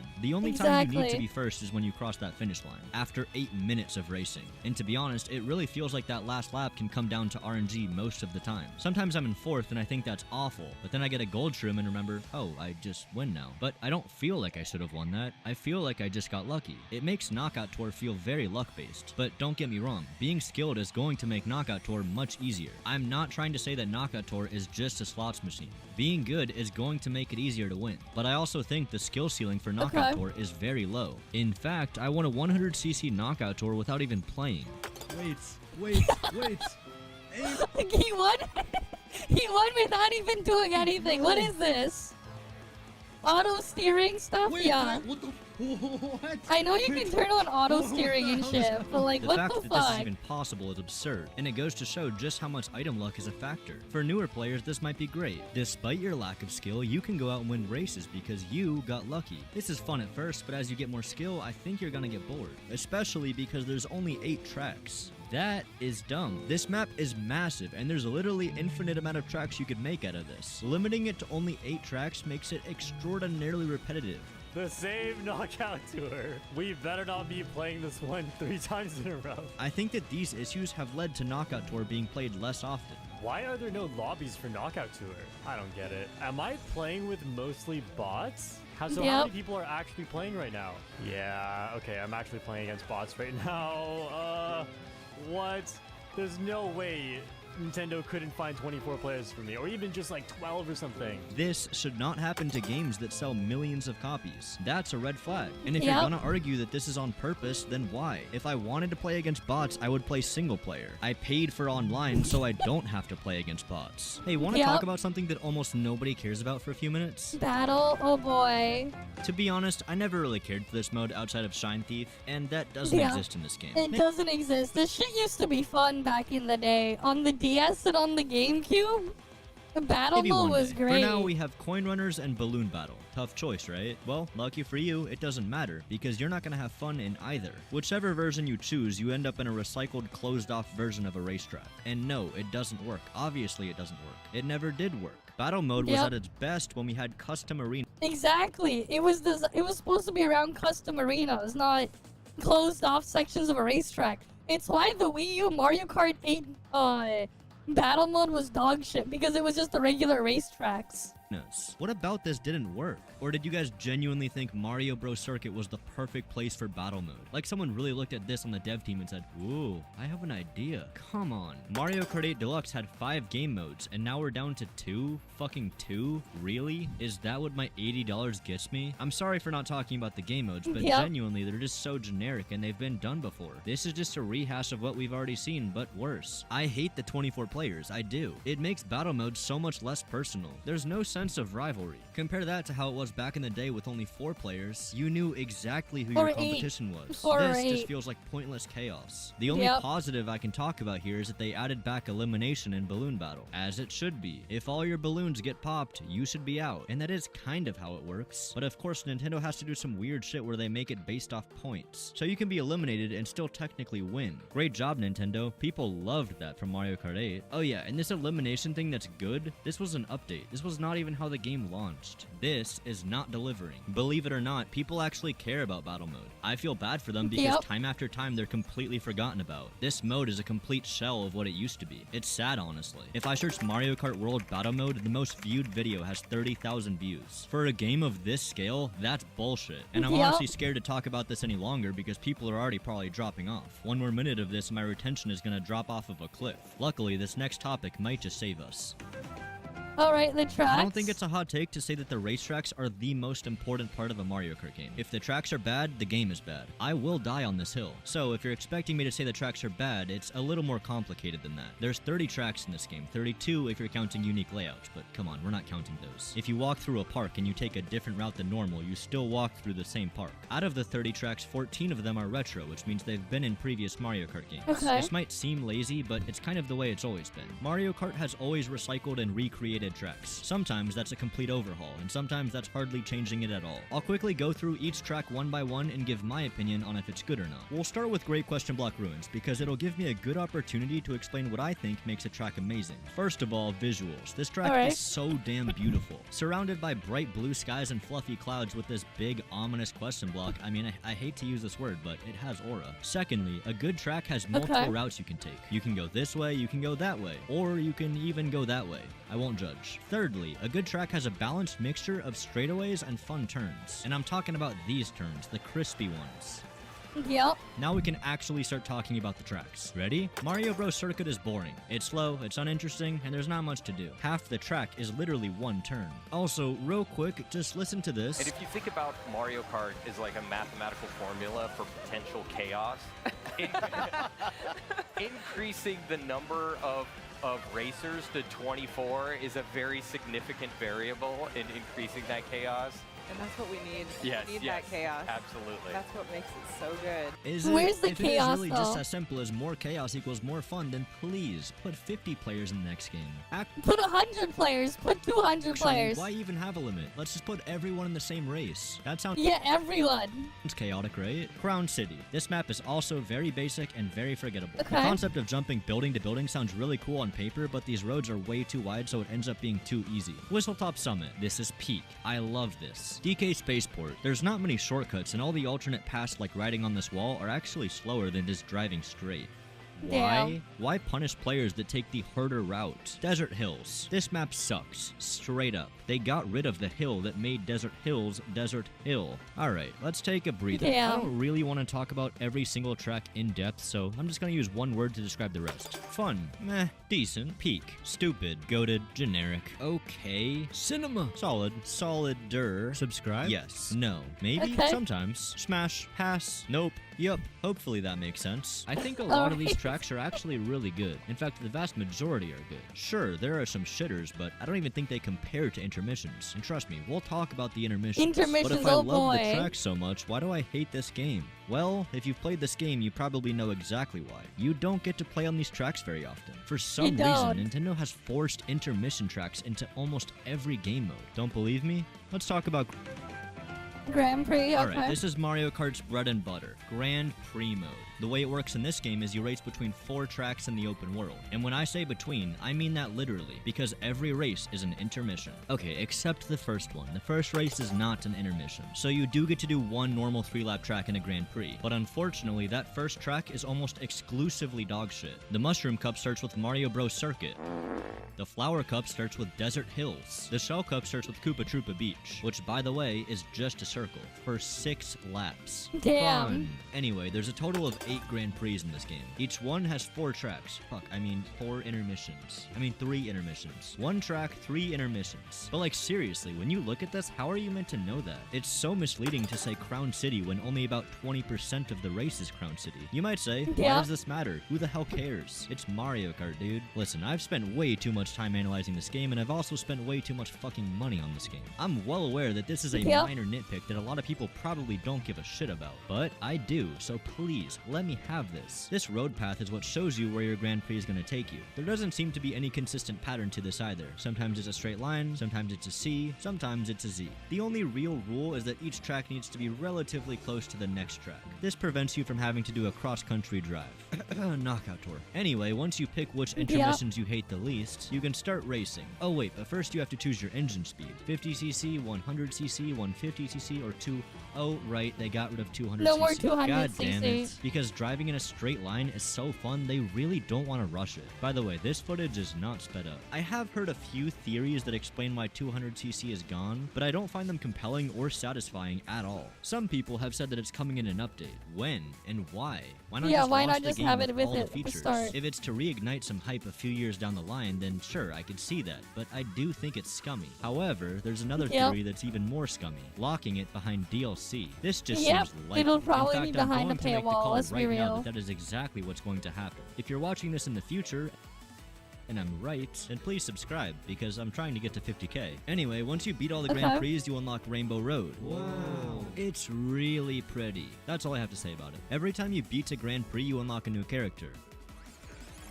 So there's that. Look, I won't beat around the bush. Grand Prix are poo-poo, donkey shit, baloney, whatever you want to call it. I'm all in for experimenting with new ideas. When I was a kid, I ate an entire bar of soap. Can you blame me? It looked fun. In similar fashion, I wouldn't blame you for thinking this looks fun. But in both instances, once you take a bite, you realize, damn, this kind of tastes like shit. That shit you're tasting is all the intermissions. I've been alluding to them this entire video, but I think it's time we finally talk about them. First of all, let's set some ground rules. I'm going to be as open-minded as possible when talking about these. I don't want this video to just be a hate video. Intermissions are a big part of this game. Actually, the biggest part of this game. There are 202 intermission tracks. To be honest, I'm not even sure if I've played them all. It is a metric shit ton. In preparation for making this video, I tried to do as many as I could. I wanted to give these a fair chance, but I have to say, looking back, they all kind of blend together. Remember when I talked about what makes a track good to me? I mentioned themes, a balanced mixture of straights and turns, fun shortcuts, multiple routes you can take. You get the idea. All of these things are missing from intermissions. But don't take my word for it. Let's analyze an entire intermission track from start to finish. Oh boy. And try not to fall asleep.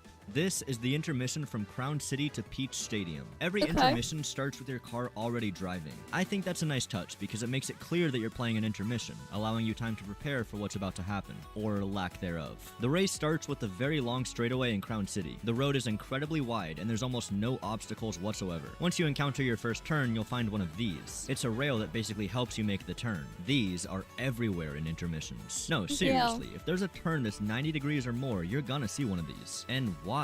They are so much slower than just taking the turn normally. Looking good. One for that rail? Yeah, I'll take it.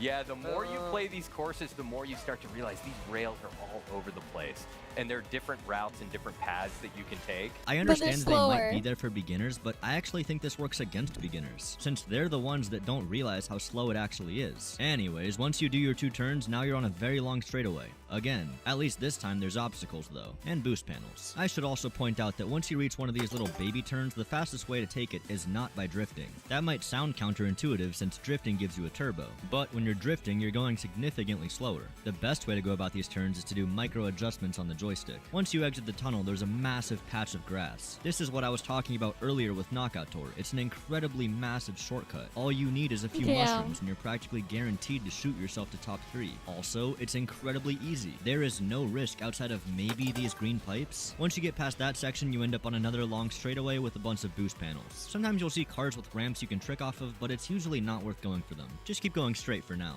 Once you enter Peach's Stadium, you're on the final lap, which is a circle. This is actually one of the few times it's worth drifting. The rest of the track is just driving straightaways. There's no rails, there's no shortcuts. You just drive around this little loop and then you're done. That's the race. There are over 200 races like this. If you think I just cherry-picked the worst track, then believe me, there's far worse. Like Peach's Stadium to Koopa Troopa Beach is literally a straight line. It's so boring that I made a shitpost comparing it to working at McDonald's. Damn. Or Drybone's Burnout to Toad's Factory. This one's even worse because there's nothing to trick off of and there's no boost panels. Okay, but maybe I'm just playing these tracks wrong and the real way to play it is way more fun. Nope, what you've been watching the past couple minutes is world record gameplay. Okay, it's not actually world record gameplay, but this is world record gameplay.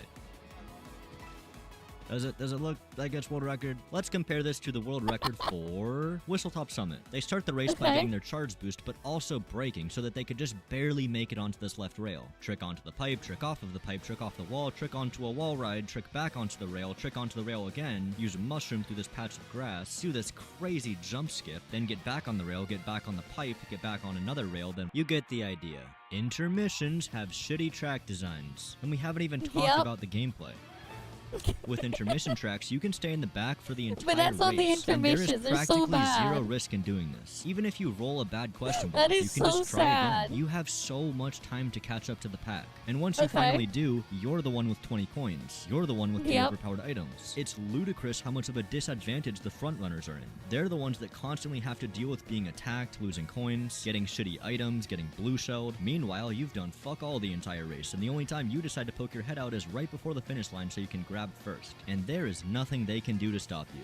That is gameplay. Oh wait, but how could I forget about Nintendo's anti-sandbagging technology? You know, the one that does nothing unless you're literally not moving? I only figured this out because I went to get a snack at the start of a race. When I came back, I was in last, but when I picked up an item, it was horrible. Unfortunately, a grand total of 0% of people sandbag like this. This solves absolutely nothing. Keep in mind, there's 202 intermissions. I hope you're good at memorizing, but even if you do try to memorize these tracks, it can get kind of confusing. That's because every intermission can flow both ways. You can go from Bowser's Castle to Airship Fortress, or you can go from Airship Fortress to Bowser's Castle. So if you really want to get good at intermissions, you should probably also learn how to play the tracks backwards. And no, I'm not joking. I understand that there are many people who enjoy the intermissions. There are two things I want to say to you directly. One, I wish I could be you. And two, I don't want to remove the intermissions. If you like them, then you should be able to play them. That is your preference, and you shouldn't give a shit about whatever I have to say or anybody else. This does go both ways though. I enjoy the traditional tracks, and I would prefer to play only traditional tracks when I run the Grand Prix, not just 25% of the time. That leaves people like me with one of two options: versus race or time trials. Both of these modes will give you the choice to choose between intermissions and traditional tracks. I don't really have any problems with either of these modes, so I highly recommend that if you're playing single player, just play versus. You can just set the race count to 4 and it basically becomes a Grand Prix. You can even get the gold trophy at the end. Pretty nice. But let's be realistic. Most of y'all don't want to play against bots, myself included. So where do I go? Where do we go?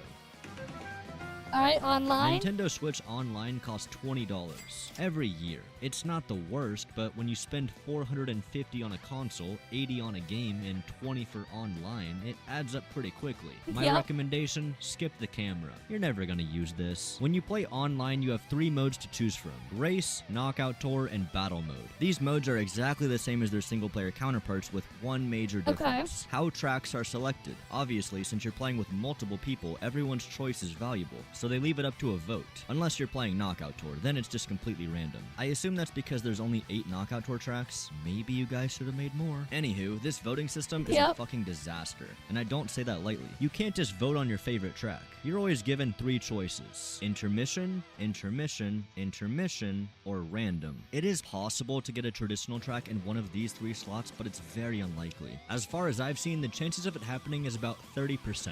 Do take that with a grain of salt since it's not confirmed, but anecdotally speaking, that sounds about right. 30%. That means the overwhelming majority of the time you're choosing between 3 intermissions or random. 3 options here, but you can see there's an arrow to each of them, which means they're all intermission tracks. We have 3 intermission tracks again, 3 intermissions, 3 intermission tracks, 3 intermission tracks, 3 intermission tracks again. This is a bad system. Whether or not you prefer traditional tracks or intermissions, it doesn't matter. Players should be able to vote for what they want to play. That's the whole point of voting. This made people hate playing online since it was almost exclusively intermissions. Everyone's fear of this game just being straight lines was actually coming true.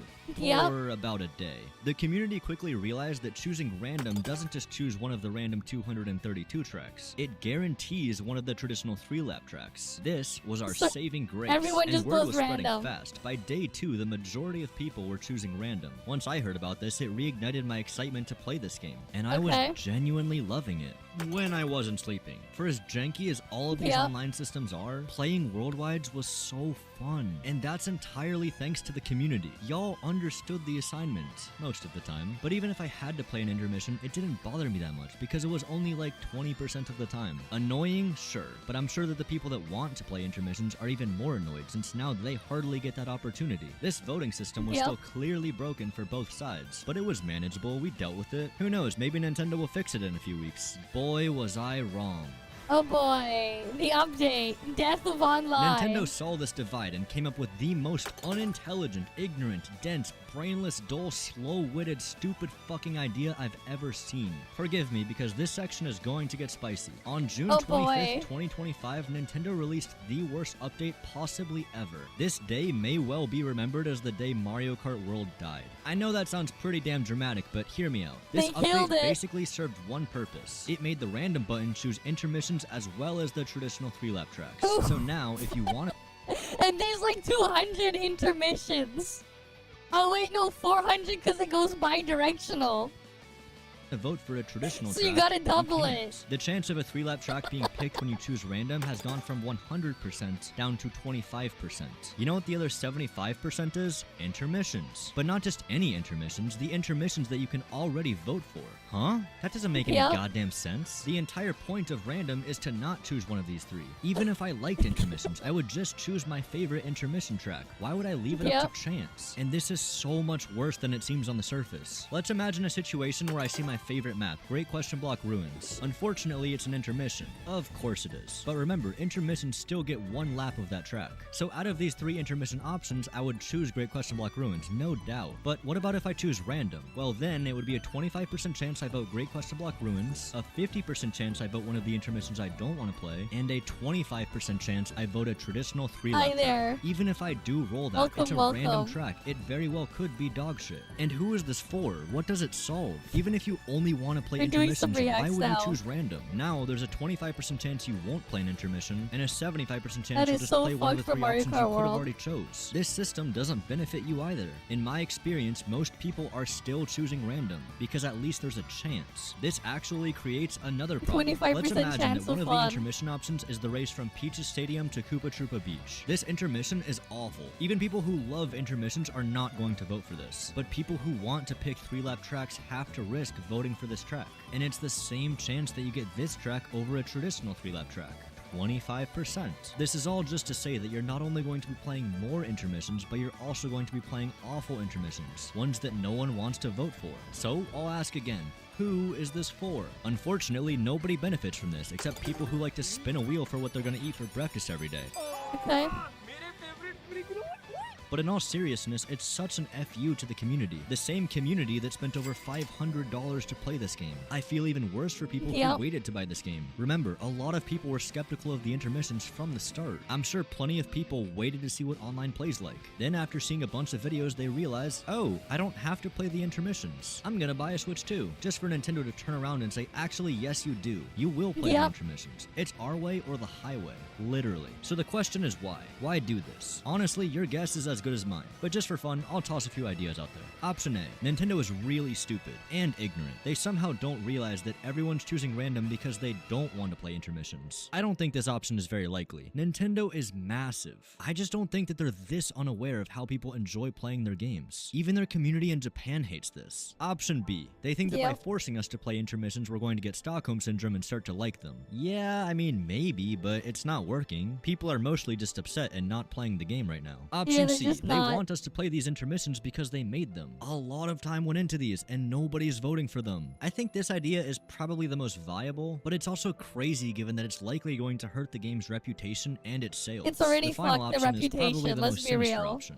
Gambling. Gambling is highly addictive. By making the fun 3-lap tracks extremely rare, when they do come up, it feels like such a treat. Choosing random literally feels like unwrapping Pokemon cards. You're probably gonna get trashed, but maybe you'll pull a Charizard. Again, I don't know what Nintendo's doing. Maybe they're playing 5D chess and we're just playing checkers. Feel free to drop me a 5-paragraph essay about why Nintendo is always right. Maybe sprinkle in some death threats too. Make it interesting. It's Before been I out move of on, I print do for want to more say than 20 everyone's years. talking about this update like it's going to be reverted. That is entirely possible. Let's Maybe be even real. likely. If that happens, I will put it in the description. Hey, Future Xander here. Look, I know they updated the game. It did not fix any of the problems. Everything I still say here absolutely stands. I'll talk about that stupid update later in this video, but again, if they actually fix this system, I'll put it in the description. But wait, before you check, let's play a game. If it's there and they did change it, I will read and reply to every comment this video gets. Seriously. But if they didn't change it, you have to do something for me. I'm a pretty small YouTuber right now, so the best thing you can do for me is subscribe. That tells YouTube to send this video to more people, which is the hardest part about being a small YouTuber. Or you can just subscribe for a Switch too. Remember, I'm doing a giveaway, but I understand a lot of people don't want to subscribe, so maybe just leave a like. That helps too. And thank you. If you actually did that, thank you. Okay, back to it. Assuming they haven't fixed online, you have 2 other options. Your first option is to have a bunch of friends that play this game. You can create your own private room and do races with each other that way. This is great for 1v1s, but if you want a full lobby, you would need 23 friends. Or you just fill the rest with bots. This is where the second option becomes much more appealing. It's a community-run Discord server where people make their own rooms with their own rules. You can easily find rooms that only allow 3-lap tracks. Perfect. Not really. Matchmaking is entirely an honor system. There's no VR score. And to put it simply, most people just don't want to rely on an external source to play their game. Also, before I forget, what the hell is this? Look at these custom settings. They're non-existent. You can't even disable items. What happened to being able to control the race? We used to be able to enable or disable items that we want. If I wanted to play a race with only blue shells, I could do that. But not anymore. Obviously, it's dumb, but it's custom game. That's the whole point. Also, take a look at this. In the course selection, you can either choose open, which means all tracks are allowed, random, which is random, and connected, which just means only intermissions. Notice anything? Where is the option to choose only traditional tracks? Once again, the answer is all the way up Nintendo's ass. Hey, speaking of Nintendo's ass, you know what else is missing up there? Amiibos. Where did those go? No one knows. What about Mii's? Nope, those are gone too. Ripped from existence. Probably because they were in such a rush. I mean, they had to pump this game out in only 8 years. But somehow they found the time to squeeze these shits into the game? The binoculars from Super Mario Odyssey? Why is this here? Also, They were from 3D Land as well. This game wasn't even meant to be for the Switch 2. Originally, it was a Switch 1 game, but supposedly it ran like shit. And instead of trying to fix that, they just decided to launch it on the Switch 2 for $80. Of course. $80 fucking dollars. And this is what Nintendo had to say about that. I would say it's less about the strategy of pricing Mario Kart World. It's more just whenever we look at a given game, we just look at what is the experience and what's the content and what's the value. But the content and the value is dog shit. Nobody wants to play it. Really? Who makes these choices? God? Why is Donkey Kong Bonanza $10 cheaper than Mario Kart World? Is it less valuable? I don't think so. It got better reviews. Am I just supposed to believe that Nintendo wasn't being strategic about their pricing for the launch title of the Switch 2? No, of course they were. They charge this because they can. Yep. Okay, I've been really critical of this game, and being critical is fun and easy. What's not easy is giving genuine advice on how to fix this crap. I'll separate these fixes into 2 categories. The first will be small fixes that improve the gameplay experience and don't take much effort. Then the next category will focus on much bigger changes, things that require a bit more elbow grease. These changes would probably take at least several months to develop. Let's start with the first category. I wish that this game would fix the character selection screen. Make skins part of characters. Since there's multiple pages, add a favorites button. Also, show the stats for the character you're hovering over. It's relevant. Change the map button from Y to minus. When you're looking at the map, show how many collectibles there are. Make smart steering off by default. Allow us control over items in custom game. Have an option when playing Grand Prix to not do the intermissions. This would be the same tracks, but not the intermission versions. Give the intermission tracks highway names, like Route 66 North. Also, change the thumbnail of the intermissions. Or at least highlight it yellow so it's visually distinct from the other tracks. When you play multiplayer, have an option to choose between intermission tracks only, traditional tracks only, and mixed. Make the random button actually select a random track, not just one of these. Remove everyone who doesn't own the game from the friends tab. Make the free roam icon bold and bigger. When in private rooms, remove the waiting for host to start game icon.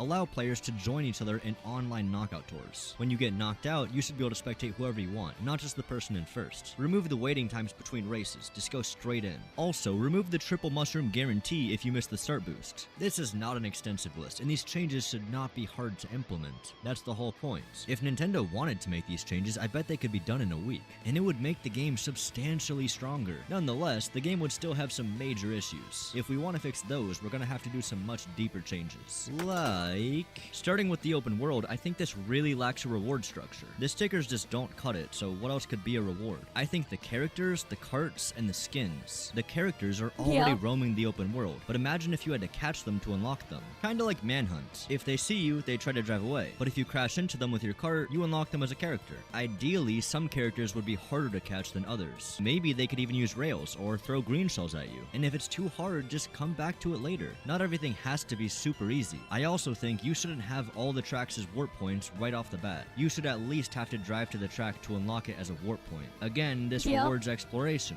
Filling out a map is really satisfying. Perhaps every track could hold a piece of the map, and then once you get that map, you're able to see what characters are in that area. Collecting skins and carts is going to get completely reworked. They're both going to be rewards for P-switches now. If you see a purple P-switch, you'll get a skin. If you see a red P-switch, you'll get a cart. These P-switches will be some of the harder ones, like unique tests of skill. The rest of the P-switches will still be blue, but instead of a sticker, they'll give you coins. Then you can use the coins to buy the skins. There will be a shop at Peach's Stadium where you can buy every skin. However, Yoshi's Diner is still going to exist, and if you want them for free, you can also visit those. Beyond just buying skins, you can also use your coins to get paint jobs. Nothing crazy to make the car look completely different, just a little something to give it personality. You can also buy race markers, which will let you set your own route for a race, literally anywhere in free roam. Then you could publish that race to your friends, and they could race it. Of course, 90% of the races would just be dicks, but who knows, maybe that would be fun. Private rooms now allow you to use P-switches. Now you can go do them with your friends. Mirror mode is no longer unlocked by doing a bunch of random shit. Instead, you have to find a secret mirror on each track. I think these changes to free roam would go a long way in making it feel like it wasn't just forgotten about. It certainly would never compare to something like Breath of the Wild, but it doesn't really have to. After all, free roam is kind of a side mode compared to the races. Speaking of the races, let's fix those. Sandbagging needs to be nerfed. Ideally, these massive shortcuts get entirely removed, or at the very least have some risk involved. Throw in some obstacles or enemies. Next, we need to buff front running. The easiest way to do this would be to add more shortcuts. Not these big ass ones, but little corner cuts to help you stay ahead of the pack. Speaking of the pack, it needs to be dispersed more. Everyone is way too clumped together. The main reason for that is because the fastest way to drive this track is also the easiest. Everyone takes the same route. So add some more routes. Make some faster, make some harder, introduce some risk. Even if the road is just a wide straight line, you can use rails to make very interesting routes. This would make the skill ceiling way higher on all of the intermissions. The best strategy would now be to drive in first and be skilled enough to pull off the hardest shortcuts. Crazy, I know. Playing 4-player mode is now 60 FPS. Come on guys, it's a Switch 2. Knockout Tour now has a custom mode.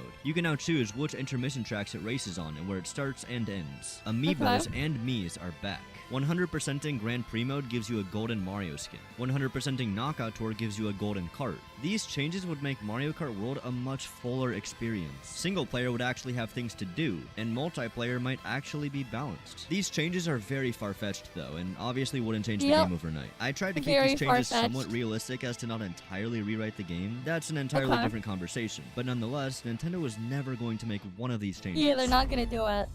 So they made a few changes. While I was wrapping up the editing for this video, they released version 1.2.0. This is my live reaction to that. Wait, there's no way.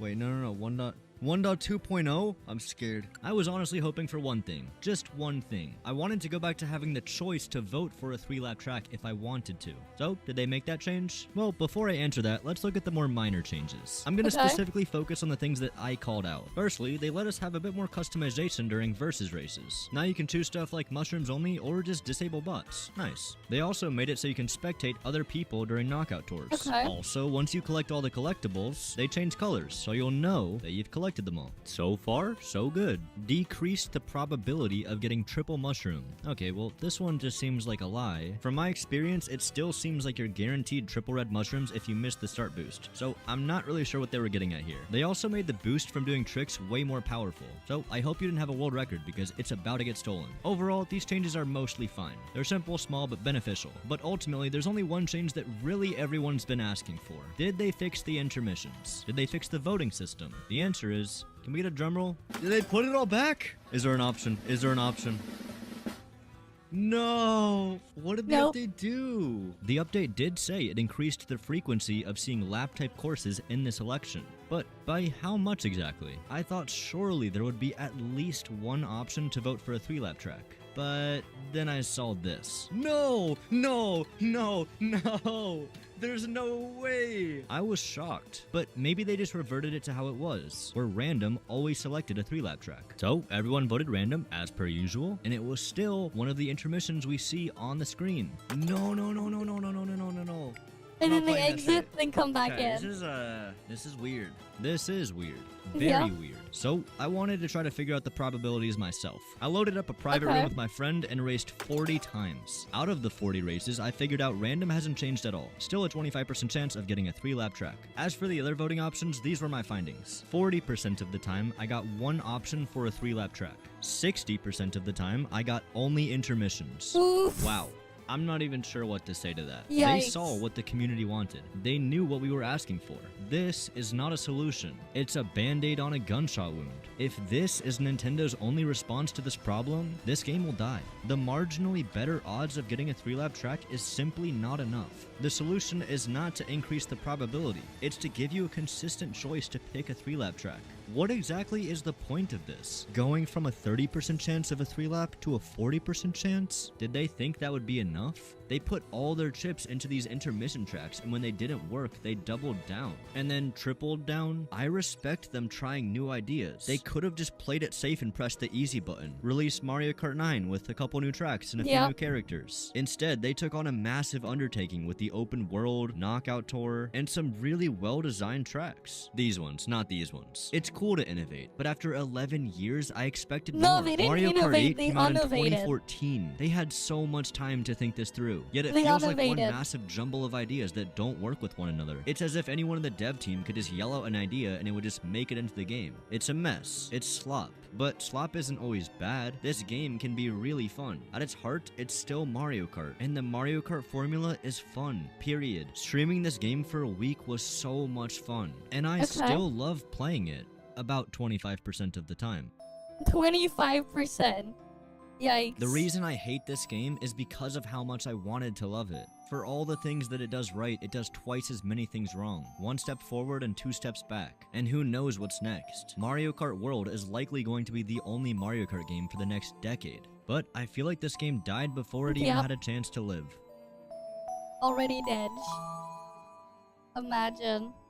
Thank you Died so before much it for could watching even this whole live. video. Genuinely, I appreciate it. If you still somehow want to play this game, don't forget, I'm doing a Switch 2 giveaway with Mario Kart World. All you have to do is subscribe and follow the instructions in the pinned comment. Whether you agree with me or not, I appreciate you listening. I've been working on this video since the game's release, and I'm kinda sad that it's over. Just the journey alone of making this video has been kinda wild. A large majority of it has been sitting in a hospital bed. Unfortunately, my heart stopped. Yeah.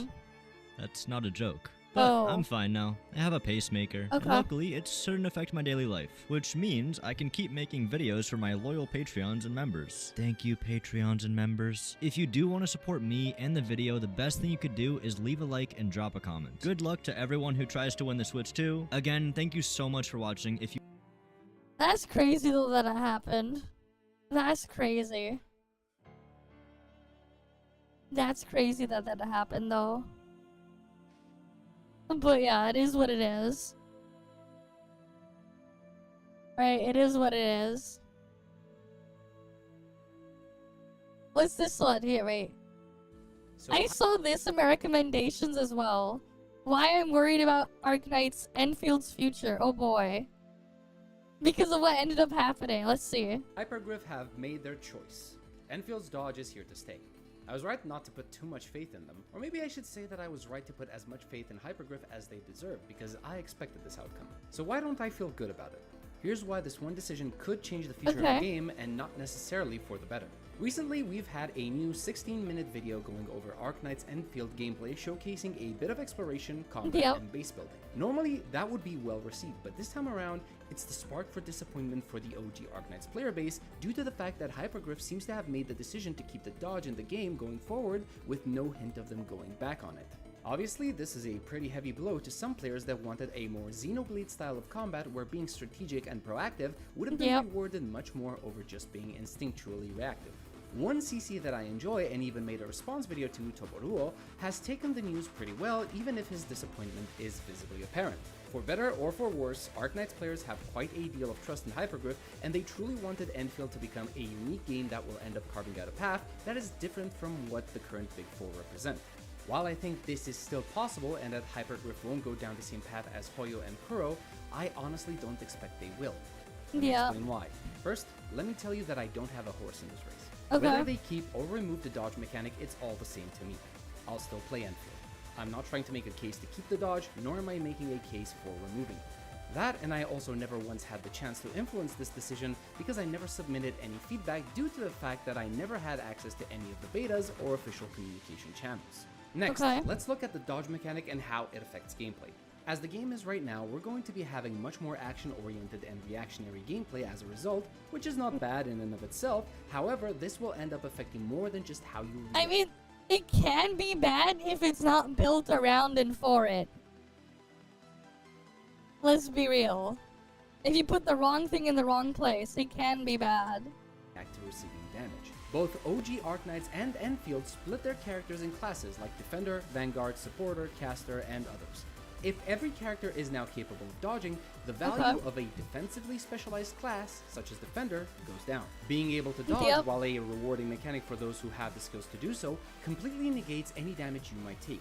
Defenders, who I assume have the role of protecting your characters, are supposed to take the damage and mitigate it so that your weaker units survive. But if all your weaker units are capable of completely negating all damage taken by dodging at the right time, what purpose do Defenders even serve anymore? Sure, you'll still be able to use them and they might end up being able to provide some defensive buffs like damage reduction or shield, but those will only act as extra safety nets in case you make a mistake and don't pull off the dodge properly.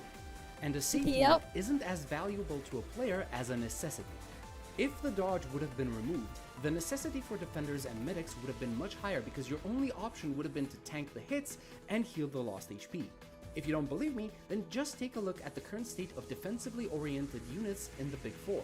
What ends up mattering the most is managing your dodges and your iframes during certain skills or ultimates while dealing large amounts of damage and potentially out-healing any damage you receive. In Genshin, you'd only use Zhongli to apply his God Mode shield and then swap off him. In Withering Waves, the two units that are the closest to being tank units, Tao Chi and Yuan Wu, sit at the bottom of— Yeah, they're completely worthless. They're completely worthless at the very bottom. The ones that are designed to be tank units. the tier list, and there have been no new defense scaling units like them since the start of the game. Even ZZZ isn't faring any better with only 4 defense agents, out of which Caesar is the best, and her role is very similar to that of Jean. So like we're basically at a point where basically only ToF is the only open world gacha game where defensive units have value because tank roles requirement. Having tanks are important. That is crazy. But you don't need to fill the party with like a bunch of them. But having someone to draw aggro and just soak the damage so that everyone else is safe. That is so sad. It is so sad. What's funny though, if like they had those if they had units with those kits in ToF and gave like big resistance scaling, they'd actually be busted for fortitude. They would be super busted. But no. Strongly from Genshin Impact. And of course, you can argue that these characters can still be properly built and played and still clear endgame content, and you would be correct. But in an environment where your progress is limited by scarce resources, and every character requires many different materials and gear pieces to build properly, investing in these low-performing units will give you very diminishing returns. It's just not a wise investment of your time and resources unless these are the only units at your disposal. Keeping the dodge also means that we're most likely not going to be getting defensive abilities that are specific to each class.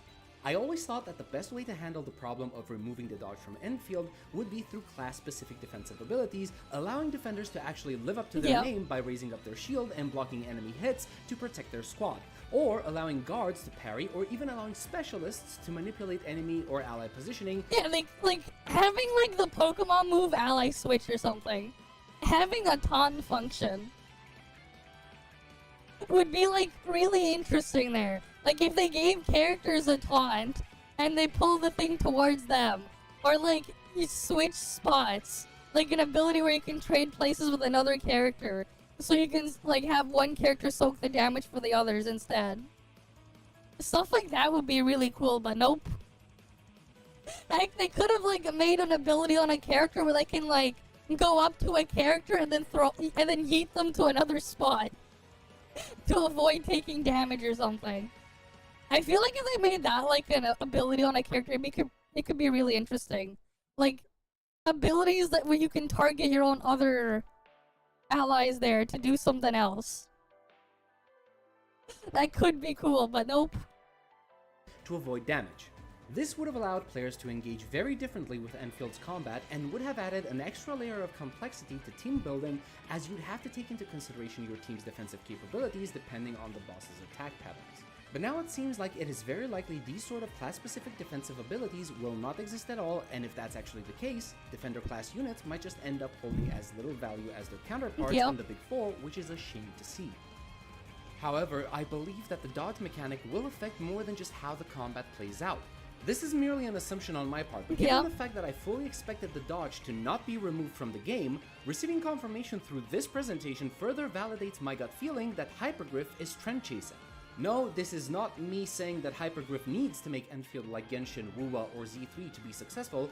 This is me assuming that Hypergriff believe this is the case, and that by making Enfield play similarly to the Big Four, they can mimic the success of Hoyoverse and Kuro Games by removing itself from the image of a niche game developer and amass a larger audience than what they did with the OG Arknights by making Enfield have a much wider appeal. I received a lot of comments on my previous video from Arknights players telling me that Hypergriff wouldn't do that, because they're different from the rest and have passion for their game and love for their players. They wouldn't just screw over their already existing player base like that. And while this could still indeed be true, since nothing is set in stone until the launch of the game, it does look like the nail is already in the coffin and it just needs a few more swings of the hammer.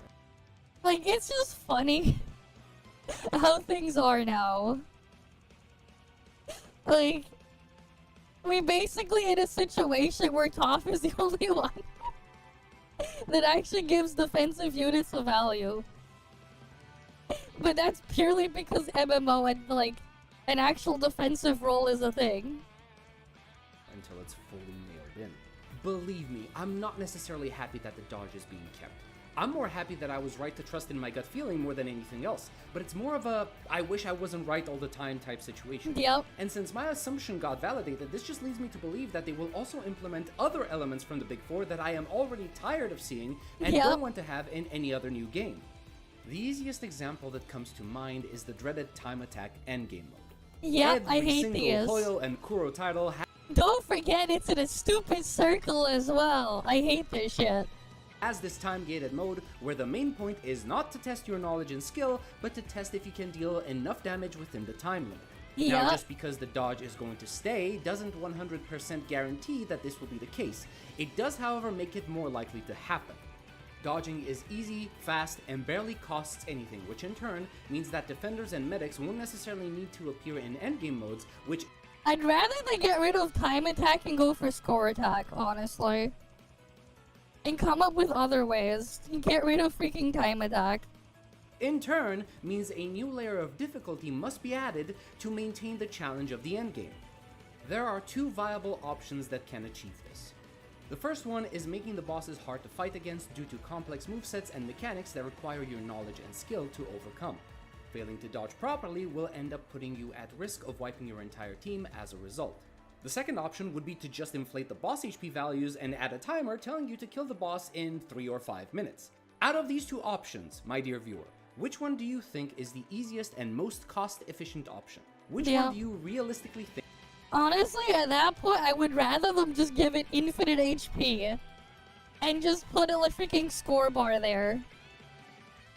And then, like, they say why? They can give, like, another thing where, like, people can compete on a leaderboard, I guess, on whoever did the highest score for a title. I would rather them do that. Honestly. Because it sure as hell doesn't feel like it's going to be the former, I can tell you that much. Now, if you want my honest, unfiltered opinion regarding what's going to happen, it's not looking good, Chief. It's really not. It really does feel like Hypergriff has given up.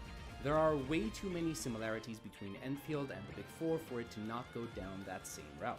The biggest difference that I've been able to identify are the base building aspect and having defense as the main stat on every gear piece. I'm still not sure if substats are going to be random or not. Some people say that there are no random substats and that you'll be crafting gear pieces through the base. I really hope this is true. But otherwise, you have the real-time action combat, exploration that is driven by the desire to open chests for premium currency and materials, a game mode that looks very similar to HSR's Simulated Universe or ZZZ's Hollow Zero, and of course a very similar gacha system. I am fully expecting the same time-gated content and the same time attack endgame mode to come to Enfield as well, which in turn will devalue the existence of some classes like defenders, making it so that they're not worth building because the return on investment is too small. Again, I feel like I cannot state this enough. These are all assumptions on my part based on what I've seen so far. I'm not trying to doom post here, but I also think it wouldn't be a great idea to bury my head in the sand and try to convince myself that the lion in the distance isn't slowly getting closer. If all of my fears do come to pass, I know I will still play the game, but I can't say for how long I'll keep playing it. Chances are, it all depends on how enjoyable the game and story are, because if neither pulls its weight, I will have a hard time justifying spending the time and effort to go through the process of building another gacha account from scratch. But that's going to be it. Yikes. Now it's your time to shine. What do you think about this recent development?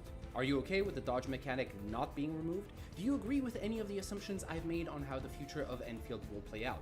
Do you think Enfield is just trend chasing, or is there still some hope for something new? Please leave your thoughts in the comment section below. Alright. Well, it is what it is.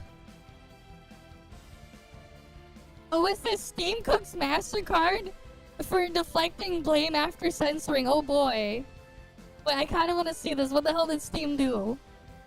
Hey, what's up, guys? Rip here. So today we'll be once again talking about censorship-related concerns involving the video game industry and payment processors. And we've moved beyond the doubling down phase. We're now in the tripling down phase, where payment processors like MasterCard are trying to gaslight you into believing they have no role in the censorship and banning of problematic video games. We all know that is a blatant lie, and now companies like Valve are stepping up and calling out MasterCard on their lies. We're also seeing other initiatives basically battling this gigantic network of censorship that seems to be clamping down on all aspects across the globe.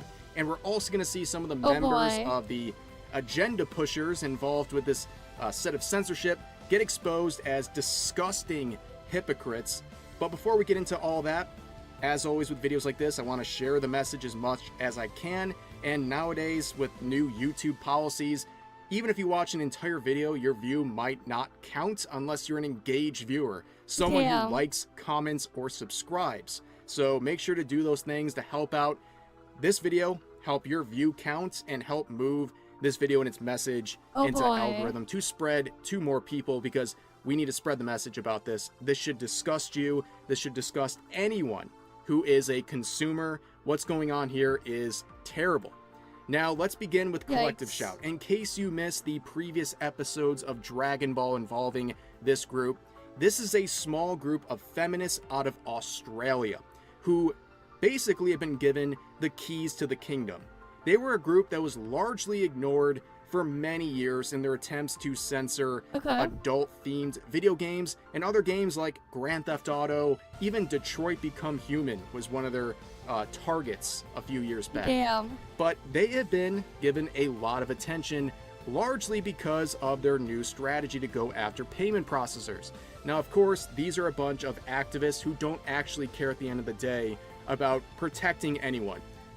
Hence, the fact that they are a very strong supporter of Cuties, a film that exploited hundreds of real-life children in a film that was basically a twerking competition where they put 11 and 12-year-old girls into skimpy outfits while they performed those acts. They defend that, but they have a major problem with fictional content, and their new strategy is to go after payment processors like Visa and MasterCard. They've even specifically mentioned these companies as the reason why companies like Steam have worked with them and basically given into their demands. Now, this has backfired because people have been trying to counter what's going on here by calling up these payment processors and making complaints. In fact, Visa and MasterCard are overwhelmed, and we've had examples of people getting cussed out by their customer support. They are very rattled at the moment. Now, when this happens, MasterCard gets real nervous. We talked about this the other day. They made their first statement on this. They are acknowledging what's going on here, and they did this by gaslighting everyone, saying that basically they have no responsibility in the censorship of video games, but that's not true. you can see the community note that was applied boy. saying Steam and itch have stated that these payment processors influenced their recent acts of censorship or delisting of particular games. And of course, you can look at Steam and see a new rule that was added recently that specifically says we also have to take into account the rules of our payment processors. And of course, if you look at the actual rules of Visa, for example, they have rules about fictional content, including this very vague rule right here talking about how they basically can look at any sort of content without limitation and determine it's against their brand. It's hurting their brand in some way. It's open-ended for a reason. They can pretty much apply it to anything. Yep. Now, here's where we get to the response from Valve. So you can see this article, MasterCard deflects blame for not safe for work games being taken down, but Valve says payment processors specifically cited a MasterCard rule about damaging the brand, the one we just looked at 2 seconds ago. That is the type of open-ended policy a lot of these payment processors already have. And this is their quote saying, MasterCard did not communicate with Valve directly despite our request to do so, a Valve representative said. MasterCard communicated with payment processors and their acquiring banks. Payment processors communicated this with Valve, and we replied by outlining Steam's policy since 2018 of attempting to distribute games that are legal for distribution. Payment processors rejected this and specifically cited MasterCard's Rule 5.12.7 and risk to the MasterCard brand. And of course, again, super open-ended, and MasterCard is trying to gaslight you. And good on Valve for defending themselves through this representative and saying, no, they went after us with a specific rule. These payment processors said, it's a brand risk, you got to get rid of it. Not a brand risk for Valve. Nope. But for the payment processors. For the payment processors. This is why I look back on companies like Visa and MasterCard, and then I look at Collective Shout. Collective Shout is essentially a useful idiot. They have the right message that lines up with MasterCard and Visa, and they're using them as a conduit to get more things censored to fulfill their own agenda. I believe that Visa and MasterCard, they like censoring these supposedly problematic pieces of content. They've been doing it for years without outside forces putting pressure on them. We saw with many Japanese forms of content. Where certain platforms, certain types of content were being banned left and right.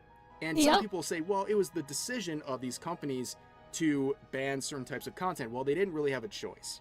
These payment processors that basically keep them afloat would approach them and say, we're going to pull our services unless you ban this sort of problematic fictional content. And they have no choice. You lose Visa and MasterCard, you basically lose your ability to have anyone pay you. And you're pretty much left with no choice. And they've been doing this for years on their own. And now you have Collective Shout going after Steam and itch and these other platforms. And now they're using them to continue spreading their censorship to new and bigger platforms, including ones that are very popular in the West. Now, it's not just adult games or adult-themed games, 18-plus games. They're going after everything. We saw horror games on itch.io get enough pressure on them from these outside sources that they were delisted. And now we're seeing claims that Grand Theft Auto and Saints Row are now at risk of being delisted by these payment processors in the pressure they're putting on these platforms. Keyword is for this now. This is a very interesting development from Zoom, which is a gaming storefront.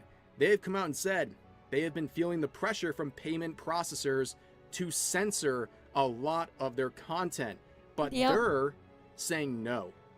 They're not allowing this to happen. They're trying everything they can do to make sure the customer's not losing out on certain games because of the pressure of payment processors. So here's their statement saying, preserving and protecting artistic freedom. As you are likely aware, there have been a number of adult title delistings across the industry. One of our payment processors made us aware that a fellow member of the industry was concerned about our content. After we heard from the payment processor, we immediately engaged in lengthy discussions with both PayPal and Stripe. We worked with our contacts at the aforementioned payment processors to develop a tripartite, might be mispronouncing that, solution to ensure the right to free speech and freedom of expression, as well as protect the safety of our valued customers and partners. So they added an opt-in security option for two-factor authentication using time-based one-time passwords to safeguard consumer accounts. This feature is now in the account settings. Many of the customers have expressed difficulty in being able to make purchases with our current payment processors, and they're looking for alternative payment options as well. And then they also say the first of these upgrades is a wallet system for future purchases. This feature also allows users to add funds to their account and spend them on all of our products. And they conclude by saying, we have no plans to remove any titles and will do absolutely everything in our power to prevent such delistings. We are fervent supporters of artistic freedom and always will be. Based? Yeah, guys, the bar is low, okay? Companies like this that stand up for themselves and artistic freedom, they're going to get a big jolt of support. And rightfully so. We see this happen all the time where we see these companies acting like they have no choice. Well, a lot of times they have a hard choice. And this is a hard choice to fight back, but it's one that should be rewarded, and I'm glad Zoom is doing that. Now, they also said in an email that on their team, they expect the delisting situation to expand further into their discussions of titles like Grand Theft Auto, Duke Nukem, and Saints Row, that they're potentially at risk. Like I said, and like many people have been saying, it doesn't end with the ecchi 18+ hentai games. Yeah, it won't end there. It's gonna keep going. The really graphic sexual games that It'll all these keep feminists going. are claiming are causing women to be harmed in real life. No, it doesn't end with the Gooner games, right? It's not. It goes to everything. It's gonna hit games like Grand Theft Auto. It's gonna keep going further. We've already seen horror games getting hit by these sorts of censorship or acts of censorship, and it's gonna keep going. And unfortunately, a lot of people had to wait until, you know, not step 1, but like step 4 of censorship to actually start caring. And hopefully it's not too late. But continuing on, there's another little battle going on where you can see as battle between payment processors and storefronts continues, GOG is making adult games free to own. This was a 48-hour campaign that got lots of support and use. In the first 24 hours, 1 million people took advantage of this free system that they call Freedom to Buy and purchased, or I should say, received for free these adult games that fell under this campaign. It shows there's a huge market for this, and I am, I guess, very happy to see GOG and other initiatives trying to counter this and show this is what gamers want. And as always, I say it every time, if you don't like these games, fine. Just don't buy them. Don't play them. You're not going to stumble across 18+ games by accident. If you don't want it, don't seek it out. Don't play it. Don't support it. But grown adults should be able to make their own decisions about the fictional content they're going to consume when it comes to video games. Okay? And all these groups like Collective Shout, they're very desperate to try to convince you that this stuff is so dangerous that it has to be banned. And for what reason? To, of course, protect the children, because apparently people can't parent their own kids and keep them away from stuff they should never have access to in the first place if they're actually being properly parented by their guardians. But anyways, here's an example of one of the people who's getting a lot of attention. This is a person at Collective Shout, this Melinda Tankard-Reist person who is insufferable, to say the least. This clip recently came out where she's talking about her concerns about PayPal, for example, and making it very clear they are just basically 90s soccer moms on steroids. They are the face of what a Karen is in the year 2025. And guess who processes the payments and is profiting from this? PayPal. PayPal. Why are you allowing and profiting from facilitating transactions for games that promote violence against women, children, infants? I'd really like to put... The violence is on everything equally, man. It's not against anything in particular. It's true equality. Like, bruh, what? It's not focused on anything. Put that question to PayPal today. Absolutely. Why are you allowing it? PayPal. $10 to play rape and incest simulation games, child abuse games. This is the first time you're hearing it here. We are going to go after PayPal for allowing transactions and profiting from the simulated rape and abuse of women and children. Well, we support you. What? Oh no, wait, no. I think what they want is actual one. They're mad because it's only simulated. They're missing their opportunity at a real one. I'm just kidding. They're mad because it's only simulated. Do they want the real one instead? Action can we uplift through our networks? Are you doing petition, a letter? What can we activate? Yeah, why do we bow down? This is just being discussed as we speak. Yeah, they got a lot of smoke for PayPal and how they're funding all of this harmful material. But of course, this is a member of Collective Shout. And just like Collective Shout's main account, this person is a big supporter of cuties. Wow, it's almost like every single person involved in this Collective Shout group supports cuties, but has it out for fictional content. That's crazy, Make it make man. sense. This is so disgustingly hypocritical. This person wants to pretend like they care about the exploitation of women and girls, and they say these video games are contributing to those issues, but then they support something that openly and directly exploited hundreds of young girls. You can't make this stuff up. And also with this company, this Collective Shout group, they got nothing to say about OnlyFans, for example. They've been asked point blank, are you going to do something about that platform? Now, it's not just because, that's a 18 plus platform. That means it's bad. No, people have an issue with OnlyFans because it has a very predatory message. They basically made their buck for years and years, telling young girls, even underage girls, hey, look what happens when you hit 18 years old and you start selling your body. You're going to make a lot of money. Reality is only a very tiny fraction of people who use that platform make anything that even comes close to justifying putting yourself out there on the internet like that. But there's also a lot of very disturbing things when it comes to payment processors. You know, the same ones that they're going after and trying to guilt trip for providing their services to Steam and Itch.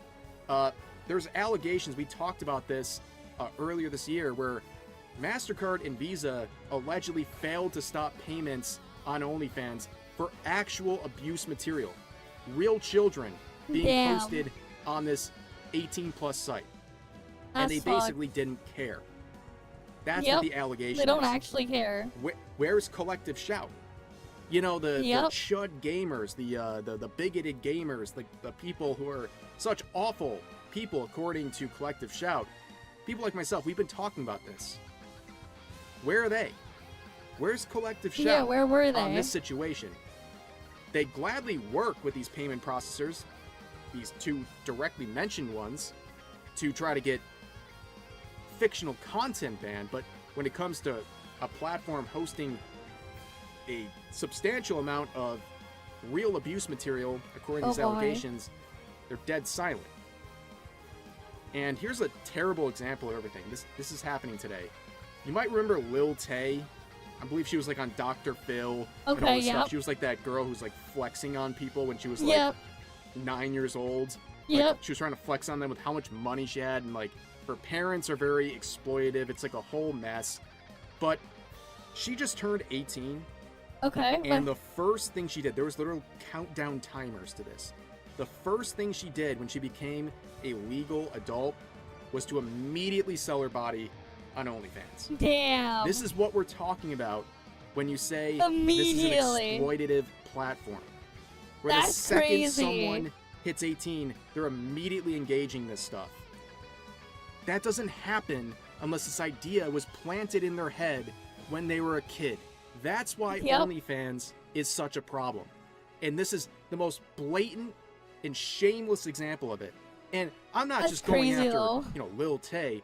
The real problem here is there's the a people lot of people supporting doing it, this, though. the people platforming this, the people paying for this. They are waiting for the second she became legal to pay for this material. But again, collective shout, where are they? They're not here, and they're not talking about this stuff because they care more about fictional content. In fact, when I look at this Melinda person, I think it's very obvious. They just hate video games. At their core, they just don't like gamers. Yeah. And that's what's fueling all of this. I mean, look at this. This is a tweet from 2012. Video games emphasize sensory, immediate worlds, not cognitive, thoughtful worlds. Lack of consequences. What are you talking about? Is she just like calling out video games as something There are just a lot inherently that bad? do Here's another have one those, from though. 2012 as well. Children who love video games have brains like gamblers. Release chemical same as drug addiction. What? Yep. She's comparing gamers to gamblers. Like, This is what? insane. This is crazy. But you know what? Maybe there's some hope after all. So there's been a bill that's been out for a while, I believe in February when it was first introduced, that is going to try to prevent credit card companies, these payment processors, from blocking adult games on Steam. The crux of what's going on here is very simple. It's protecting against banks being able to say, hey, you can't purchase that lawful content because we don't want you to. We think there's something wrong with that lawful content. You're not allowed to have it. You know, anyone with a brain or like any self-respect looks at stuff like this and says, Yep, ain't they no ruin way everything. I'm letting Visa and MasterCard tell me what I can purchase, especially, legal things. That's what we're talking about. Legally available things. Why do you, payment processor, get to tell me what to do? Process my payments and shut up. That's what's going on here, but there's so much going on. I mean, we're not even getting into the age verification stuff. That's becoming a mess. And now we have experts claiming age verification is going to be coming for everyone. And that's not too surprising. With everything going on in the UK and also now being introduced in the United States, there's a lot to be nervous about. This stuff is speeding up so fast. If this all feels coordinated to you, it's because it is. There's no way this stuff wasn't coordinated in some way. Wait, it's coming here? I haven't heard anything about it. Is it actually? That's gonna be a pain.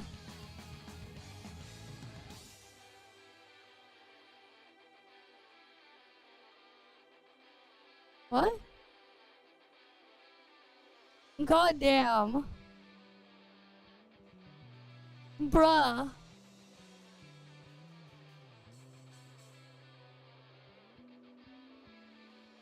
That's crazy.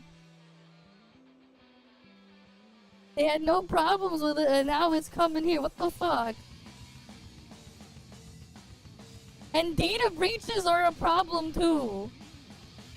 This is like actually just gonna create more problems.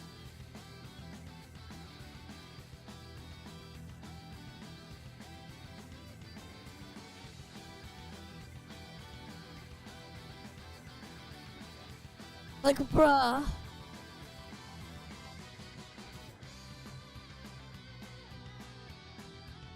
I mean, here's the thing. The reality is they'll just get a VPN and bypass it anyways. Like, no matter what they do, they could always just bypass it with a VPN. This is why this shit is always stupid. And, like, if you want to block it from your kid, you can just set up a fucking,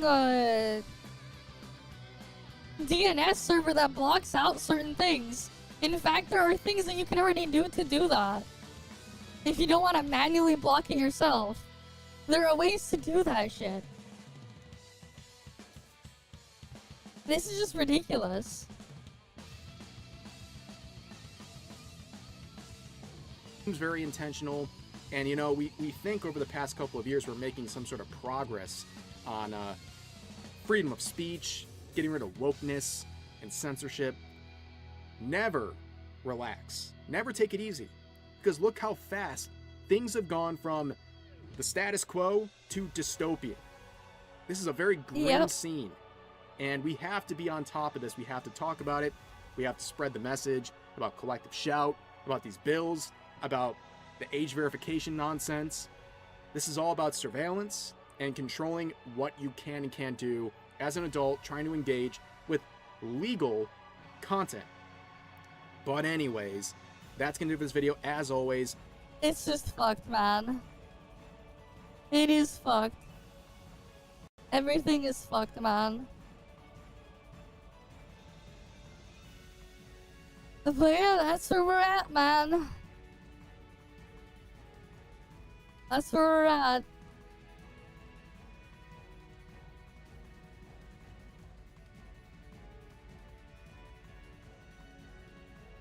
That's where we're at, man.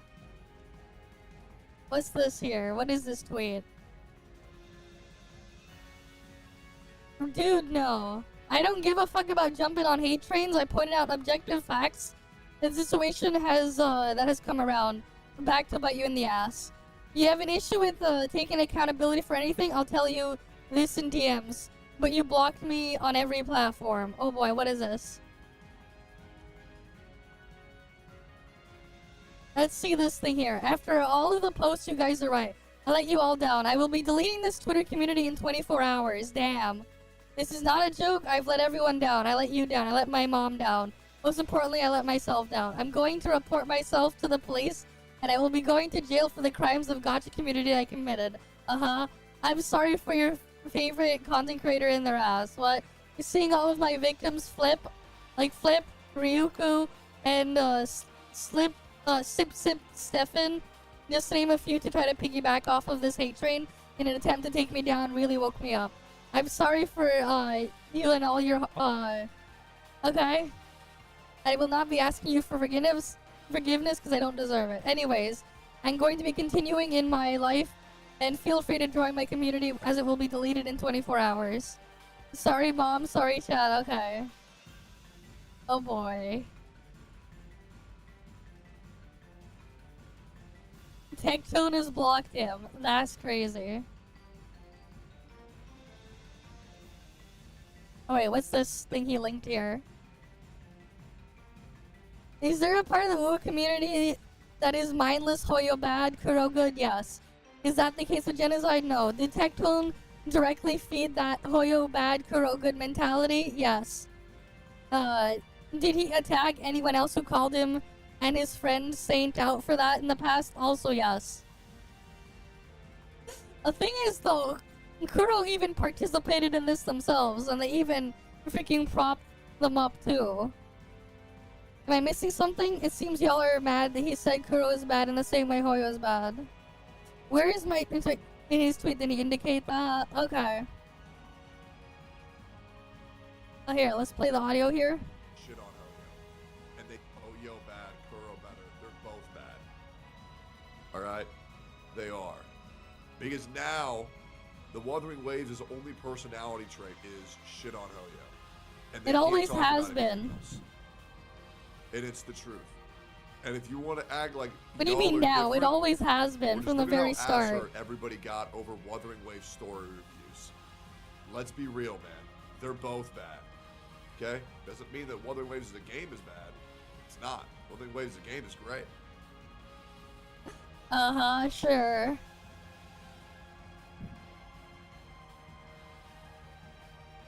Just saw this. Didn't realize that was happening because I was asleep.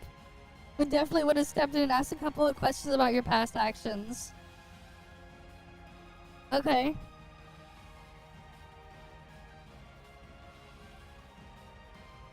You blocked him because you unfollowed him on the main account and thought it was something happened a month prior where okay.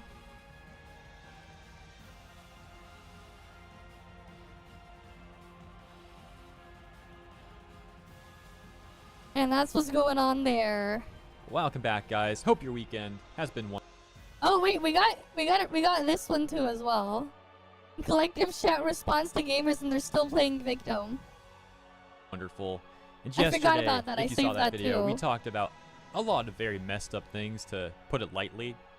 In this video, we've got some stuff that's actually a bit comedic, as Collective Shout continues to rack up those L's. And we have this news outlet, abc.net.au, aka the Australian Broadcasting Corporation, which is Australia's principal public service broadcaster, funded primarily by grants from the federal government and is administered by a government-appointed board of directors. Okay. They actually got a response, a statement from Collective Shout here too. It's going to be hilarious to take a look at. Spoiler alert, they are trying as hard as they can to play Victim. But before we take a look at that, let's very briefly take a look at one of Collective Shout's latest L's.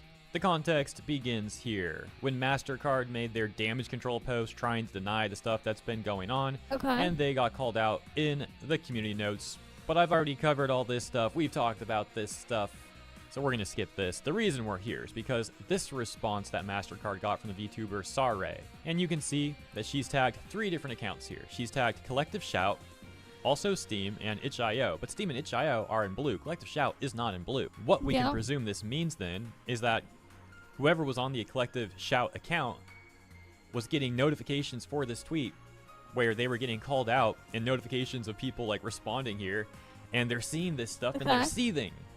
They're so upset about being called out here that they manually removed themselves from this tweet so they would stop getting notifications for it. It's just hilarious to me, imagining whoever's running that account like seeing this stuff and seething behind the screen and clicking those 3 dots. I think that's how you do it. You click the 3 dots and you're like on tag yourself or whatever the specific phrasing is. Let's read this and see what's got them so upset. So Sare says to MasterCard, "You claim to follow the law and avoid moral judgments, yet you let foreign extremists like Collective Shout influence you and how you enforce your policies, banning entire broad categories of legal entertainment to appease their agenda. This directly contradicts what Steam and itch.io have said. You've turned your platform into a weapon against free expression and your own customers." Oh, by the way, Collective Shout, Sare, she is in fact a woman. I know Collective Shout likes to pretend that it's only the misogynistic men who are criticizing us. And women support what we're doing. No, There's been so many women calling them out, and they always try to deny it. So, hey, here's another one for you. Now let's go back to that ABC AU article that's got the statement, the response from Collective Shout. The removal of thousands of adult video games from digital storefronts has sparked an online outcry, claiming censorship and free speech crackdowns. The outrage began when Steam, the world's largest PC gaming store, created a new rule saying content on the platform had to adhere to the policies of payment processors including PayPal, Visa, and MasterCard. After the new rule was added about 2 weeks ago, hundreds of adult games were removed from the platform.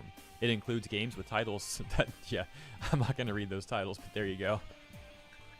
A few days later, a smaller game storefront, itch.io, announced it was delisting all games tagged with not safe for work content. In a blog post, itch.io founder Leif Corcoran it's like, if you don't said like the it, just decision to leave it remove all alone. SFW games without notice was made to satisfy the demands of payment processors while they made changes to their adult content policy. Mr. Corcoran said games would be made public on the store, again, once its adult content policy had been updated, and if the games adhered to it. On July 28th, the platform updated its policy with specific themes that were prohibited for developers, like these listed there. Steam and itch.io did not respond to the ABC's request for comment. Why did these platforms do this? The policy changes came after a targeted campaign from Australian not-for-profit Collective Shout, which describes itself as a campaign movement against the objectification of women and the sexualization of girls. In May, it launched a campaign calling on payment processors to pressure Steam and itch.io to remove hundreds of games featuring... Wait. If they're against the objectification of women, what if we womanify object instead? Oh wait, they already do it. That's what like stuff like Azure Lane is. Right? Instead, what if they just do the opposite of that? Technically, the opposite of objectifying women is making women out of objects. Which is already a thing that we do. Right? Just ask Japan on how the what they think. Like, there's like what? They literally have 3 at least 3 series of turning ships into waifus. They have a freaking one where they turn horses, race horses, into more waifus. And stuff like that. Like, do the opposite. Oh wait, they already do. These themes. Campaign manager Caitlin Roper said she had identified 491 games on Steam tagged with similar themes there before launching the campaign. And she went on to say, "This is not merely fictional. These attitudes don't just stay in fiction." So, the exact same argument that people tried during all that like gun craze stuff of like, oh, GTA and violent games are going to cause more people to do shootings and stuff like that, you know, the stuff that like statistically didn't end up panning out. Well, it seems like the same sort of rhetoric is being used here. And it's like, well, this rhetoric's already been disproven. Why would you still try and use this as your talking point? But I guess, you know, Collective Shout isn't sending their brightest, or maybe this is their brightest and this is the best that they've got. Yep. That could very well be it too. She didn't stop there though, continuing to say, "This kind of misogyny and normalization of violence against women feeds real-world harm to women and to girls." Yeah, I'm just going to point out the obvious that many people have pointed out before, including myself, which is that Collective Shout has made, according to my recollection, over a dozen tweets, not even including posts on their own website, and posts from other people Okay. a part of Collective Shout on their own personal accounts, where they were defending cuties. Defending Yep. cuties. Did you have the audacity to try and talk about some faux concern you have about real-world harm to women and to girls? So you go after video games, but you're fine with that.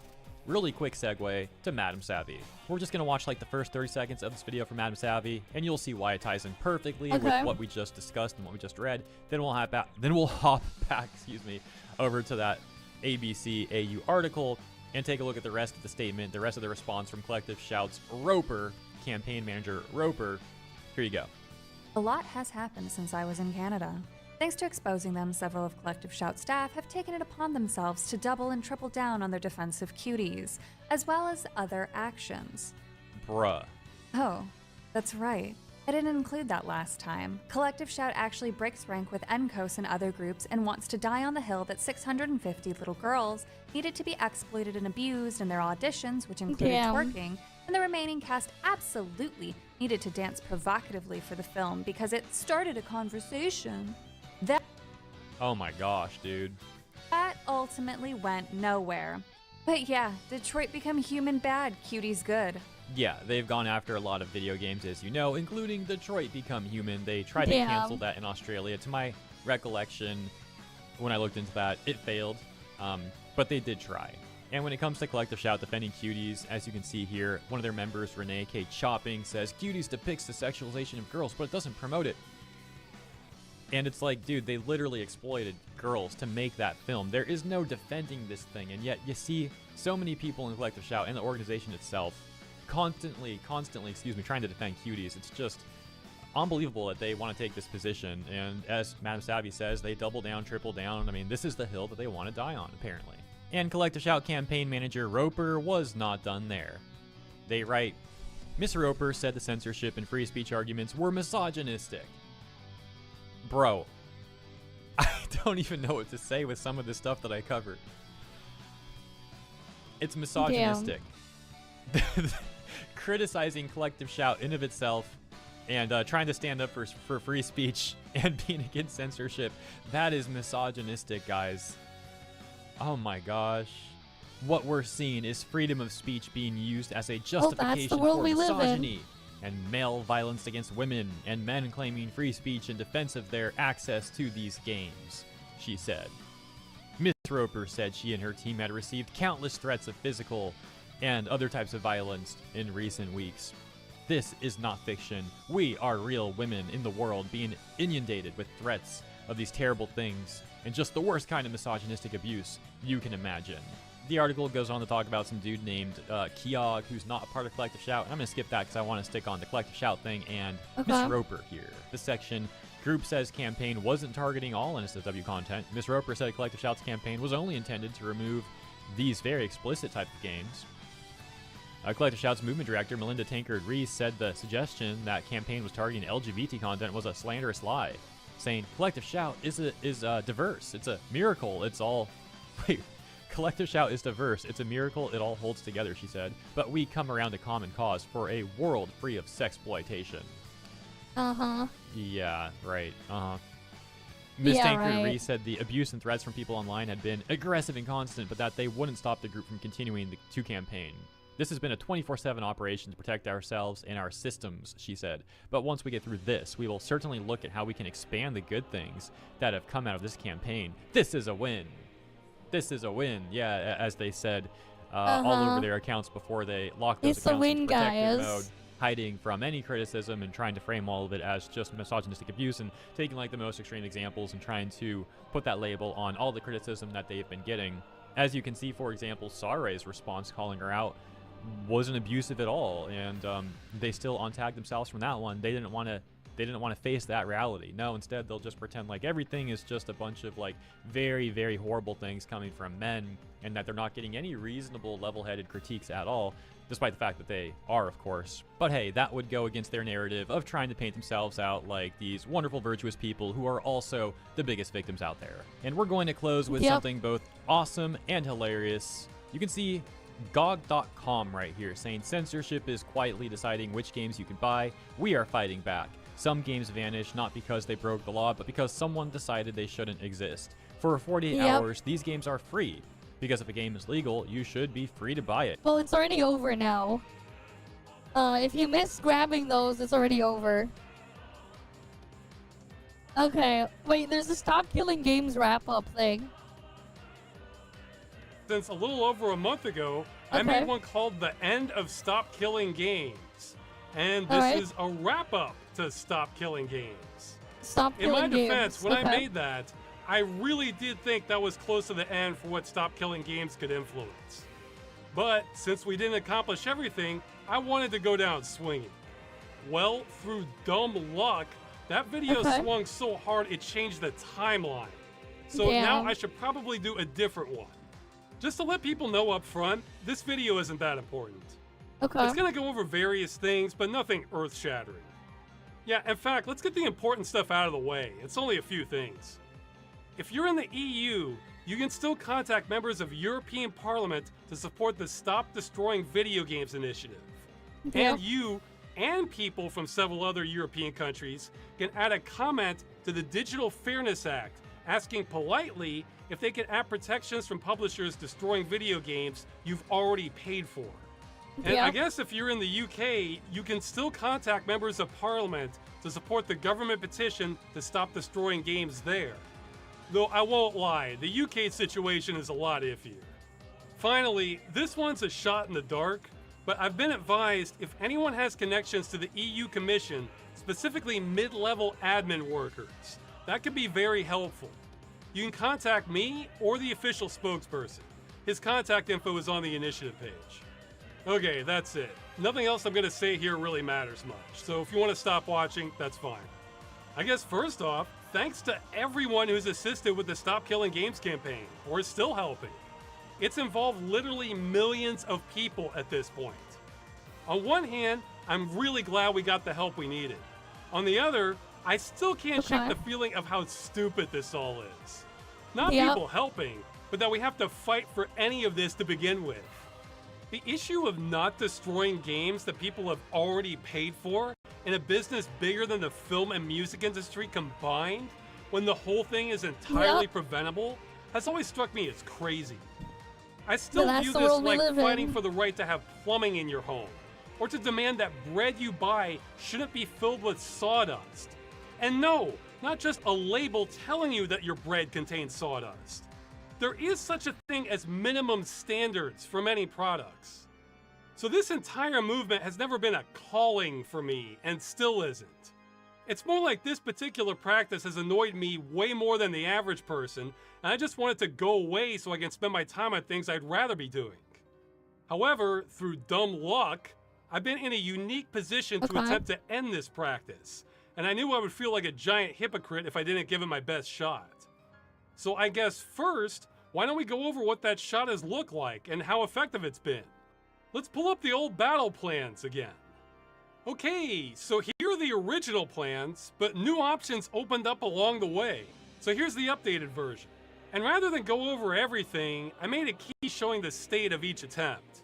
I'm rating this by 2 metrics. What That we about Red accomplished what we having set out to you? do, and how effective was that? No thanks. Well, on the first metric, we've actually done amazing.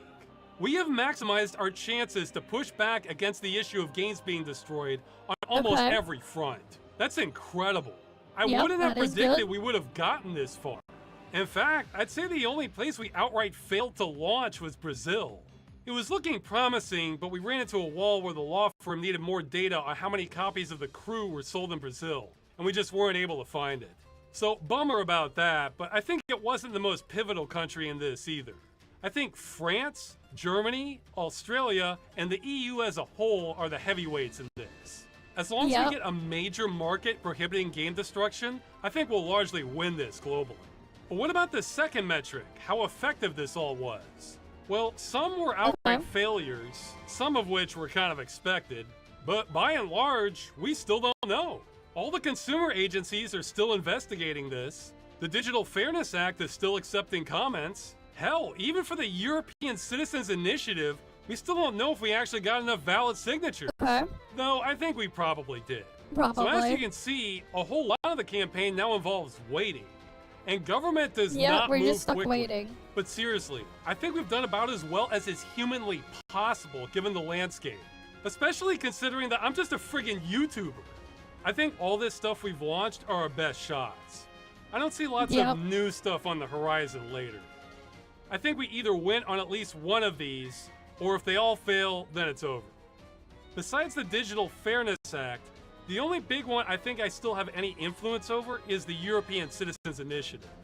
However, since the signing period is over, we're entering a phase where things like counter-lobbying and political connections are most important. And frankly, that is not my department. I know nothing about that. Though some political insiders do, and they're advising the official organizers.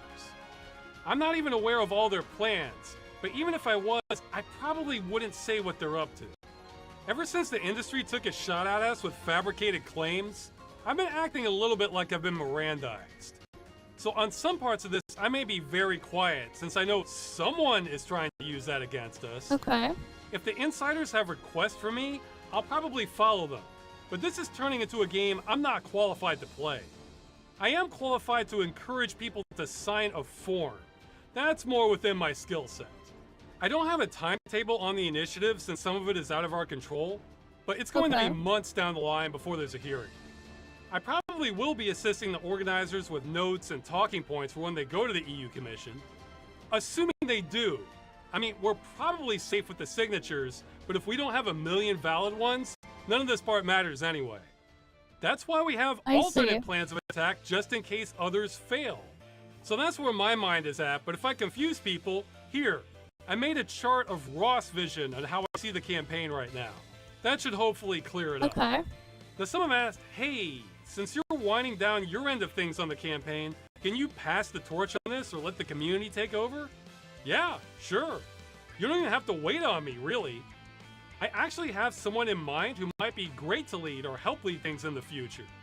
It's the same person who helped organize things to contact TV stations and was talking about a possible watchdog group if the initiative did pass. So he's had good ideas. As for the community, I'm afraid I don't have a solid plan for that as of yet, other than it's being sorted out. A lot of people are helping with that. Yeah, in fact, I'm not even in direct control of the website, so it may be outdated for a few days while the person who does maintain it is working on it. Now, I am pessimistic on how much we can do beyond the action we've already put into play, but I'm of course in favor of people continuing stop killing games related things if they want. Speaking of related things, I've received a lot of questions about the current Steam and itch censorship going on right now. I am not an expert on that, but I can talk about how it relates to us. I have some good news and some bad news, and I think some more good news. The good news is if a storefront removed your game and gave you no ability to back it up and continue running it without further support, then that is exactly the situation Stop Killing Games is trying to address. we've been mostly focused on games that have the online dependency built into the game. But if a store gave you no notice before removing your game, then yeah, it's the same problem, just a different flavor. The game you paid for was taken from you. Now, stores could still remove access to games you paid for, but they would have to give you 30 days notice or something, and the ability to back it up and keep running the game before something like that would be okay. So while we can't address this situation now, because again, government moves really slowly, what we're doing could partially protect against situations like this in the future. Now, the bad news is Stop Killing Games would do nothing to prevent companies from delisting games. Yeah. That's because to solve that, you'd have to create law mandating stores keep selling games. That seems unreasonable and unrealistic. We're also not addressing Visa, MasterCard, and PayPal's grip on entire world commerce, because that sounds like a way, way bigger scope than anything I could ever deal with. One of the reasons Stop Killing Games has made it so far is because there are gaps in the law on the issue of game destruction. We're shining a flashlight on a practice that may already be illegal. I can't even imagine where you would start with trying to rein in payment processors. That said, this censorship problem has gotten a lot of attention. So hopefully smarter and more experienced people than myself know how to push back against this. But even if they don't, I think this is a problem that will solve itself over time. That's because both players and publishers want to buy and sell the games that are being censored. So that means there's real market pressure to find a solution. In fact, I bet there's a startup frantically trying to fill the gap that credit card companies are leaving them right now because there's so much money being left on the table for them. If you bet on companies wanting to make lots of money, you're rarely disappointed. I also think this situation points out how hollow the alternative solutions you sometimes see suggested are, like clear labeling or voting with your wallet. In both cases, those do not save the games you want to keep. It's the same for censored games also.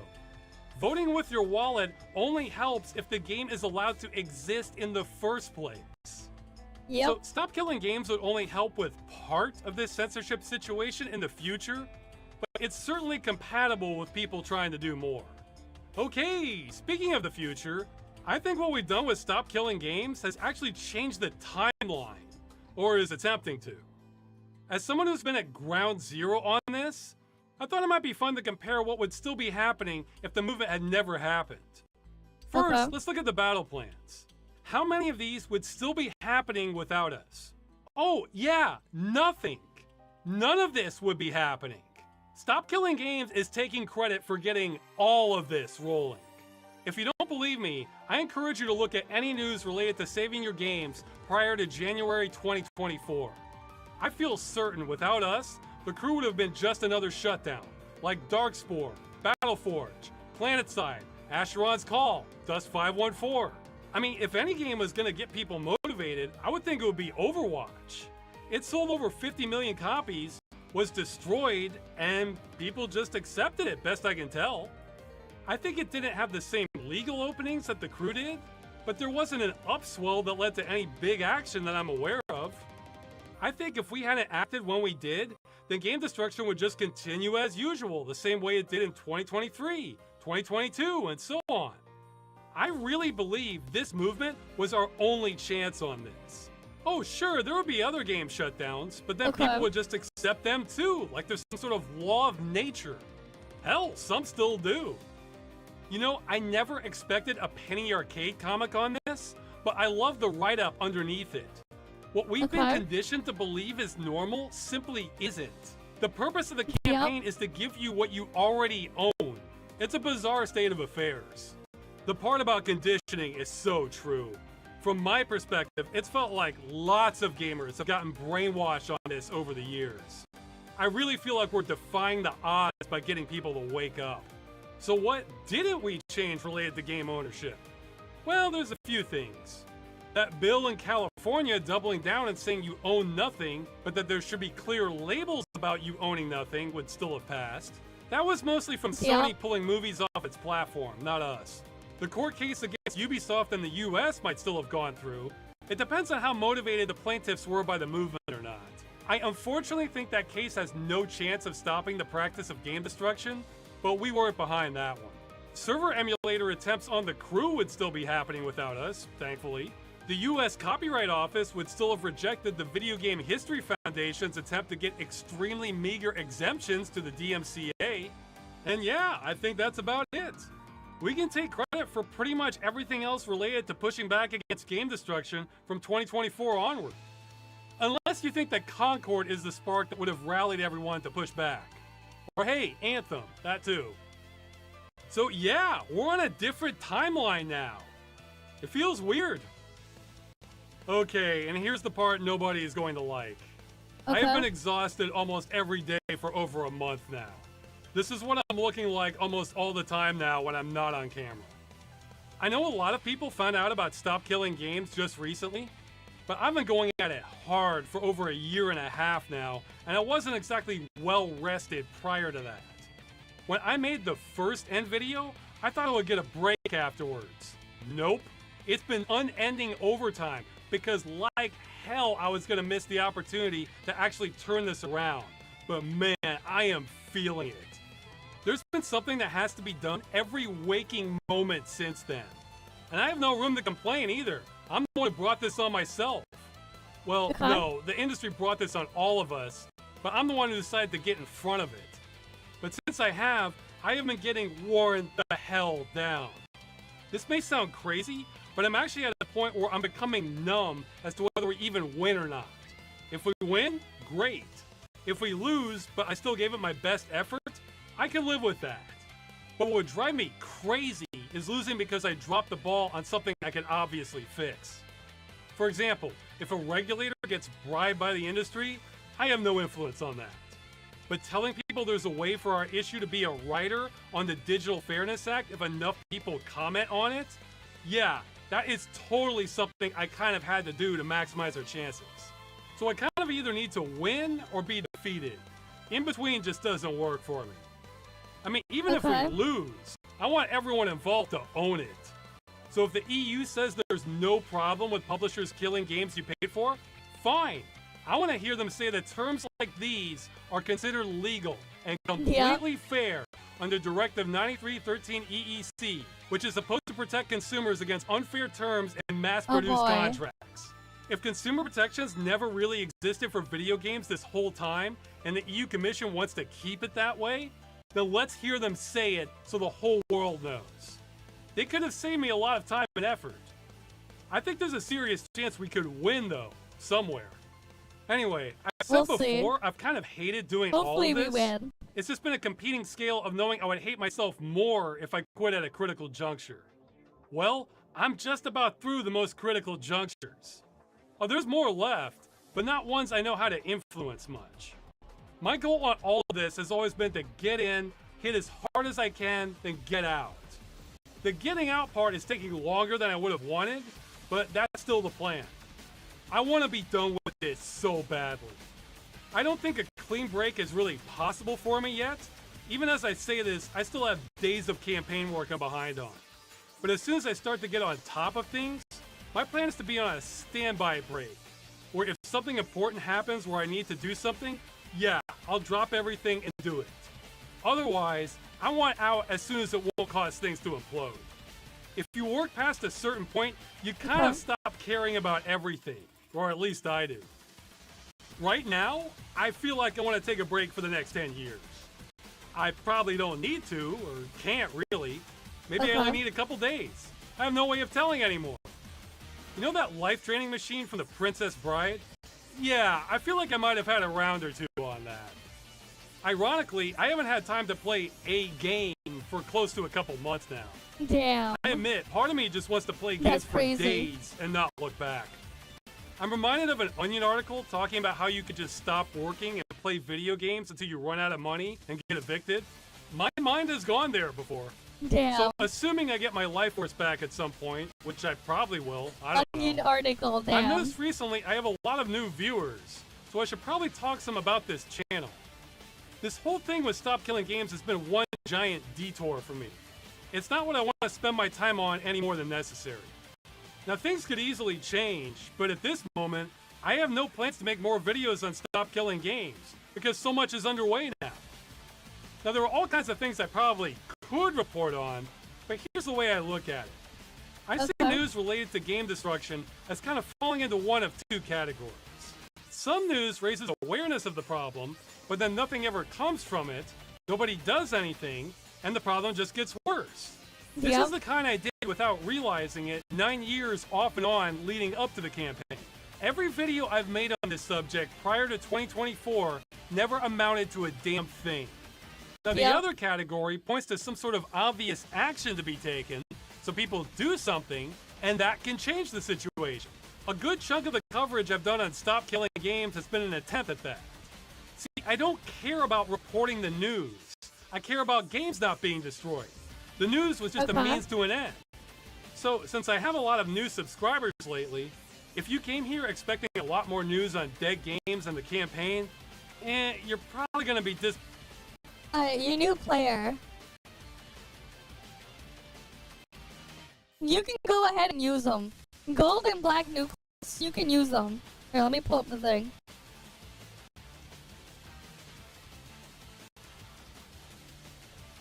Oh, wait.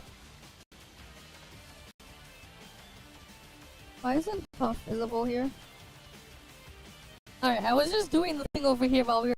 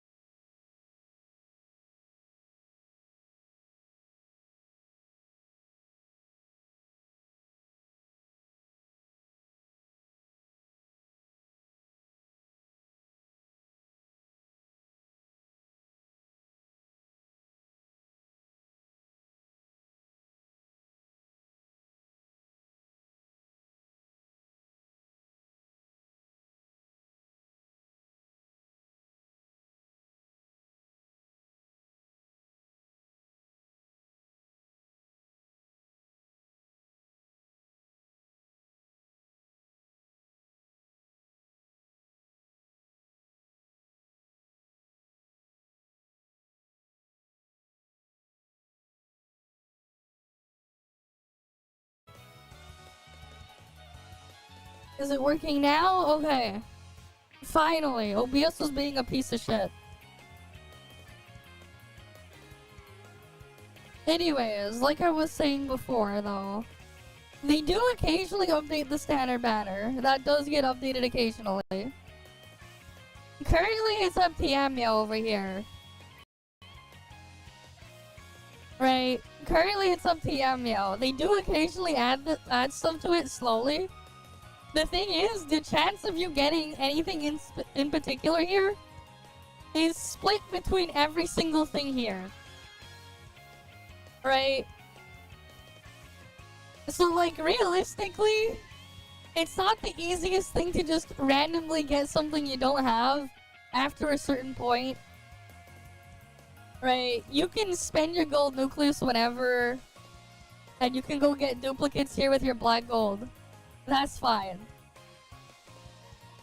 So, like, unless there's something you want to eventually get added to standard in the future, there isn't really a reason to save. It's more of, do you want something down the line versus do you want something out of it now? It's basically that choice. Right? It's really just up to you. There's no right or wrong answer. What you want. Right?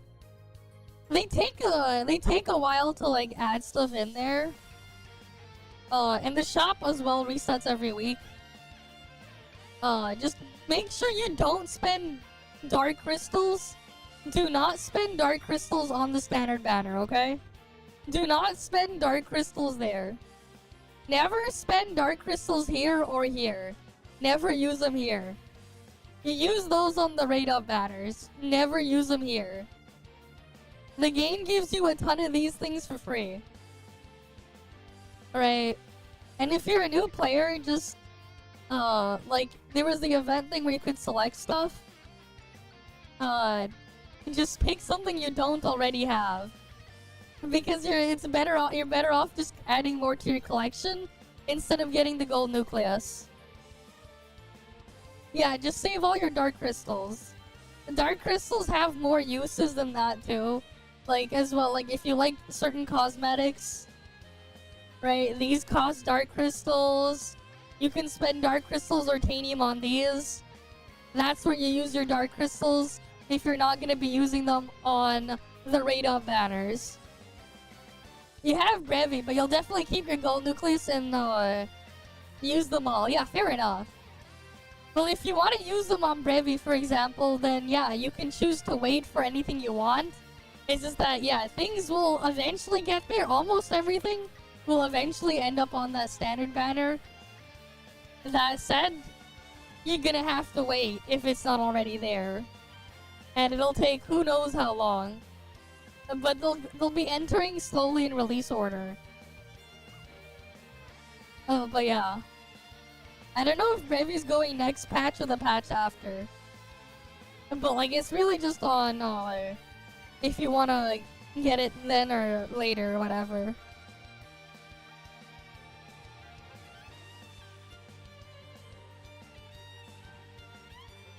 Right, it does help. Right, and it's like, it's not like it's gonna go away. So if you want to hoard, then go ahead, hoard. Hoard away.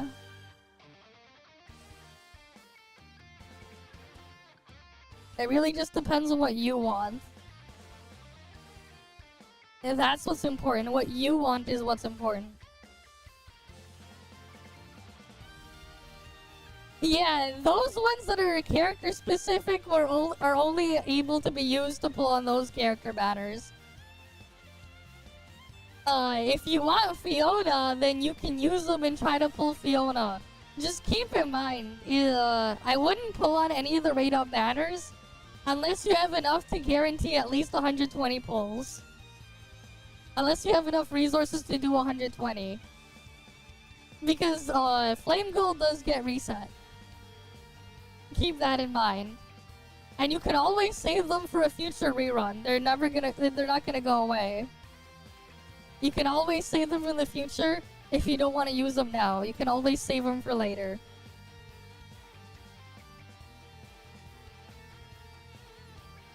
Oh, but yeah.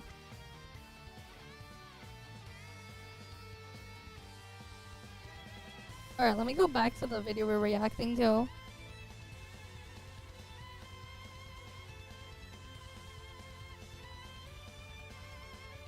Nope, they don't degrade. They don't degrade. You can always save it for a future rerun and they will still be valid. So if you don't want it now and you want Fiona in the future, save it for a future rerun. You don't have to use them. No problem. If you have any questions, just ask. Right? As always, just ask if you have questions. Nothing wrong with that. Nothing wrong with just asking questions. Right? If you want them in the future, you can use it in the future. If not, just keep them in your inventory. You're not being forced to use them. Disappointed and should unsubscribe. I'm only interested in Oh, boy. category 2 now. In my eyes, the important part is what we're doing, not how often I'm talking about it. And this is what we've been doing. This is the part that counts for something. I know this is gonna upset people, but it's like I said, you work past a certain point, you stop caring about everything. Okay. Maybe I'll be more open-minded once I'm less burned out, but this campaign stuff is not a new direction for the channel. This is all temporary. So that may leave you wondering, what the hell is this channel then? Well, normally it's a few things. The big thing I was doing prior to this was Ross's Game Dungeon. Where it's sort of a game review show, but kind of targeted to something you might watch late at night when you're wondering what you're doing with your life. I think that's my target audience. Okay. The last episode, Sabotane, is actually pretty representative of what to expect, though some can be much shorter. Hi there, If you like that, then Brian yes, you probably should stay subscribed. Welcome.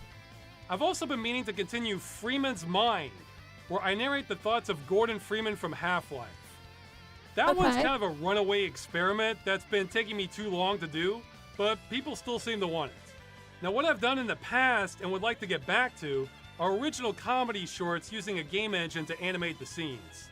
Most of these were a series called Civil Protection, which is set in the Half-Life 2 world created with its software development kit. I also did one short in Source Filmmaker, which is a whole different kind of pain. I've had other one-off original shorts also. They're almost all comedy or comedy adventure.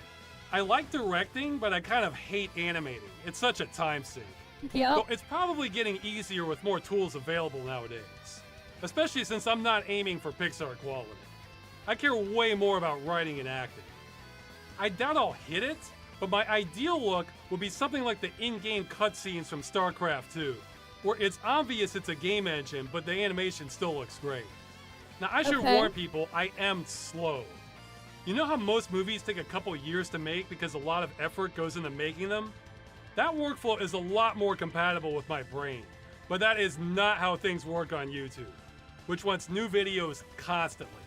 Yep. See, if I was smart, I would just make short commentary videos, get way more views and income, and not bother with trying to make something more creative.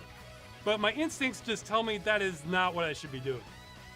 I also do monthly streams of viewers where I just answer questions, but those aren't really worth watching. They're more just a proof of life thing, since in the past, viewers would constantly make comments about whether I was dead or not, and now they don't say that so much. Alright, what's this last So part? I Wrap think it I'm up. going to change that a little bit and start posting those on my secondary channel, Accursed Farms Junk, instead. So hopefully, only videos I think have some merit to them will be on this channel in the future. So those are the plans for the channel, but before I go, this part is a bit selfish of me, but it's related to game preservation. Okay. Part of the reason I hate seeing games destroyed is because so many just have fantastic worlds. So it's a slap in the face to me every time a great one is destroyed forever. Hey, Anthem is due to shut down. A bunch of people say it's not a good game, and they're probably right. But look at that world. That looks pretty cool. Of course I would want to see that. Too bad EA is dumping all of this in the trash so no one can ever experience it again. This is also why I can get resentful towards people trying to defend this practice. It's art destruction, and it's preventable. Yeah, let's have a label saying this world will be completely destroyed for everyone. That solves the problem, right?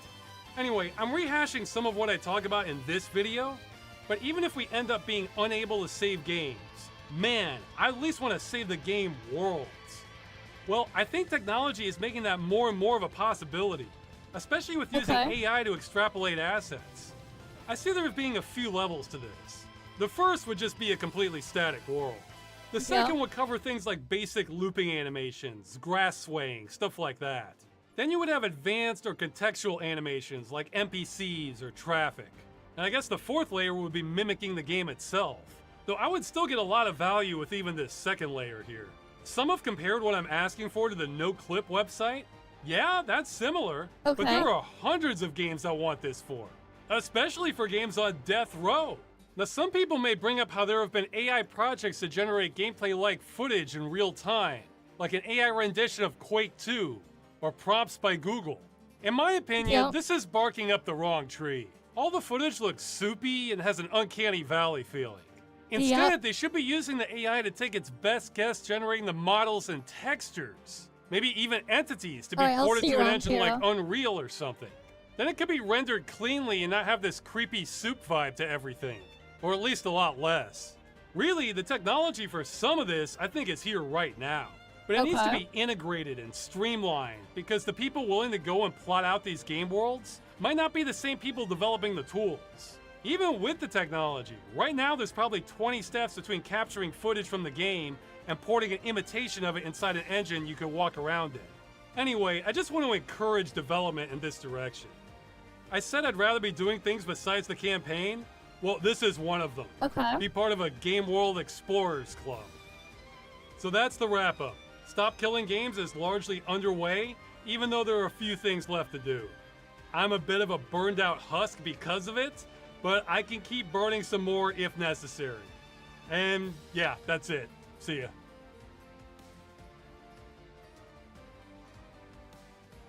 Damn it, my pets sucked. They lost to rank 3 there. But there we go.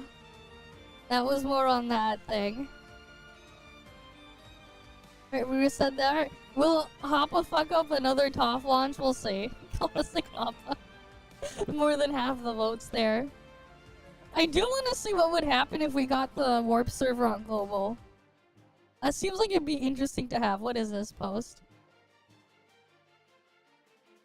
I missed the time when everybody said that Yinlin is a must pull.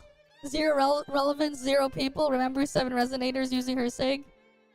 Provides good AoE DPS and endgame? Nope. Being clunky as hell? Yes. DPS will get power creep but not support. She works in every team. Sure. How will that turn out for her? How well did that turn out? That definitely aged like milk.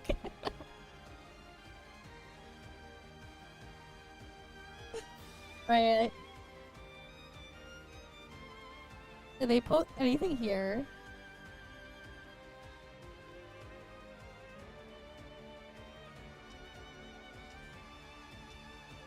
Anything interesting to see here?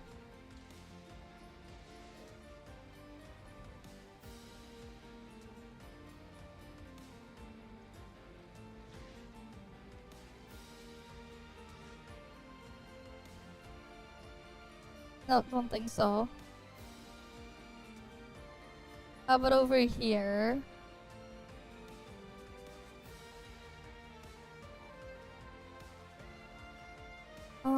Oh yeah, we were going to do the Nintendo survey. Let's fill it up. It's not active anymore? What the fuck? I missed it? It was just posted yesterday.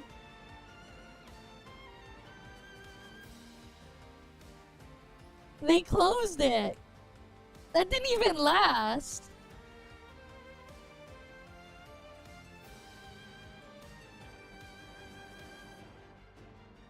Damn.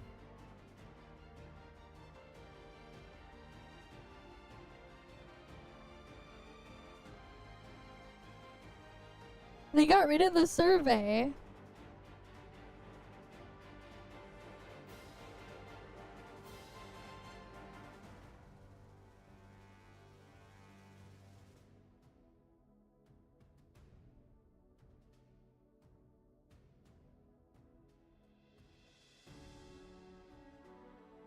It's just over. They closed it immediately.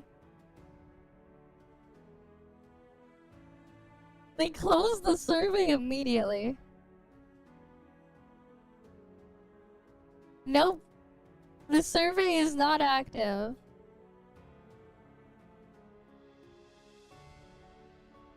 They closed it.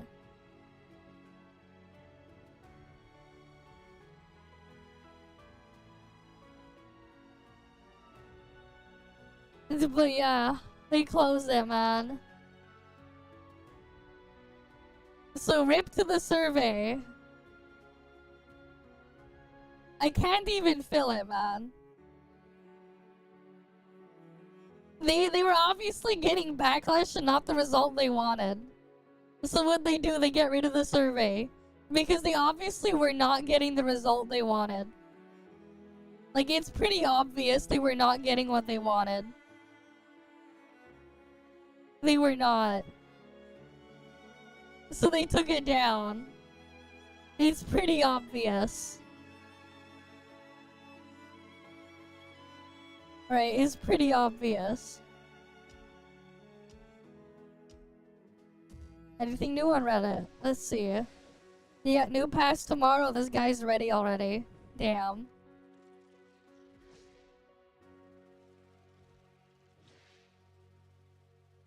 I mean, if you're gonna play Benediction, get what you want, right? Who will be removed? Fiona will be removed. Fiona's gone.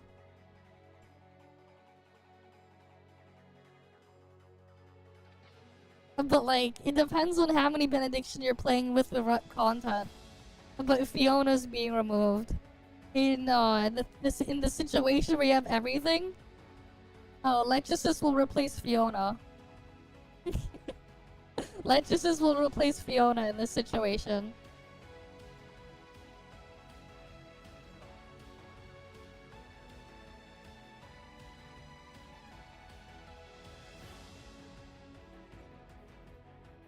Like, in this situation, Lechesis will replace Fiona, even though she got a synesthesia. Because none of it helps Benediction at all. Like, in a practical sense. For some reason. They didn't give her stuff for Benediction. Yeah, we did say they did her dirty.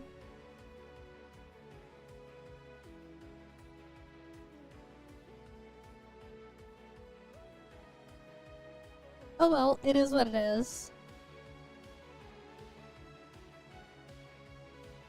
Alright, let's see. r/gacha gaming.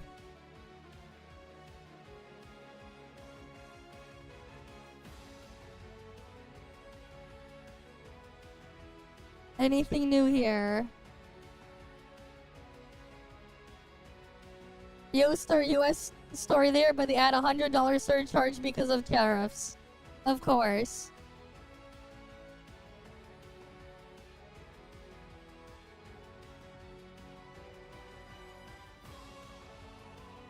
Oh boy, what is this? The chart here.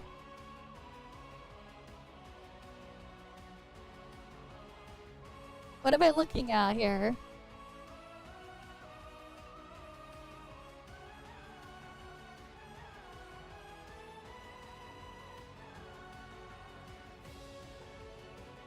HP increase per patch compounded, amount of patches, percentage increase, current version.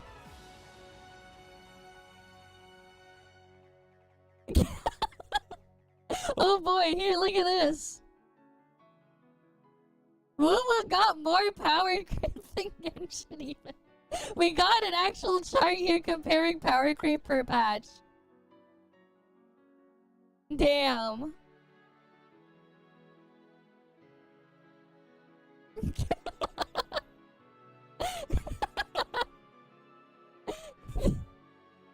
Actually funny.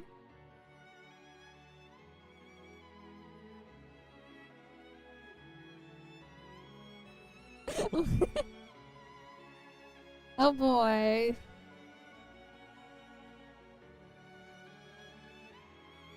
The big four is not real, you're fooled, 20 days, the whole patch, They're thinking their game is better than the others, but they're not even top 10 reality. So they made the fake big four. Yeah.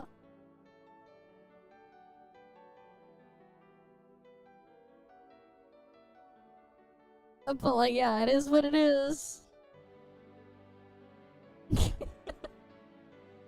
This shit's funny, man. Percentage of 4-star power creep released after 1.0. Yep.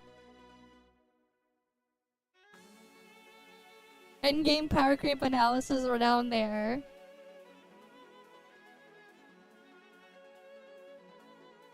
I mean, they have a low percentage here because they barely release anything. They only release 2 4-stars. So that's why it's very low. Because they released only 2. And it's only comparing versus how many units they've released. This is going to get a lot worse real quick though in the future. Pulls per character. They get less pulls per character than Genshin. Oh boy. Less than ZZZ. Pulls per character after accounting for free characters. Uh-huh. This will get drowned out eventually. That was only because of the initial thing at the launch.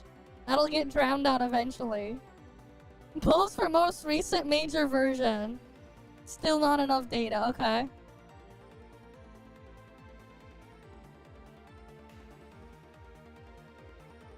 What was that email and how many pulls they said was in the current patch for dumb?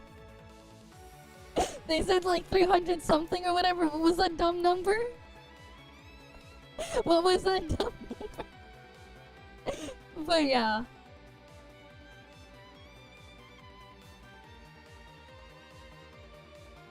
But yeah, there we go.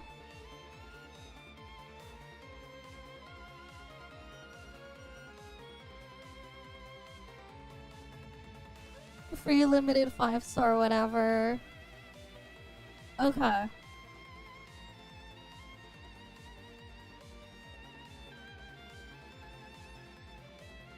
Well, it is what it is.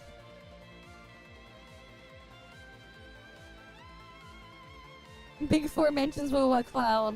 Yep.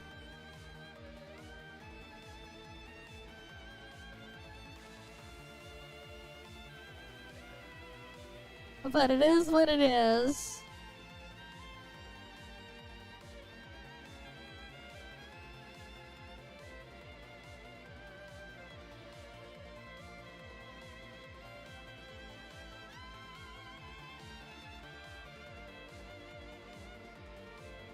Anything else interesting here? Nope. Nothing else there.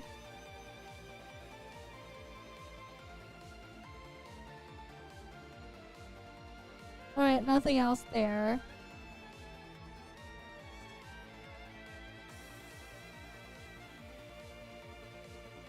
Alright, and we're back to where things were before. Alright, my React section is full. I mean, not full, it's finished because we went through everything here. Slowly. And now we have nothing again. But yeah, it is what it is.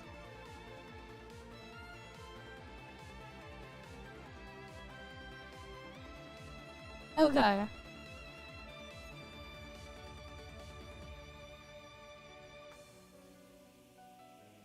Oh, I have a thing there.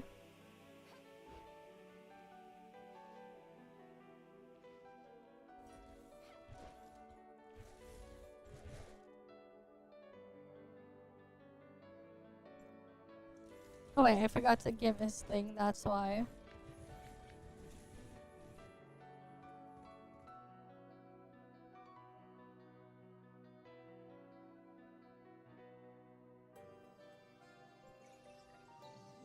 Right, I forgot to do that. What else do we gotta do?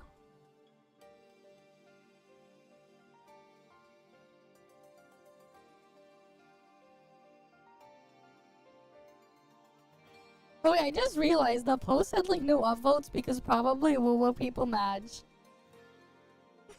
Because like the one on the power creep, because it's like painting them in a negative light when it's true.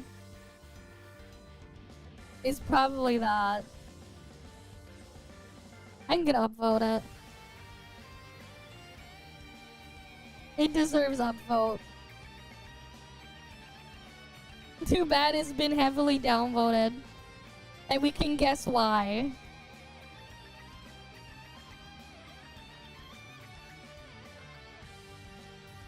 We can guess why. Why are people talking about shitting on Wuwa? Looking at the HSR table seems to become a horse. Yep. It is what it is.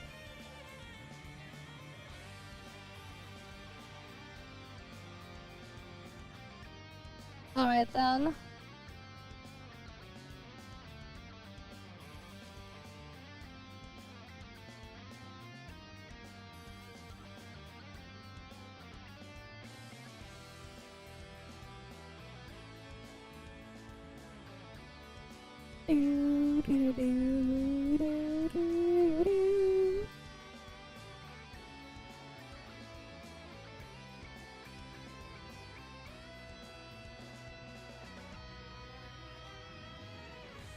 But yeah, like, it is what it is.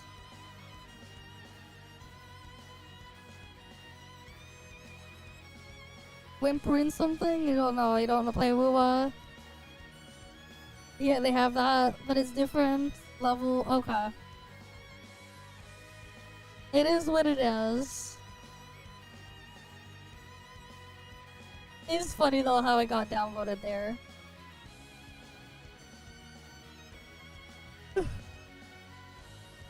Sure though, I think this is where we'll end off my awake section for now, and we go back to letting people AFK drops, I think. Right, we kinda just covered everything. Basically almost finished my weeklies, but like, you know, we'll get them done soon. Other stuff like the Battle Royale mode, we can do that later tonight because it's not open yet anyways. So there's no point in like doing this stuff now when it's not available right now.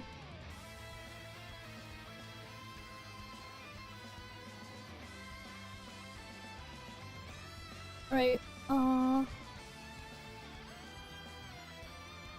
but yeah, it is what it is.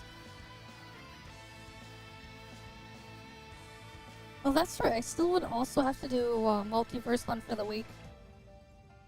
I still gotta get that done as well.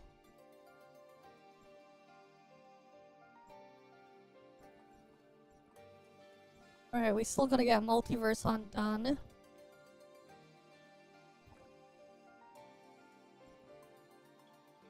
And I don't think there's like anything else we need to get done.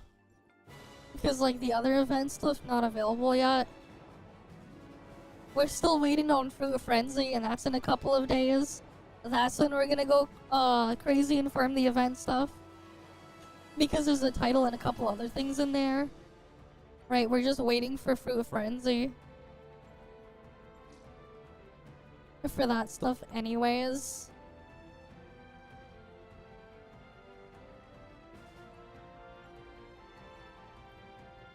And then tonight we'll spam the whatever the iBoss to get the other mats as well.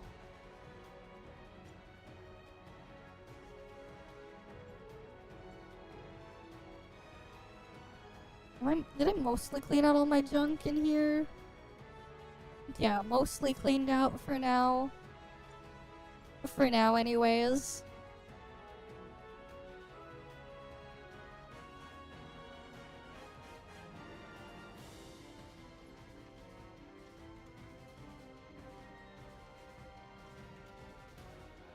Right, it's mostly cleaned out there for now.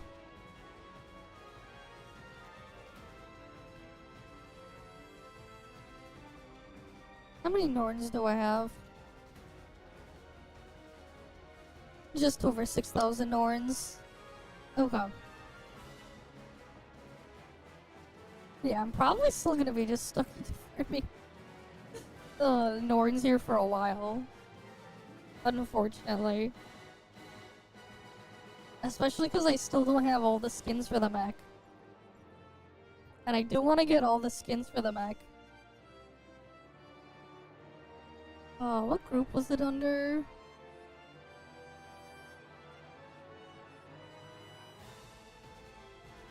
Yeah, I'm still missing 4 of the other original skins there. I'm still missing 4 of them.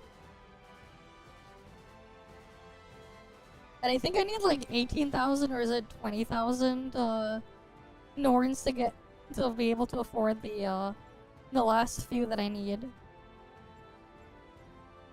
And I only have how much? Again, like almost 7,000 Norns?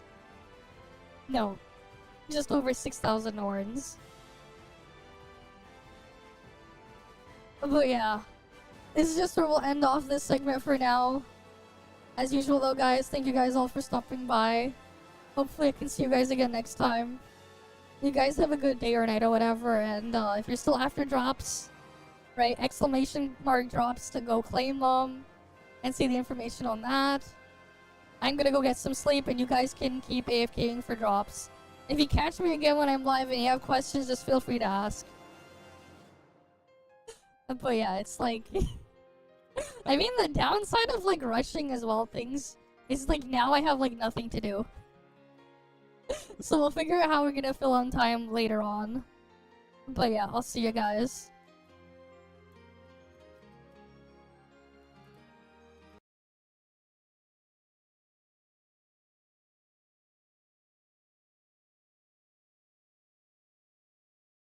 Go.